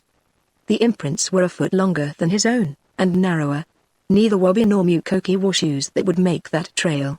At this point the strange trail had turned and disappeared among the rocks along the wall of the mountain, and it occurred to Rod that perhaps the stranger had not discovered his presence in the chasm. There was some consolation in this thought, but it was doomed to quick disappointment. Very cautiously the youth advanced, his rifle held in readiness and his eyes searching every place of concealment ahead of him. 100 yards farther on the stranger had stopped, and from the way in which the snow was packed Rod knew that he had stood in a listening and watchful attitude for some time. From this point the trail took another turn and came down until, from behind a huge rock, the stranger had cautiously peered out upon the path made by the white youth. It was evident that he was extremely anxious to prevent the discovery of his own trail, For now the mysterious spy threaded his way behind rocks until he had again come to the shelter of the mountain wall. Rod was perplexed. He realized the peril of his dilemma, and yet he knew not what course to take to evade it. He had little doubt that the trail was made by one of the treacherous Wungers, and that the Indian not only knew of his presence, but was somewhere in the rocks ahead of him, perhaps even now waiting behind some ambuscade to shoot him. Should he follow the trail, or would it be safer to steal along among the rocks at the opposite wall of the chasm? He had decided upon the latter course when his eyes caught a narrow horizontal slit cleaving the face of the mountain on his left, toward which the snowshoe tracks seemed to lead. With his rifle ready for instant use, the youth slowly approached the fissure, and was surprised to find that it was a complete break in the wall of rock, not more than 4 feet wide, and continuing on a steady incline to the summit of the ridge. At the mouth of this fissure his mysterious watcher had taken off his snowshoes, and Rod could see where he had climbed up the narrow exit from the chasm. With a profound sense of relief the young hunter hurried along the base of the mountain, keeping well within its shelter so that eyes that might be spying from above could not see his movements. He now felt no fear of danger. The stranger's flight up the cleft in the chasm wall and his careful attempts to conceal his trail among the rocks assured Rod that he had no designs upon his life. His chief purpose had seemed to be to keep secret his own presence in the gorge, and this fact in itself added to the mystification of the white youth. For a long time he had been secretly puzzled, and had evolved certain ideas of his own because of the movements of the Wungers. Contrary to the opinions of Mukoki and Wabigoon, he believed that the Red Outlaws were perfectly conscious of their presence in the dip. From the first their actions had been unaccountable, but not once had one of their snowshoe trails crossed their trap lines. Was this fact in itself not significant? Rod was of a contemplative theoretical turn of mind, one of those wide-awake, interesting young fellows who find food for conjecture in almost every incident that occurs, and his suspicions were now aroused to an unusual pitch.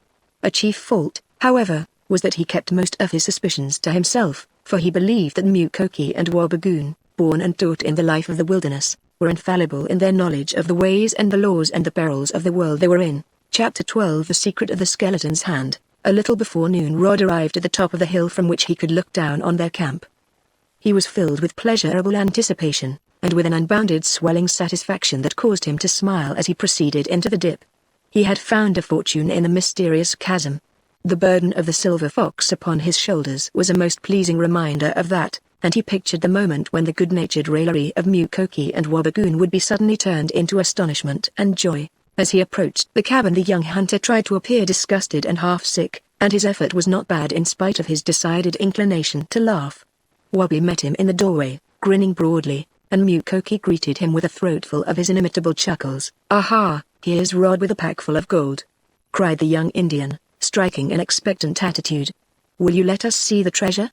In spite of his banter there was gladness in his face at Rod's arrival. The youth threw off his pack with a spiritless effort and flopped into a chair as though in the last stage of exhaustion.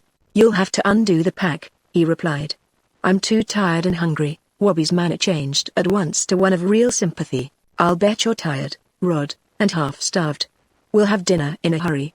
"Ha, Mookie, put on the steak, will you?" There followed a rattle of kettles and tin pans, and the Indian youth gave Rod a glad slap on the back as he hurried to the table. He was evidently in high spirits, and burst into a snatch of song as he cut up a loaf of bread. "I'm tickled to see you back," he admitted, "for I was getting a little bit nervous. We had splendid luck on our lines yesterday. Brought in another cross and 3 mink. Did you see anything? Aren't you going to look in the pack?" Wabi turned and gazed at his companion with a half-curious hesitating smile. "Anything in it?" he asked suspiciously. "See here, boys," cried Rod, forgetting himself in his suppressed enthusiasm. "I said there was a treasure in that chasm, and there was. I found it. You are welcome to look into that pack if you wish." Wabi dropped the knife with which he was cutting the bread and went to the pack. He touched it with the toe of his boot, lifted it in his hands, and glanced at Rod again. "It isn't a joke?" he asked. "No." Rod turned his back upon the scene and began to take off his coat as coolly as though it were the commonest thing in the world for him to bring silver foxes into camp. Only when Wabi gave a suppressed yell did he turn about, and then he found the Indian standing erect and holding out the silver to the astonished gaze of Mukoki. "Is it a good one?" he asked. "A beauty," gasped Wabi. Mukoki had taken the animal and was examining it with the critical eyes of a connoisseur. "Ver fine," he said. "At post him worth $300 at Montreal, 300 more." Wabi strode across the cabin and thrust out his hand. "Shake, Rod." As the two gripped hands, he turned to Mukoki. "Bear witness, Mukoki, that this young gentleman is no longer a tenderfoot. He has shot a silver fox. He has done a whole winter's work in one day.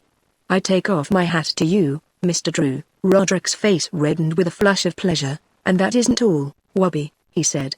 His eyes were filled with a sudden intense earnestness, and in the strangeness of the change Wabi forgot to loosen the grip of his fingers about his companion's hand. "You don't mean that you found—" "No, I didn't find gold," anticipated Rod. "But the gold is there. I know it. And I think I have found a clue. You remember that when you and I examined the skeleton against the wall we saw that it clutched something that looked like birch bark in its hand? Well, I believe that birch bark holds the key to the lost mine." Mukoki had come beside them and stood listening to Rod, his face alive with keen interest. In Wabi's eyes there was a look half of doubt, half of belief. "It might," he said slowly. "It wouldn't do any harm to see."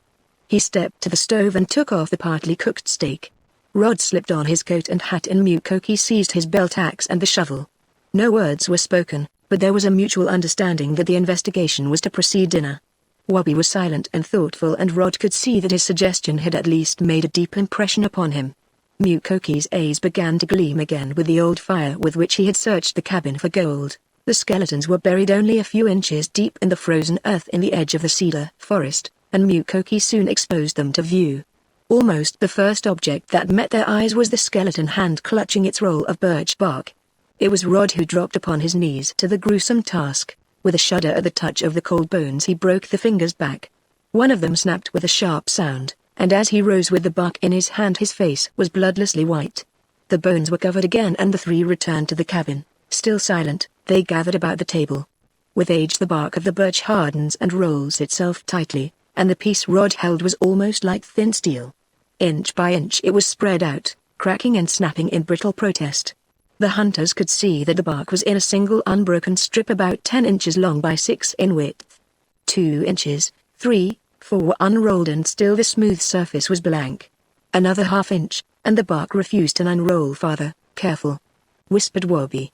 With the point of his knife he loosened the cohesion. "I guess there's nothing," began Rod. Even as he spoke he caught his breath.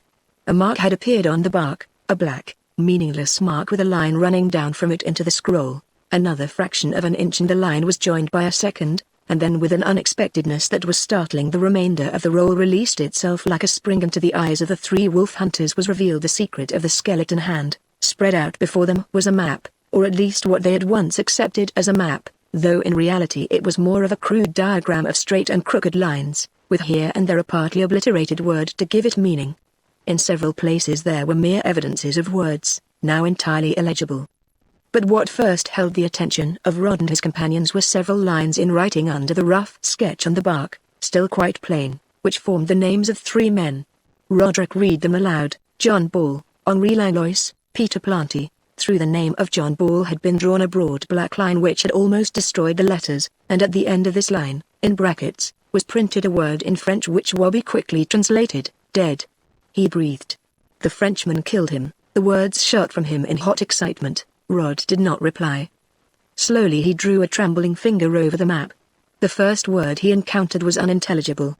Of the next he could only make out one letter, which gave him no clue. Evidently the map had been made with a different and less durable substance than that with which the names had been written. He followed down the first straight black line, and where this formed a junction with a wider crooked line were 2 words quite distinct. Second waterfall. Half an inch below this Rod could make out the letters T, D and L, widely scattered. "That's the third waterfall," he exclaimed eagerly. At this point the crude lines of the diagram stopped, and immediately below, between the map and the 3 names, it was evident that there had been considerable writing. But not a word of it could the young hunters make out. That writing, without doubt, had given the key to the lost gold. Rod looked up, his face betraying the keenness of his disappointment. He knew that under his hand he held all that was left of the secret of a great treasure. But he was more baffled than ever. Somewhere in this vast desolation there were 3 waterfalls, and somewhere near the 3rd waterfall the Englishman and the 2 Frenchmen had found their gold. That was all he knew. He had not found a waterfall in the chasm. They had not discovered one in all their trapping and hunting excursions. Wabi was looking down into his face in silent thought. Suddenly he reached out and seized the sheet of bark and examined it closely. As he looked there came a deeper flush in his face, his eyes brightened and he gave a cry of excitement. "By George, I believe we can peel this," he cried. "See here, Mookie." He thrust the birch under the old Indian's eyes. Even Mukokie's hands were trembling. "Birch bark is made up of a good many layers, each as thin as the thinnest paper," he explained to Rod as Mukokie continued his examination. "If we can peel off that first layer, and then hold it up to the light, we shall be able to see the impression of every word that was ever made on it, even though they were written 100 years ago." Mukokie had gone to the door, and now he turned, grinning exultantly. "Peel." He showed them where he had stripped back a corner of the film-like layer. Then he sat down in the light, his head bent over, and for many minutes he worked at his tedious task while Wabi and Rod hung back in soundless suspense. Half an hour later Mukokie straightened himself, rose to his feet and held out the precious film to Rod, as tenderly as though his own life depended upon its care. Rod held the piece of birch, now a silken, almost transparent sheet, between himself and the light. A cry welled up into his throat. It was repeated by Wabi. And then there was silence, a silence broken only by their bated breaths and the excited thumpings of their hearts, as though they had been written but yesterday. The mysterious words on the map were disclosed to their eyes. Where Rod had made out only 3 letters, there were now plainly discernible the 2 words "Third Waterfall," and very near to these was the word "cabin." Below them were several lines, clearly impressed in the birch film. Slowly, his voice trembling, Rod read them to his companions. "We, John Ball, Henri Langlois, and Peter Planty, having discovered gold at this fall, do hereby agree to join partnership in the same, and do pledge ourselves to forget our past differences and work in mutual goodwill and honesty, so help us God." Signed, John Ball, Henri Langlois, Peter Planty. At the very top of the map the impression of several other words caught Rod's eyes. They were more indistinct than any of the others, but one by one he made them out. A hot blurring film seemed to fall over his eyes and he felt as though his heart had suddenly come up into his throat. Wabi's breath was burning against his cheek, and it was Wabi who spoke the words aloud. "Cabin and head of chasm." Rod went back to the table and sat down, the precious bit of birch bark under his hand. Mukokie, standing mute, had listened and heard, and was as if stunned by their discovery. But now his mind returned to the moose steak, and he placed it on the stove. Wabi stood with his hands in his pockets, and after a little he laughed a trembling, happy laugh. "Well, Rod, you've found your mine. You are as good as rich." "You mean that we have found our mine," corrected the white youth. "We are 3, and we just naturally fill the places of John Ball, Henri Langlois and Peter Planty. They are all dead. The gold is ours." Wabi had taken up the map. "I can't see the slightest possibility of our not finding it," he said. "The directions are as plain as day. We follow the chasm, and somewhere in that chasm we come to a waterfall. A little beyond this the creek that runs through the gorge empties into a larger stream, and we follow this second creek or river until we come to the third fall. The cabin is there, and the gold cannot be far away."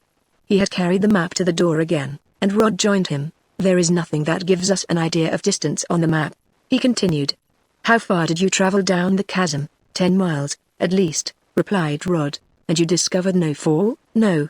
With a splinter picked up from the floor Wabi measured the distances between the different points on the diagram. "There is no doubt but what this map was drawn by John Ball," he said after a few moments of silent contemplation. "Everything points to that fact. Notice that all of the writing is in one hand, except the signatures of Langlois and Planty, and you could hardly decipher the letters in those signatures if you did not already know their names from this writing below. Ball wrote a good hand, and from the construction of the agreement over the signatures he was a man of pretty fair education. Don't you think so? Well, he must have drawn this map with some idea of distance in his mind. The second fall is only half as far from the first fall as the third fall is from the second, which seems to me conclusive evidence of this.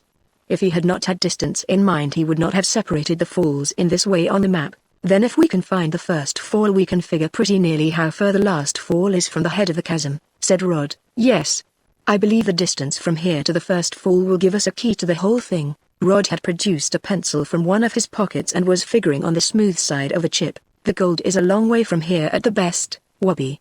I explored the chasm for 10 miles. Say that we find the first fall within 15 miles. Then, according to the map, the second fall would be about 20 miles from the first, and the third 40 miles from the second. If the first fall is within 15 miles of this cabin the third fall is at least 75 miles away." Wabi nodded.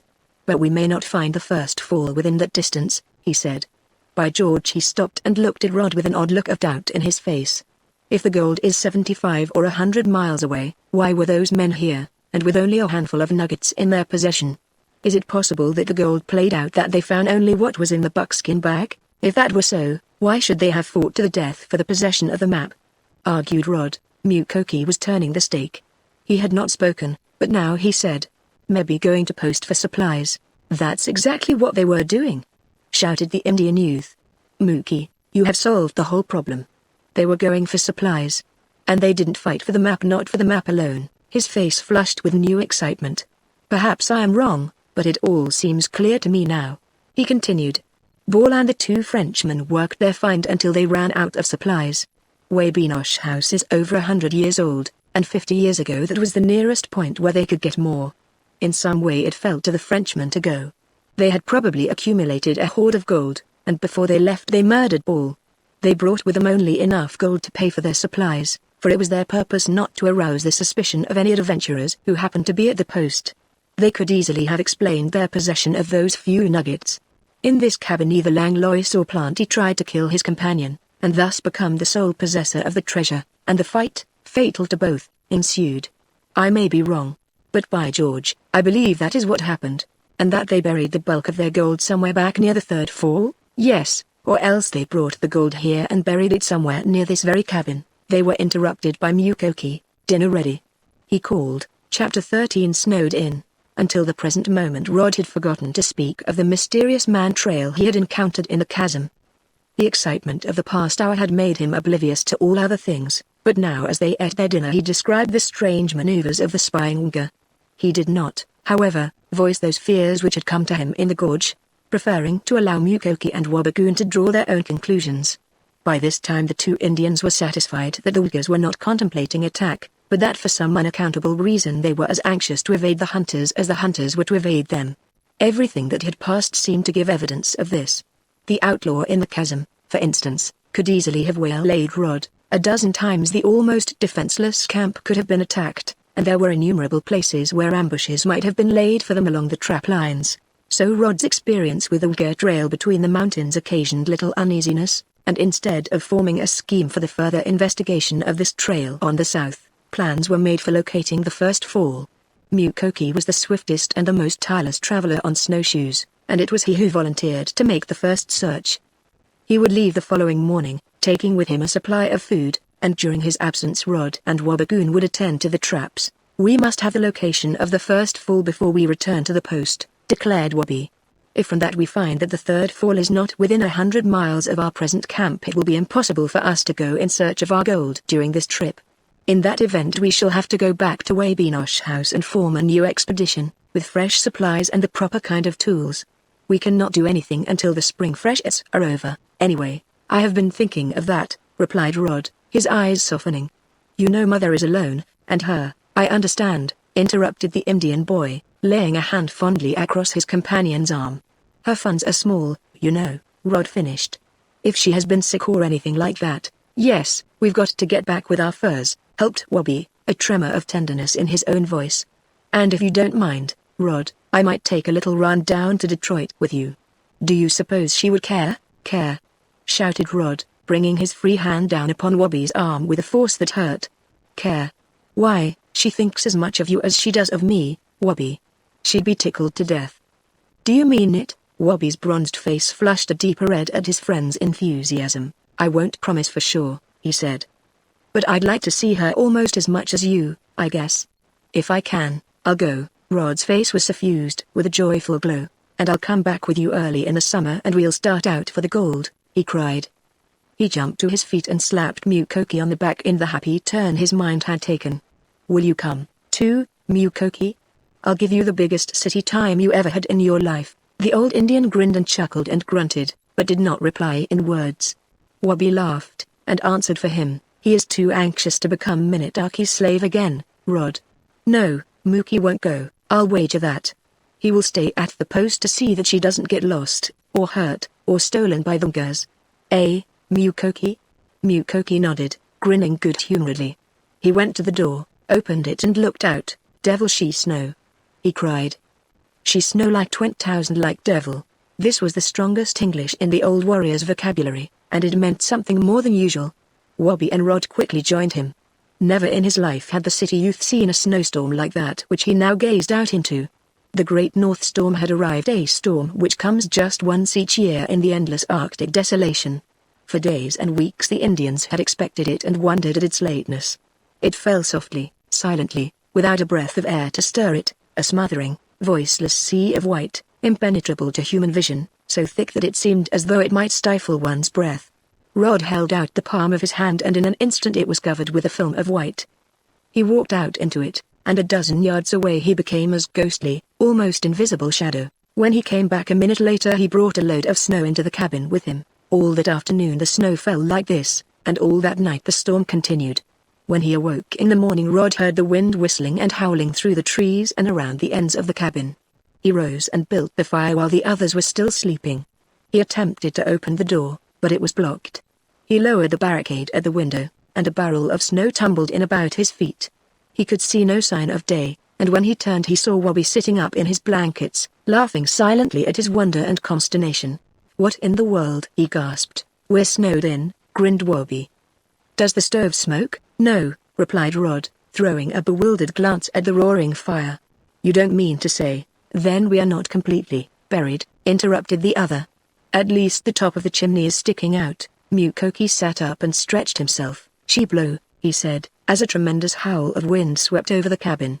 "By and by she blow some more." Rod shoveled the snow into a corner and replaced the barricade while his companions dressed. "This means a week's work digging out traps," declared Wobby. "And only Mukoki's great spirit, who sends all blessings to this country, knows when the blizzard is going to stop. It may last a week. There is no chance of finding our waterfall in this. We can play dominoes," suggested Rod cheerfully. "You remember we haven't finished that series we began at the post. But you don't expect me to believe that it snowed enough yesterday afternoon and last night to cover this cabin, do you?" "It didn't exactly snow enough to cover it," explained his comrade. "But we're covered for all of that. The cabin is on the edge of an open, and of course the snow just naturally drifts around us, blown there by the wind. If this blizzard keeps up we shall be under a small mountain by night. Won't it smother us?" faltered Rod. Wobby gave a joyous whoop of merriment at the city-bred youth's half-expressed fear, and a volley of Mukoki's chuckles came from where he was slicing moose steak on the table. "Snow mighty nice thing live under," he asserted with emphasis. "If you were under a mountain of snow you could live, if you weren't crushed to death," said Wobby. "Snow is filled with air. Mukoki was caught under a snowslide once and was buried under 30 feet for 10 hours. He had made a nest about as big as a barrel and was nice and comfortable when we dug him out.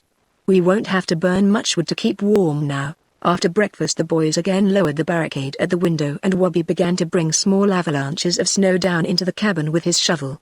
At the third or fourth upward thrust a huge mass plunged through the window, burying them to the waist, and when they looked out they could see the light of day and the whirling blizzard above their heads. "It's up to the roof," gasped Rod. "Great Scott, what a snowstorm, now for some fun," cried the Indian youth. "Come on, Rod, if you want to be in it." He crawled through the window into the cavity he had made in the drift, and Rod followed. Wobby waited, a mischievous smile on his face, and no sooner had his companion joined him than he plunged his shovel deep into the base of the drift. Half a dozen quick thrusts and there tumbled down upon their heads a mass of light snow that for a few moments completely buried them. The suddenness of it knocked Rod to his knees, where he floundered, gasped and made a vain effort to yell. Struggling like a fish he first kicked his feet free, and Wobby, who had thrust out his head and shoulders, shrieked with laughter as he saw only Rod's boots sticking out of the snow. "You're going the wrong way, Rod," he shouted. "Wow wow!" He seized his companion's legs and helped to drag him out, and then stood shaking, the tears streaming down his face, and continued to laugh until he leaned back in the drift, half exhausted. Rod was a curious and ludicrous-looking object. His eyes were wide and blinking, the snow was in his ears, his mouth, and in his floundering he had packed his coat collar full of it. Slowly he recovered from his astonishment, saw Wobby and Mukoki quivering with laughter, grinned and then joined them in their merriment. It was not difficult now for the boys to force their way through the drift and they were soon standing waist-deep in the snow 20 yards from the cabin. "The snow is only about 4 feet deep in the open," said Wobby. "But look at that."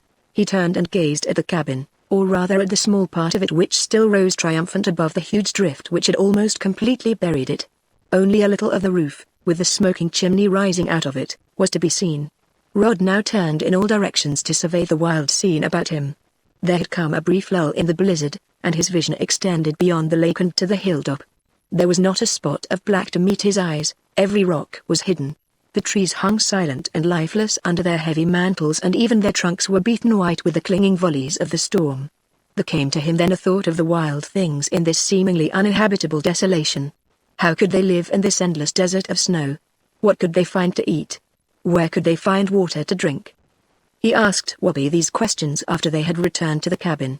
Just now, if you traveled from here to the end of this storm zone, you wouldn't find a living four-legged creature, said Wobbagoon. Every moose in this country, every deer and caribou, every fox and wolf, is buried in the snow. And as the snow falls deeper about them, the warmer and more comfortable do they become, so that even as the blizzard increases in fury, the kind Creator makes it easier for them to bear. When the storm ceases, the wilderness will awaken into life again. The moose and deer and caribou will rise from their snowbeds and begin to eat the boughs of trees and saplings. A crust will have formed on the snow, and all the smaller animals, like foxes, lynx and wolves, will begin to travel again, and to prey upon others for food. Until they find running water again, snow and ice take the place of liquid drink. Warm caverns dug in the snow give refuge in place of thick swamp moss and brush and leaves. All the big animals, like moose, deer and caribou, will soon make yards for themselves by trampling down large areas of snow, and in these yards they will gather in big herds, eating their way through the forests, fighting the wolves and waiting for spring. Oh, life isn't altogether bad for the animals in a deep winter like this. Until noon the hunters were busy cleaning away the snow from the cabin door. As the day advanced, the blizzard increased in its fury, until, with the approach of night, it became impossible for the hunters to expose themselves to it. For 3 days the storm continued with only intermittent lulls, but with the dawn of the 4th day the sky was again cloudless, and the sun rose with a blinding effulgence. Rod now found himself suffering from that sure affliction of every tenderfoot in the far north, snow blindness. For only a few minutes at a time could he stand the dazzling reflections of the snow waste, where nothing but white, flashing, scintillating white, seemingly a vast sea of burning electric points in the sunlight, met his aching eyes. On the 2nd day after the storm, while Wobby was still inuring Rod to the changed world and teaching him how to accustom his eyes to it gradually, Mukoki left the cabin to follow the chasm in his search for the first waterfall. That same day Wobby began his work of digging out and resetting the traps, but it was not until the day following that Rod's eyes would allow him to assist. The task was a most difficult one. Rocks and other landmarks were completely hidden, and the lost traps averaged 1 out of 4. It was not until the end of the 2nd day after Mukoki's departure that the young hunters finished the mountain trap line, and when they turned their faces toward camp just at the beginning of dusk, it was with the expectant hope that they would find the old Indian awaiting them. But Mukoki had not returned. The next day came and passed, and a 4th dawned without his arrival. Hope now gave way to fear. In 3 days Mukoki could travel nearly 100 miles. Was it possible that something had happened to him? Many times there occurred to Rod a thought of the Wugger in the chasm. Had the mysterious spy, or some of his people, waylaid and killed him? Neither of the hunters had a desire to leave camp during the 4th day. Trapping was exceptionally good now on account of the scarcity of animal food, and since the big storm they had captured a wolf, 2 lynx, a red fox and 8 mink. But as Mukoki's absence lengthened, their enthusiasm grew less. In the afternoon, as they were watching, they saw a figure climb wearily to the summit of the hill. It was Mukoki. With shouts of greeting, both youths hurried through the snow toward him, not taking time to strap on their snowshoes. The old Indian was at their side a couple of minutes later.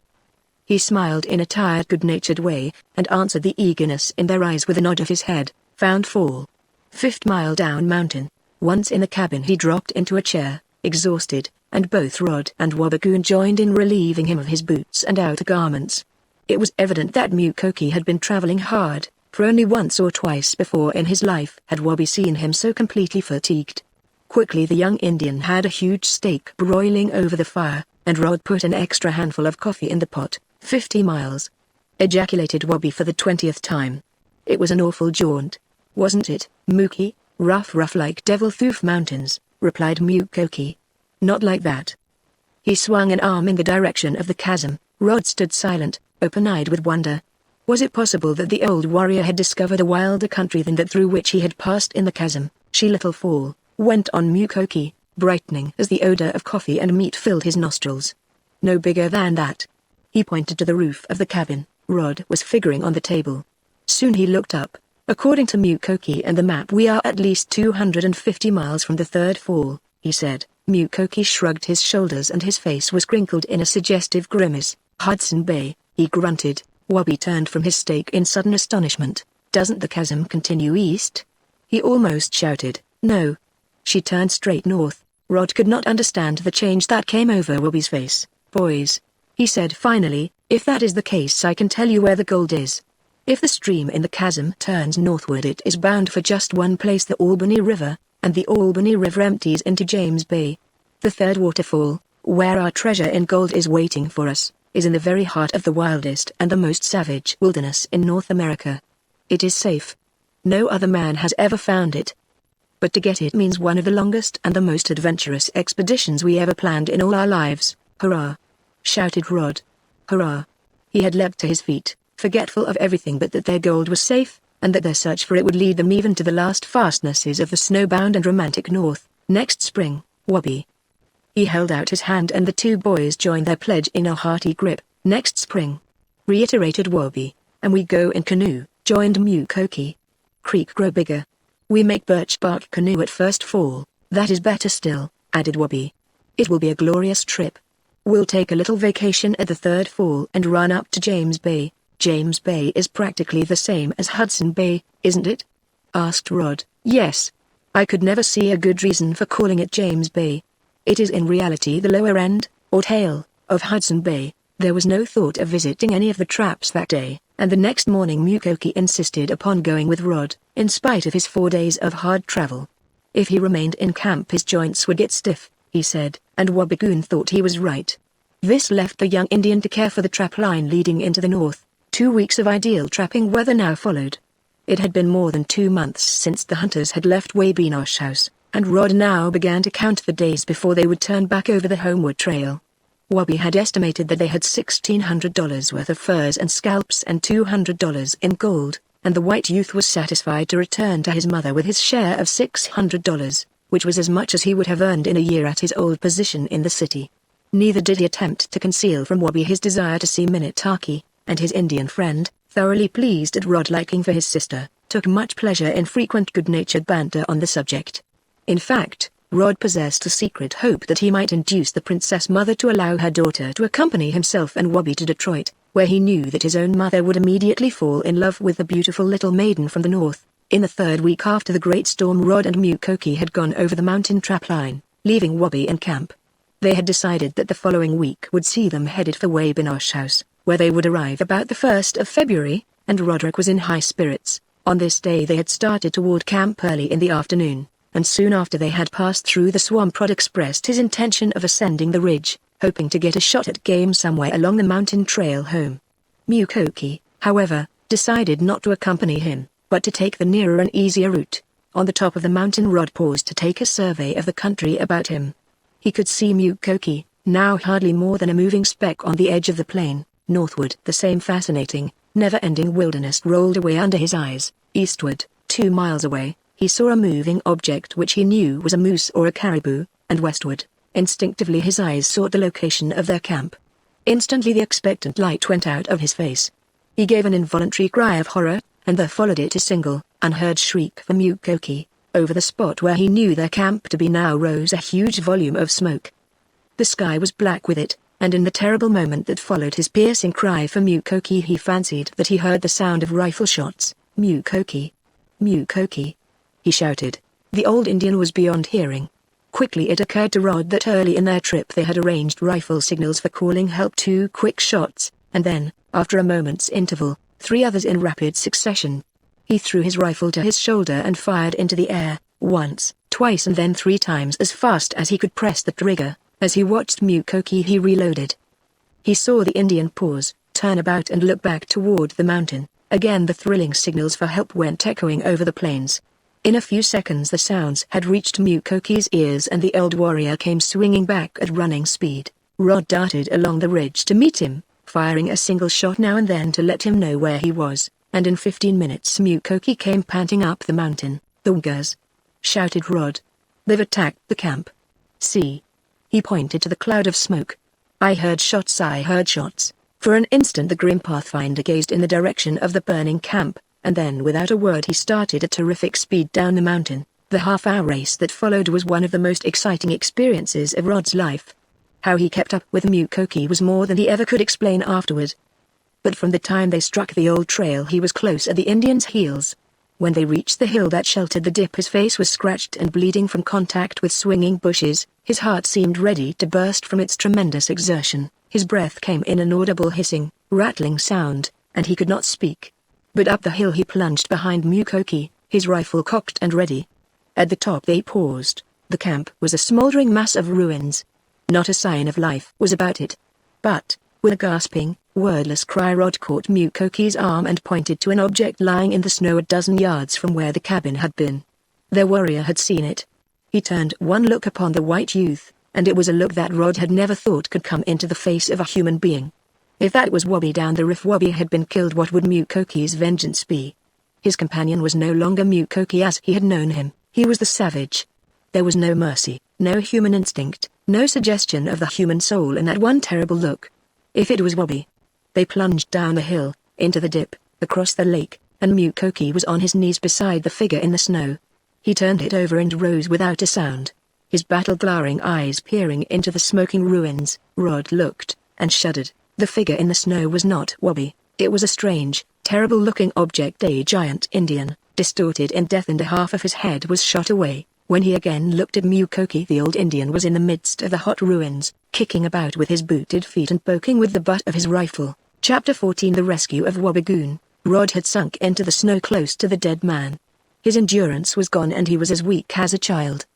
He watched every movement Mukoki made, saw every start, every glance, and became almost sick with fear whenever their warrior bent down to examine some object. Was Wabi dead and burned in those ruins? Foot by foot Mukoki searched. His feet became hot, the smell of burning leather filled his nostrils, glowing coals burned through to his feet. But the old Indian was beyond pain. Only two things filled his soul. One of these was love for Minutaki, the other was love for Wabigoon. And there was only one other thing that could take the place of these, and that was merciless, undying, savage passion at any wrong or injury that might be done to them. The Wungers had sneaked upon Wabi. He knew that. They had caught him unaware, like cowards, and perhaps he was dead and in those ruins. He searched until his feet were scorched and burned in a score of places, and then he came out, smoke-blackened, but with some of the terrible look gone out of his face. "You know the," he said, speaking for the first time. Again he crouched beside the dead man, and grimaced at Rod with a triumphant, gloating chuckle. "Much dead." He grinned. In a moment the grimace had gone from his face, and while Rod still rested he continued his examination of the camp. Close around it the snow was beaten down with human tracks. Mukoki saw where the outlaws had stolen up behind the cabin from the forest, and he saw where they had gone away after the attack. 5 had come down from the cedars, only 4 had gone away. Where was Wabi? If he had been captured, and taken with the Indians, there would have been 5 trails. Rod understood this as well as Mukoki, and he also understood why his companion went back to make another investigation of the smoldering ruins. This second search, however, convinced the Indian that Wabi's body had not been thrown into the fire. There was only one conclusion to draw.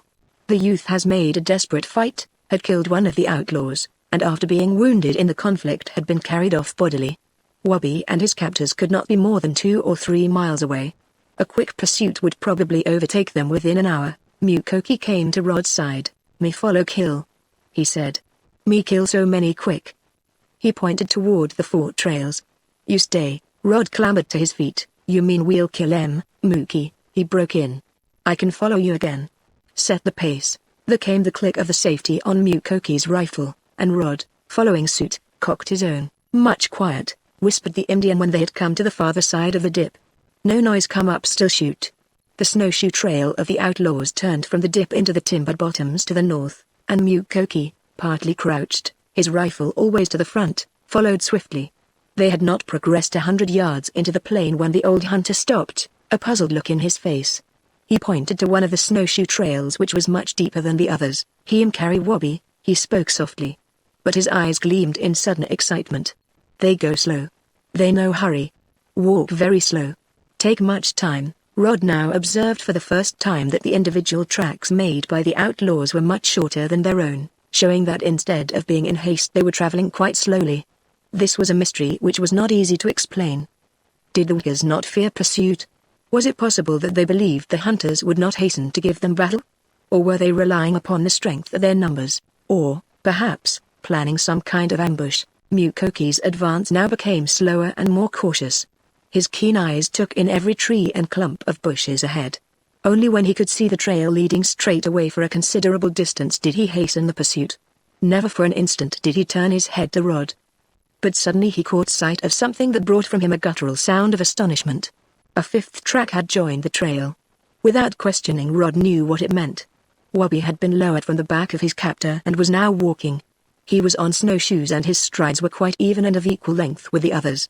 Evidently he was not badly wounded. Half a mile ahead of them was a high hill, and between them and this hill was a dense growth of cedar, filled with tangled windfalls.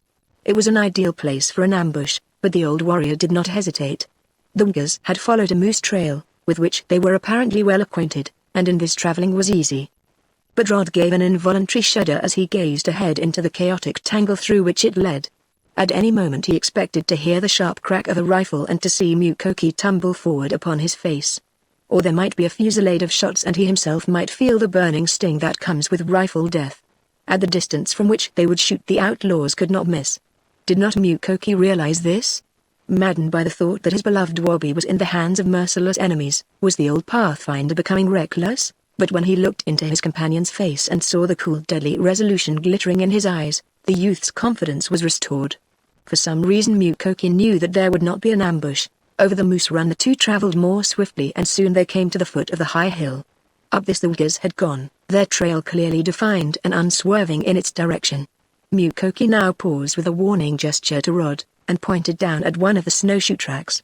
The snow was still grumbling and falling about the edges of this imprint. "Ver close," whispered the Indian. It was not the light of the game hunt in Mukoki's eyes now. There was a trembling, terrible tenseness in his whispered words. He crept up the hill with Rod so near that he could have touched him. At the summit of that hill he dragged himself up like an animal, and then, crouching, ran swiftly to the opposite side, his rifle within 6 inches of his shoulder. In the plain below them was unfolded to their eyes a scene which, despite his companion's warning, wrung an exclamation of dismay from Roderick's lips. Plainly visible to them in the edge of the plain were the outlaw Wookers and their captive. They were in single file, with Wabi following the leader, and the hunters perceived that their comrade's arms were tied behind him. But it was another sight that caused Rod's dismay. From an opening beside a small lake half a mile beyond the Indians below there rose the smoke of 2 campfires, and Mukoki and he could make out at least a score of figures about these fires. Within rifle shot of them, almost within shouting distance, there was not only the small war party that had attacked the camp, but a third of the fighting men of the Wookers tribe. Rod understood their terrible predicament.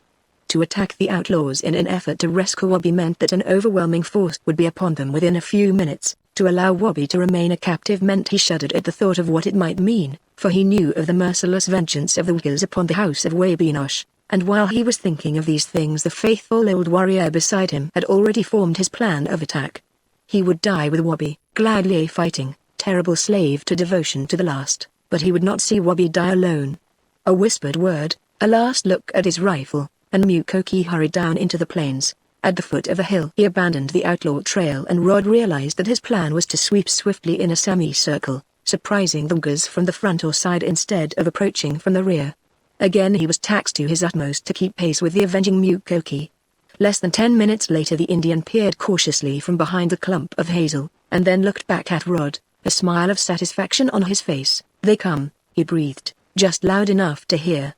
"They come." Rod peered over his shoulder, and his heart smote mightily within him.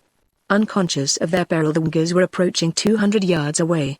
Mukoki gazed into his companion's face and his eyes were almost pleading as he laid a bronze-crinkled hand upon the white boy's arm. "You take front man ahead of Wabi," he whispered. "I take other tree. See that tree him birch, with bark off? Shoot him there. You know tremble?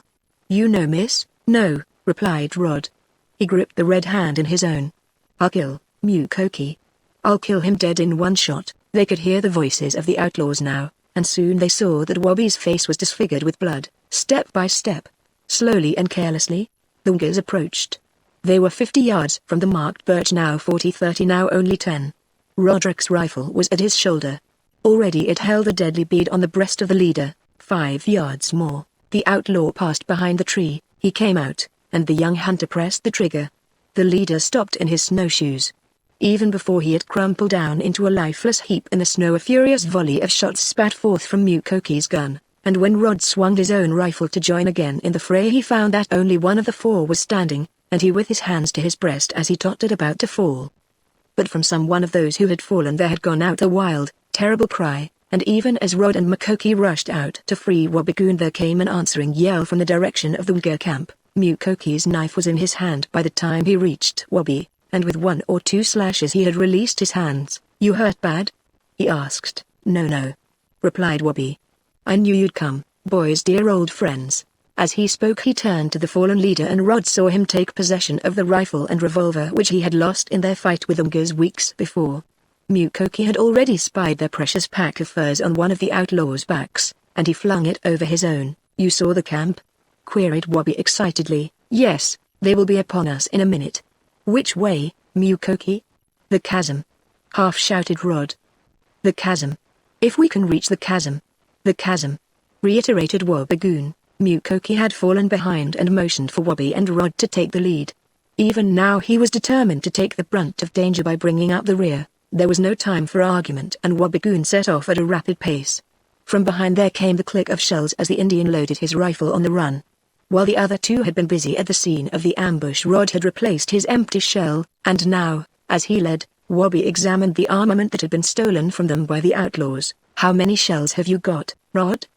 he asked over his shoulder. 49. "There's only 4 left in this belt besides 5 and the gun," called back the Indian youth. "Give me some." Without halting, Rod plucked a dozen cartridges from his belt and passed them on. Now they had reached the hill. At its summit they paused to recover their breath and take a look at the camp. The fires were deserted. A quarter of a mile out on the plain they saw half a dozen of their pursuers speeding toward the hill. The rest were already concealed in the nearer thickets of the bottom. "We must beat them to the chasm," said the young Indian. As he spoke, Wabi turned and led the way again. Rod's heart fell like a lump within him. "We must beat them to the chasm." Those words of Wabi's brought him to the terrible realization that his own powers of endurance were rapidly ebbing. His race behind Mukoki to the burning cabin had seemed to rob the life from the muscles of his limbs, and each step now added to his weakness. And the chasm was a mile beyond the dip, and the entrance into that chasm still 2 miles farther. 3 miles. Could he hold out? He heard Mukoki thumping along behind him. Ahead of him Wabi was unconsciously widening the distance between them. He made a powerful effort to close the breach, but it was futile. Then from close in his rear there came a warning halloo from the old Indian, and Wabi turned. "He run 3 mile to burning cabin," said Mukoki. "He no make chasm." Rod was deathly white and breathing so hard that he could not speak. The quick-witted Wabi at once realized their situation. "There is just one thing for us to do, Mookie. We must stop the Wigers at the dip. We'll fire down upon them from the top of the hill beyond the lake. We can drop 3 or 4 of them and they won't dare to come straight after us then.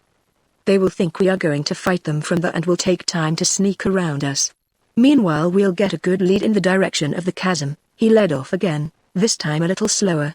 3 minutes later they entered into the dip, crossed it safely, and were already at the foot of the hill, when from the opposite side of the hollow there came a triumphant blood-curdling yell. "Hurry!"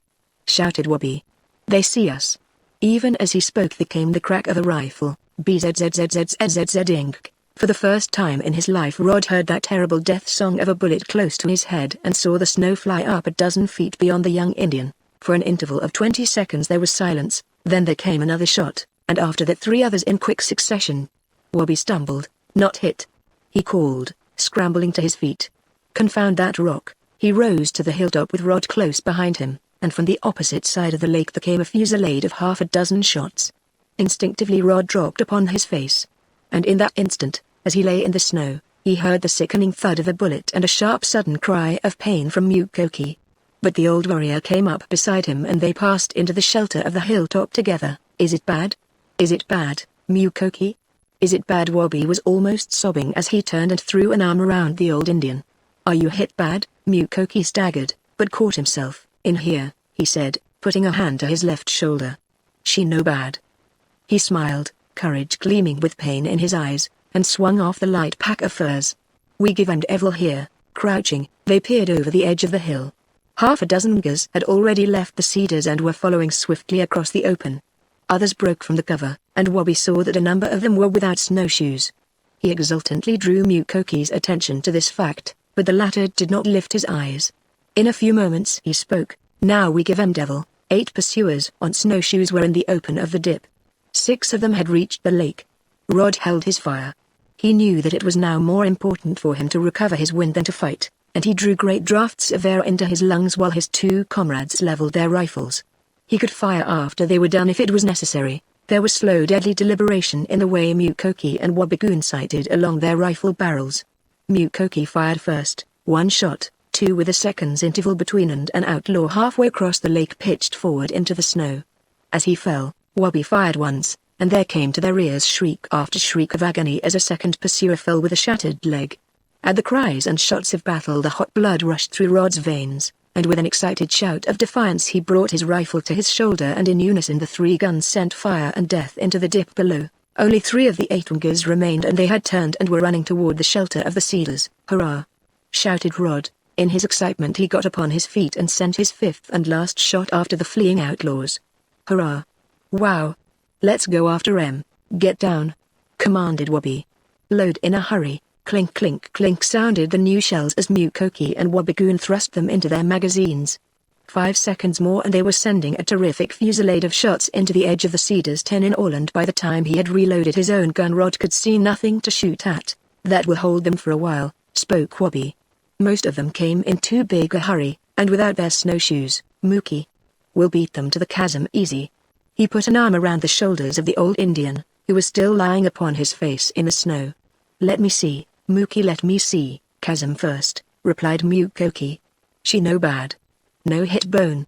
No bleed much." From behind Rod could see that Mukoki's coat was showing a growing blotch of red. "Are you sure you can reach the chasm?" "Yes." In proof of his assertion the wounded Indian rose to his feet and approached the pack of furs. Wabi was ahead of him, and placed it upon his own shoulders. "You and Rod lead the way," he said. "You two know where to find the opening into the chasm."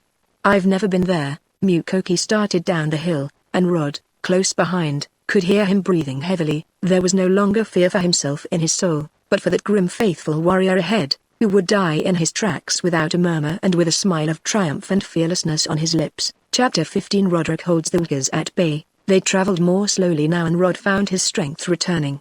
When they reached the second ridge he took Mukoki by the arm and assisted him up, and the old Indian made no demur. This spoke more strongly of his hurt than words. There was still no sign of their enemies behind. From the top of the second ridge they could look back upon a quarter of a mile of the valley below, and it was here that Rod suggested that he remain on watch for a few minutes while Wabigoon went on with Mukoki. The young hunters could see that the Indian was becoming weaker at every step, and Mukoki could no longer conceal this weakness in spite of the tremendous efforts he made to appear natural. "I believe it is bad," whispered Wabi to Rod, his face strangely white. "I believe it is worse than we think. He is bleeding hard. Your idea is a good one. Watch here, and if the Wungers show up in the valley open fire on them. I'll leave you my gun, too, so they'll think we are going to give them another fight. That will keep them back for a time. I'm going to stop Mookie up here a little way and dress his wound. He will bleed to death if I don't, and then go on," added Rod. "Don't stop if you hear me fire, but hurry on to the chasm. I know the way and will join you. I'm as strong as I ever was now, and can catch up with you easily with Mukoki traveling as slowly as he does." During this brief conversation Mukoki had continued his way along the ridge and Wabi hurried to overtake him. Meanwhile Rod concealed himself behind a rock, from which vantage point he could see the whole of that part of the valley across which they had come. He looked at his watch and intense anxiety counted every minute after that. He allowed 10 minutes for the dressing of Mukoki's wound. Every second gained from then on would be priceless. For a quarter of an hour he kept his eyes with ceaseless vigilance upon their back trail. Surely the Wungers had secured their snowshoes by this time. Was it possible that they had given up the pursuit, that their terrible experience in the dip had made them afraid of further battle? Rod answered this question in the negative. He was sure that the Wungers knew that Wabi was the son of the factor of Wabinosh House. Therefore they would make every effort to recapture him, even though they had to follow far and a dozen lives were lost before the defeat was accomplished. A movement in the snow across the valley caught Rod's eyes. He straightened himself, and his breath came quickly. 2 figures had appeared in the open. Another followed close behind, and after that there came others, until the waiting youth had counted 16. They were all on snowshoes, following swiftly over the trail of the fugitives. The young hunter looked at his watch again. 25 minutes had passed. Mukoki and Wabigoon had secured a good start. If he could only hold the outlaws in the valley for a quarter of an hour more, just 15 short minutes, they would almost have reached the entrance into the chasm, alone, with his own life and those of his comrades depending upon him. The boy was cool. There was no tremble in his hands to destroy the accuracy of his rifle fire, no blurring excitement or fear in his brain to trouble his judgment of distance and range. He made up his mind that he would not fire until they had come within 400 yards. Between that distance and 300 he was sure he could drop at least one or two of them. He measured his range by a jackpine stub, and when two of the Uyghurs had reached and passed that stub he fired. He saw the snow thrown up 6 feet in front of the leader. He fired again, and one of the shots, a little high, struck the second outlaw. The leader had darted back to the shelter of the stub and Rod sent another bullet whizzing past his ears. His fifth he turned into the main body of the pursuers, and then, catching up Wabi's rifle, he poured a hail of 5 bullets among them in as many seconds. The effect was instantaneous. The outlaws scattered in retreat and Rod saw that a second figure was lying motionless in the snow. He began to reload his rifles, and by the time he had finished the Uyghurs had separated and were running to the right and the left of him. For the last time he looked at his watch. Wabi and Mukoki had been gone 35 minutes. The boy crept back from his rock, straightened himself, and followed in their trail. He mentally calculated that it would be 10 minutes before the Uyghurs, coming up from the sides and rear, would discover his flight, and by that time he would have nearly a mile the start of them. He saw, without stopping, where Wabi had dressed Mukoki's wound. There were spots of blood and a red rag upon the snow. Half a mile farther on the two had paused again, and this time he knew that Mukoki had stopped to rest. From now on they had rested every quarter of a mile or so, and soon Roderick saw them toiling slowly through the snow ahead of him. He ran up, panting, anxious. How he began. Wabi looked at him grimly. "How much farther, Rod?" he asked. "Not more than half a mile." Wabi motioned for him to take Mukoki's other arm. "He has bled a good deal," he said. There was a hardness in his voice that made Rod shudder, and he caught his breath as Wabi shot him a meaning glance behind the old warrior's doubled shoulders. They went faster now, almost carrying their wounded comrade between them. Suddenly, Wabi paused, threw his rifle to his shoulder, and fired. A few yards ahead a huge white rabbit kicked in his death struggles in the snow. "If we do reach the chasm, Mukoki must have something to eat," he said. "We'll reach it," gasped Rod. "We'll reach it. There's the woods. We go down there." They almost ran, with Mukoki's snow-shod feet dragging between them, and 5 minutes later they were carrying the half-unconscious Indian down the steep side of the mountain. At its foot Wabi turned, and his eyes flashed with vengeful hatred. "Now, you devils!" he shouted up defiantly. "Now!" Mukoki aroused himself for a few moments and Rod helped him back to the shelter of the chasm wall. He found a nook between great masses of rock, almost clear of snow, and left him there while he hurried back to Wabigoon. "You stand on guard here, Rod," said the latter. "We must cook that rabbit and get some life back into Mukoki. I think he has stopped bleeding, but I am going to look again. The wound isn't fatal, but it has weakened him. If we can get something hot into him I believe he will be able to walk again." "Did you have anything left over from your dinner on the trail today?" Rod unstrapped the small pack in which the hunters carried their food while on the trail, and which had been upon his shoulders since noon. "There is a double handful of coffee, a cupful of tea, plenty of salt and a little bread," he said. "Good. Few enough supplies for 3 people in this kind of a wilderness, but they'll save Mukoki." Wabi went back, while Rod, sheltered behind a rock, watched the narrow incline into the chasm.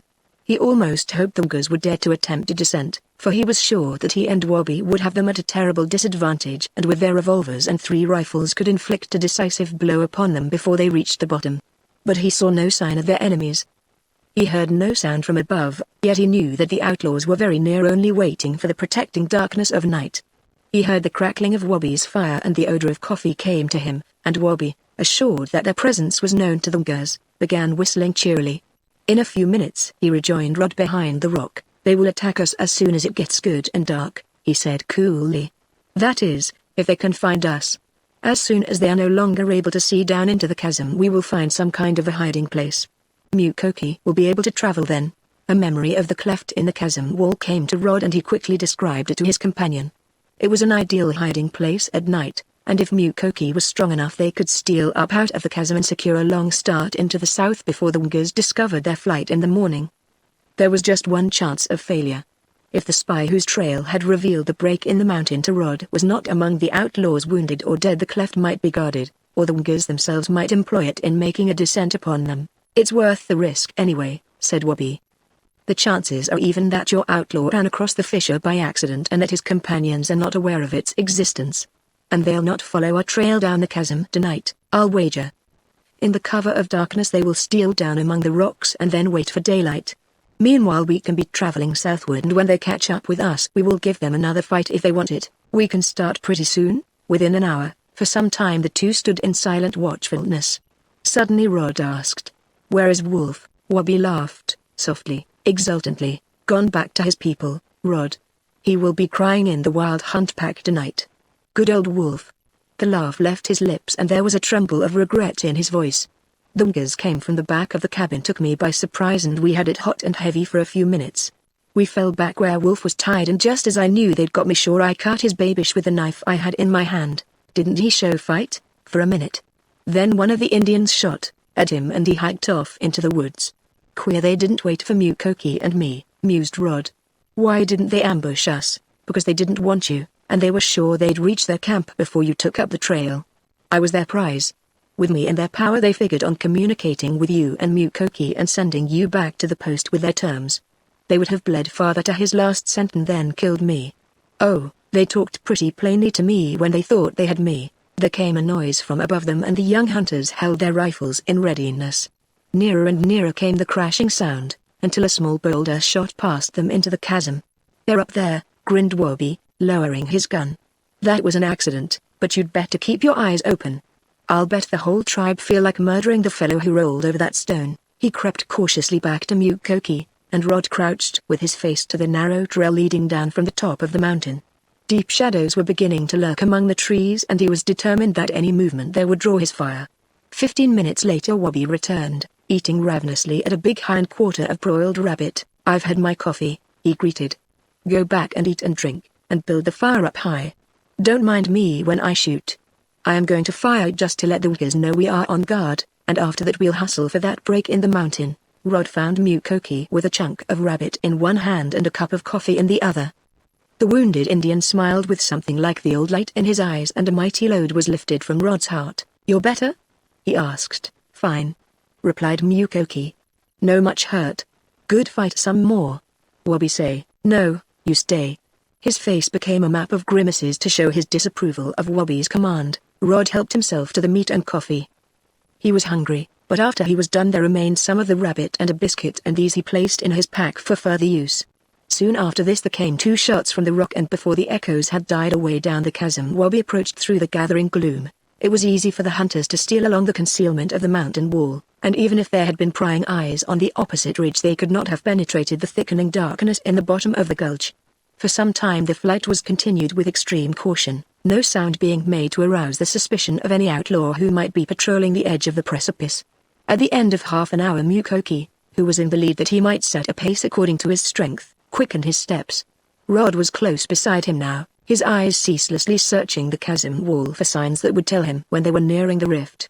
Suddenly Wabi halted in his tracks and gave a low hiss that stopped them. "It's snowing," he whispered. Mukoki lifted his face. Great solitary flakes of snow fell upon it. "She snow hard soon. Maybe cover snowshoe trails, and if it does we're safe."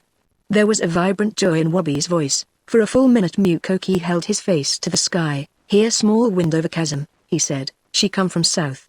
She snow hard now up there." They went on, stirred by new hope. Rod could feel that the flakes were coming thicker. The three now kept close to the chasm wall in their search for the rift. How changed all things were at night. Rod's heart throbbed now with hope, now with doubt, now with actual fear.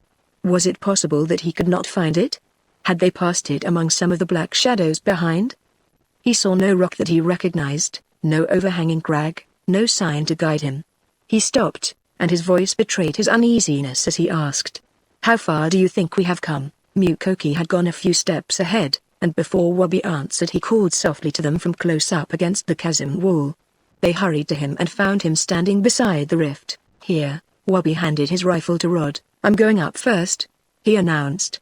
"If the coast is clear, I'll whistle down." For a few moments Mukoki and Rod could hear him as he crawled up the fissure. Then all was silent. A quarter of an hour passed, and a low whistle came to their ears.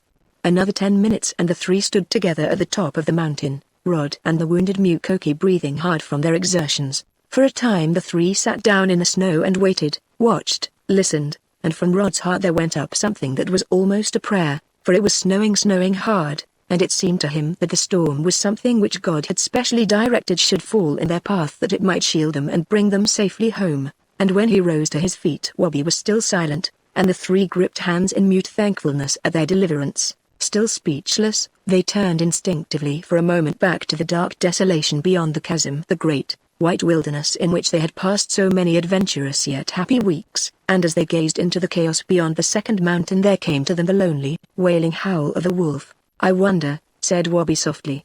"I wonder if that is Wolf," and then, Indian file, they trailed into the south. Chapter 16 The Surprise at the Post. From the moment that the adventurers turned their backs upon the Wigger country, Mukoki was in command. With the storm in their favor, everything else now depended upon the craft of the old pathfinder. There was neither moon nor wind to guide them, and even Wabi felt that he was not competent to strike a straight trail in a strange country and a night storm. But Mukoki, still a savage in the ways of the wilderness, seemed possessed of that mysterious sixth sense which is known as the sense of orientation, that almost supernatural instinct which guides the carrier pigeon as straight as a die to its home cote hundreds of miles away. Again and again during that thrilling night's flight, Wabi or Rod would ask the Indian where Wabinosh House lay, and he would point out its direction to them without hesitation. And each time it seemed to the city youth that he pointed a different way, and it proved to him how easy it was to become hopelessly lost in the wilderness. Not until midnight did they pause to rest. They had traveled slowly but steadily, and Wabi figured that they had covered 15 miles. 5 miles behind them their trail was completely obliterated by the falling snow. Morning would betray to the Wiggers no sign of the direction taken by the fugitives. "They will believe that we have struck directly westward for the post," said Wabi. "Tomorrow night we'll be 50 miles apart." During this stop a small fire was built behind a fallen log, and the hunters refreshed themselves with a pot of strong coffee and what little remained of the rabbit and biscuits. The march was then resumed. It seemed to Rod that they had climbed an interminable number of ridges and had picked their way through an interminable number of swampy bottoms between them, and he, even more than Mukoki, was relieved when they struck the easier traveling of open plains. In fact, Mukoki seemed scarcely to give a thought to his wound, and Roderick was almost ready to drop in his tracks by the time a halt was called an hour before dawn. The old warrior was confident that they were now well out of danger, and a rousing campfire was built in the shelter of a thick growth of spruce. "Spruce partridge in morning," affirmed Mukoki. "Plenty here for breakfast." "How do you know?" asked Rod, whose hunger was ravenous. "Fine thick spruce, all in shelter of dip," explained the Indian. "Birds winter here." Wabi had unpacked the furs, and the larger of these, including 6 lynx and 3 especially fine wolf skins, he divided into 3 piles. "They'll make mighty comfortable beds if you keep close enough to the fire," he explained. "Get a few spruce boughs, Rod, and cover them over with one of the wolf skins. The 2 lynx belts will make the warmest blankets you ever had." Rod quickly availed himself of this idea, and within half an hour he was sleeping soundly.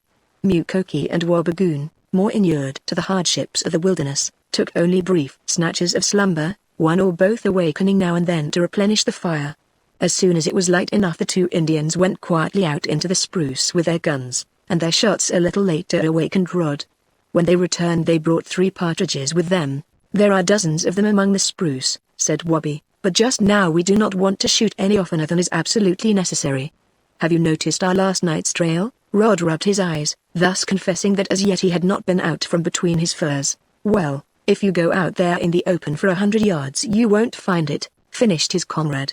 "The snow has covered it completely." Although they lacked everything but meat, this breakfast in the spruce thicket was one of the happiest of the entire trip, and when the 3 hunters were done each had eaten of his partridge until only the bones were left.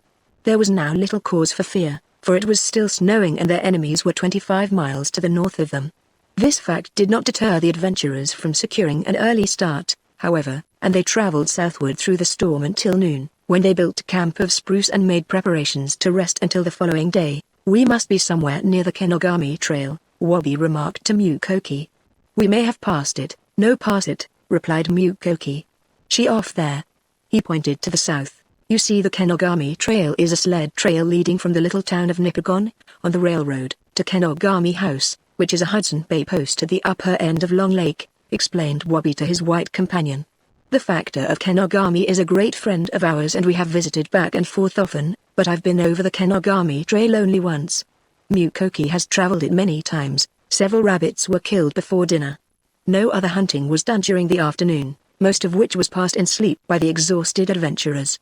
When Rod awoke he found that it had stopped snowing and was nearly dark. Mukoki's wound was beginning to trouble him again, and it was decided that at least a part of the next day should be passed in camp, and that both Rod and Wabigoon should make an effort to kill some animal that would furnish them with the proper kind of oil to dress it with, the fat of almost any species of animal except mink or rabbit being valuable for this purpose.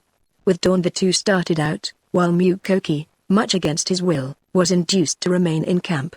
A short distance away the hunters separated, Rod striking to the eastward and Wabi into the south. For an hour Roderick continued without seeing game, though there were plenty of signs of deer and caribou about him. At last he determined to strike for a ridge a mile to the south, from the top of which he was more likely to get a shot than in the thick growth of the plains. He had not traversed more than a half of the distance when much to his surprise he came upon a well-beaten trail running slightly diagonally with his own, almost due north. 2 dog teams had passed since yesterday's storm, and on either side of the sleds were the snowshoe trails of men. Rod saw that there were 3 of these, and at least a dozen dogs in the 2 teams. It had once occurred to him that this was the Kenogami Trail, and impelled by nothing more than curiosity he began to follow it. Half a mile farther on he found where the party had stopped to cook a meal. The remains of their campfire lay beside a huge log, which was partly burned away, and about it were scattered bones and bits of bread. But what most attracted Rod's attention were other tracks which joined those of the 3 people on snowshoes. He was sure that these tracks had been made by women, for the footprints made by one of them were unusually small. Close to the log he found a single impression in the snow that caused his heart to give a sudden unexpected thump within him. In this spot the snow had been packed by one of the snowshoes, and in this comparatively hard surface the footprint was clearly defined. It had been made by a moccasin. Rod knew that. And the moccasin wore a slight heel. He remembered, now, that thrilling day in the forest near Wabinosh House when he had stopped to look at Minitaki's footprints in the soft earth through which she had been driven by her Unge abductors, and he remembered, too, that she was the only person at the post who wore heels on her moccasins. It was a queer coincidence. Could Minitaki have been here? Had she made that footprint in the snow? Impossible, declared the young hunter's better sense. And yet his blood ran a little faster as he touched the delicate impression with his bare fingers.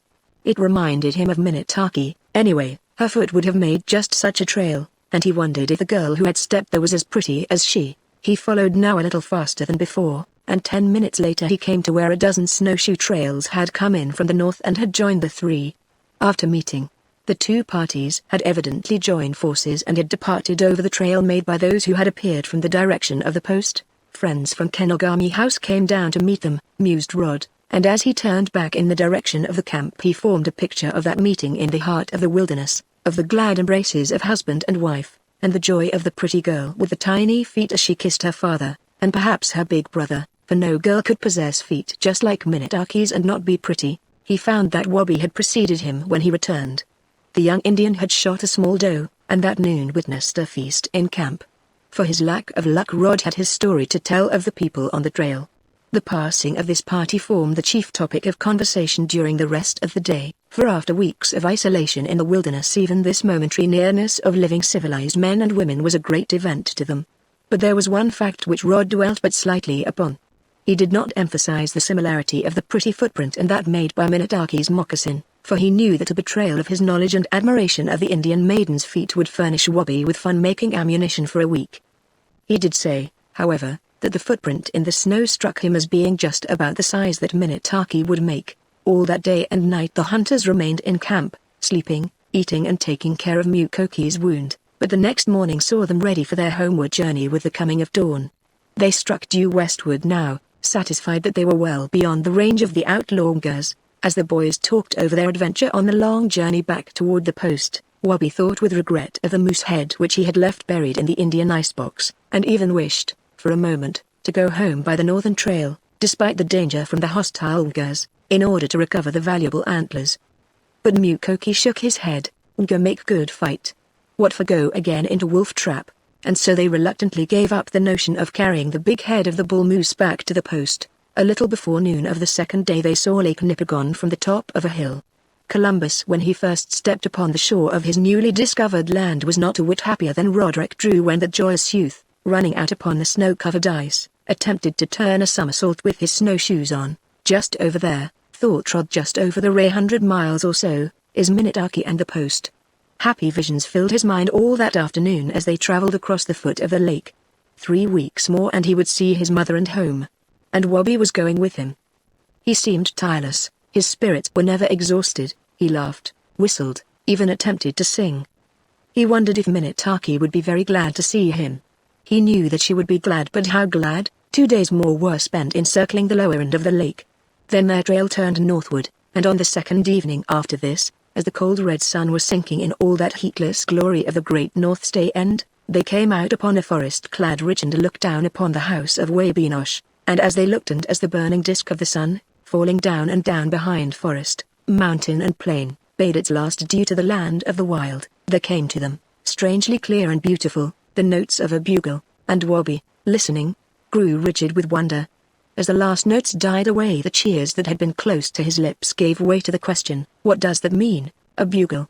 said Rod. As he spoke there came to their ears the heavy, reverberating boom of a big gun. "If I'm not mistaken," he added, "that is a sunset salute." "I didn't know you had soldiers at the post." "We haven't," replied the Indian youth. "By George, what do you suppose it means?" He hurried down the ridge, the others close behind him. 15 minutes later they trailed out into the open near the post.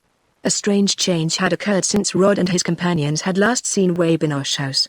In the open half a dozen rude log shelters had been erected, and about these were scores of soldiers in the uniform of His Majesty, the King of England. Shouts of greeting died on the hunters' lips. They hastened to the dwelling of the factor, and while Wabi rushed in to meet his mother and father, Rod cut across to the company's store. He had often found Minnetonka there, but his present hope was shattered, and after looking in he turned back to the house. By the time he had reached the steps a second time, the princess mother, with Wabi close behind her, came out to welcome him. Wabi's face was flushed with excitement. His eyes sparkled. "Rod, what do you think?"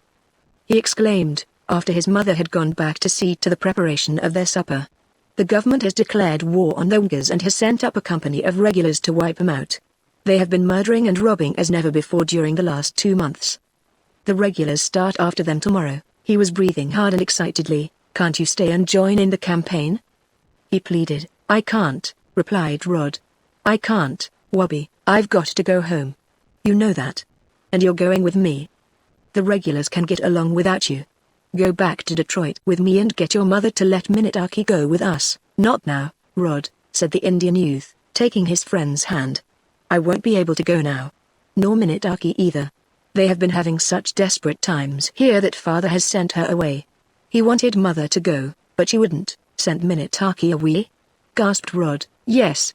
She started for Kenogami House 4 days ago in company with an Indian woman and 3 guides. That was undoubtedly their trail you found, and the footprint was hers," laughed Wabi, putting an arm affectionately around his chum's shoulders. "Won't you stay, Rod?" "It is impossible." He went to his old room, and until supper-time sat alone in silent dejection. 2 great disappointments had fallen upon him. Wabi could not go home with him and he had missed Minnetonka. The young girl had left a note in her mother's care for him, and he read it again and again. She had written it believing that she would return to Wabinosh House before the hunters, but at the end she had added a paragraph in which she said that if she did not do this, Rod must make the post a second visit very soon, and bring his mother with him. At supper the princess mother several times pressed Minnetonka's invitation upon the young hunter. She read to him parts of certain letters which she had received from Mrs. Drew during the winter, and Rod was overjoyed to find that his mother was not only in good health, but that she had given her promise to visit Wabinosh House the following summer. Wabi broke all table etiquette by giving vent to a warlike whoop of joy at this announcement, and once more Rod's spirits rose high above his temporary disappointments. That night the furs were appraised and purchased by the factor for his company, and Rod's share, including his third of the gold, was nearly $700. The next morning the bi-monthly sled party was leaving for civilization, and he prepared to go with it, after writing a long letter to Minnetonka, which was to be carried to her by the faithful Mukoki. Most of that night Wabi and his friend sat up and talked, and made plans.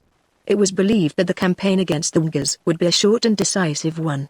By spring all trouble would be over, and you'll come back as soon as you can? Pleaded Wabi for the 100th time. You'll come back by the time the ice breaks up? If I am alive. Pledged the city youth. And you'll bring your mother? She has promised. And then for the gold. Wabi held out his hand and the two gripped heartily. And Minutaki will be here then, I swear it, said the Indian youth, laughing. Rod blushed, and that night alone he slipped quietly out into the still, white night, and he looked, longingly, far into the southeast where he had found the footprint in the snow, and he turned to the north, and the east, and the west, and lastly to the south, and his eyes seemed to travel through the distance of 1,000 miles to where a home and a mother lay sleeping in a great city. And as he turned back to the house of Wabinosh, where all the lights were out, he spoke softly to himself. It's home tomorrow, and then he added, but you bet I'll be back by the time the ice breaks up. The end.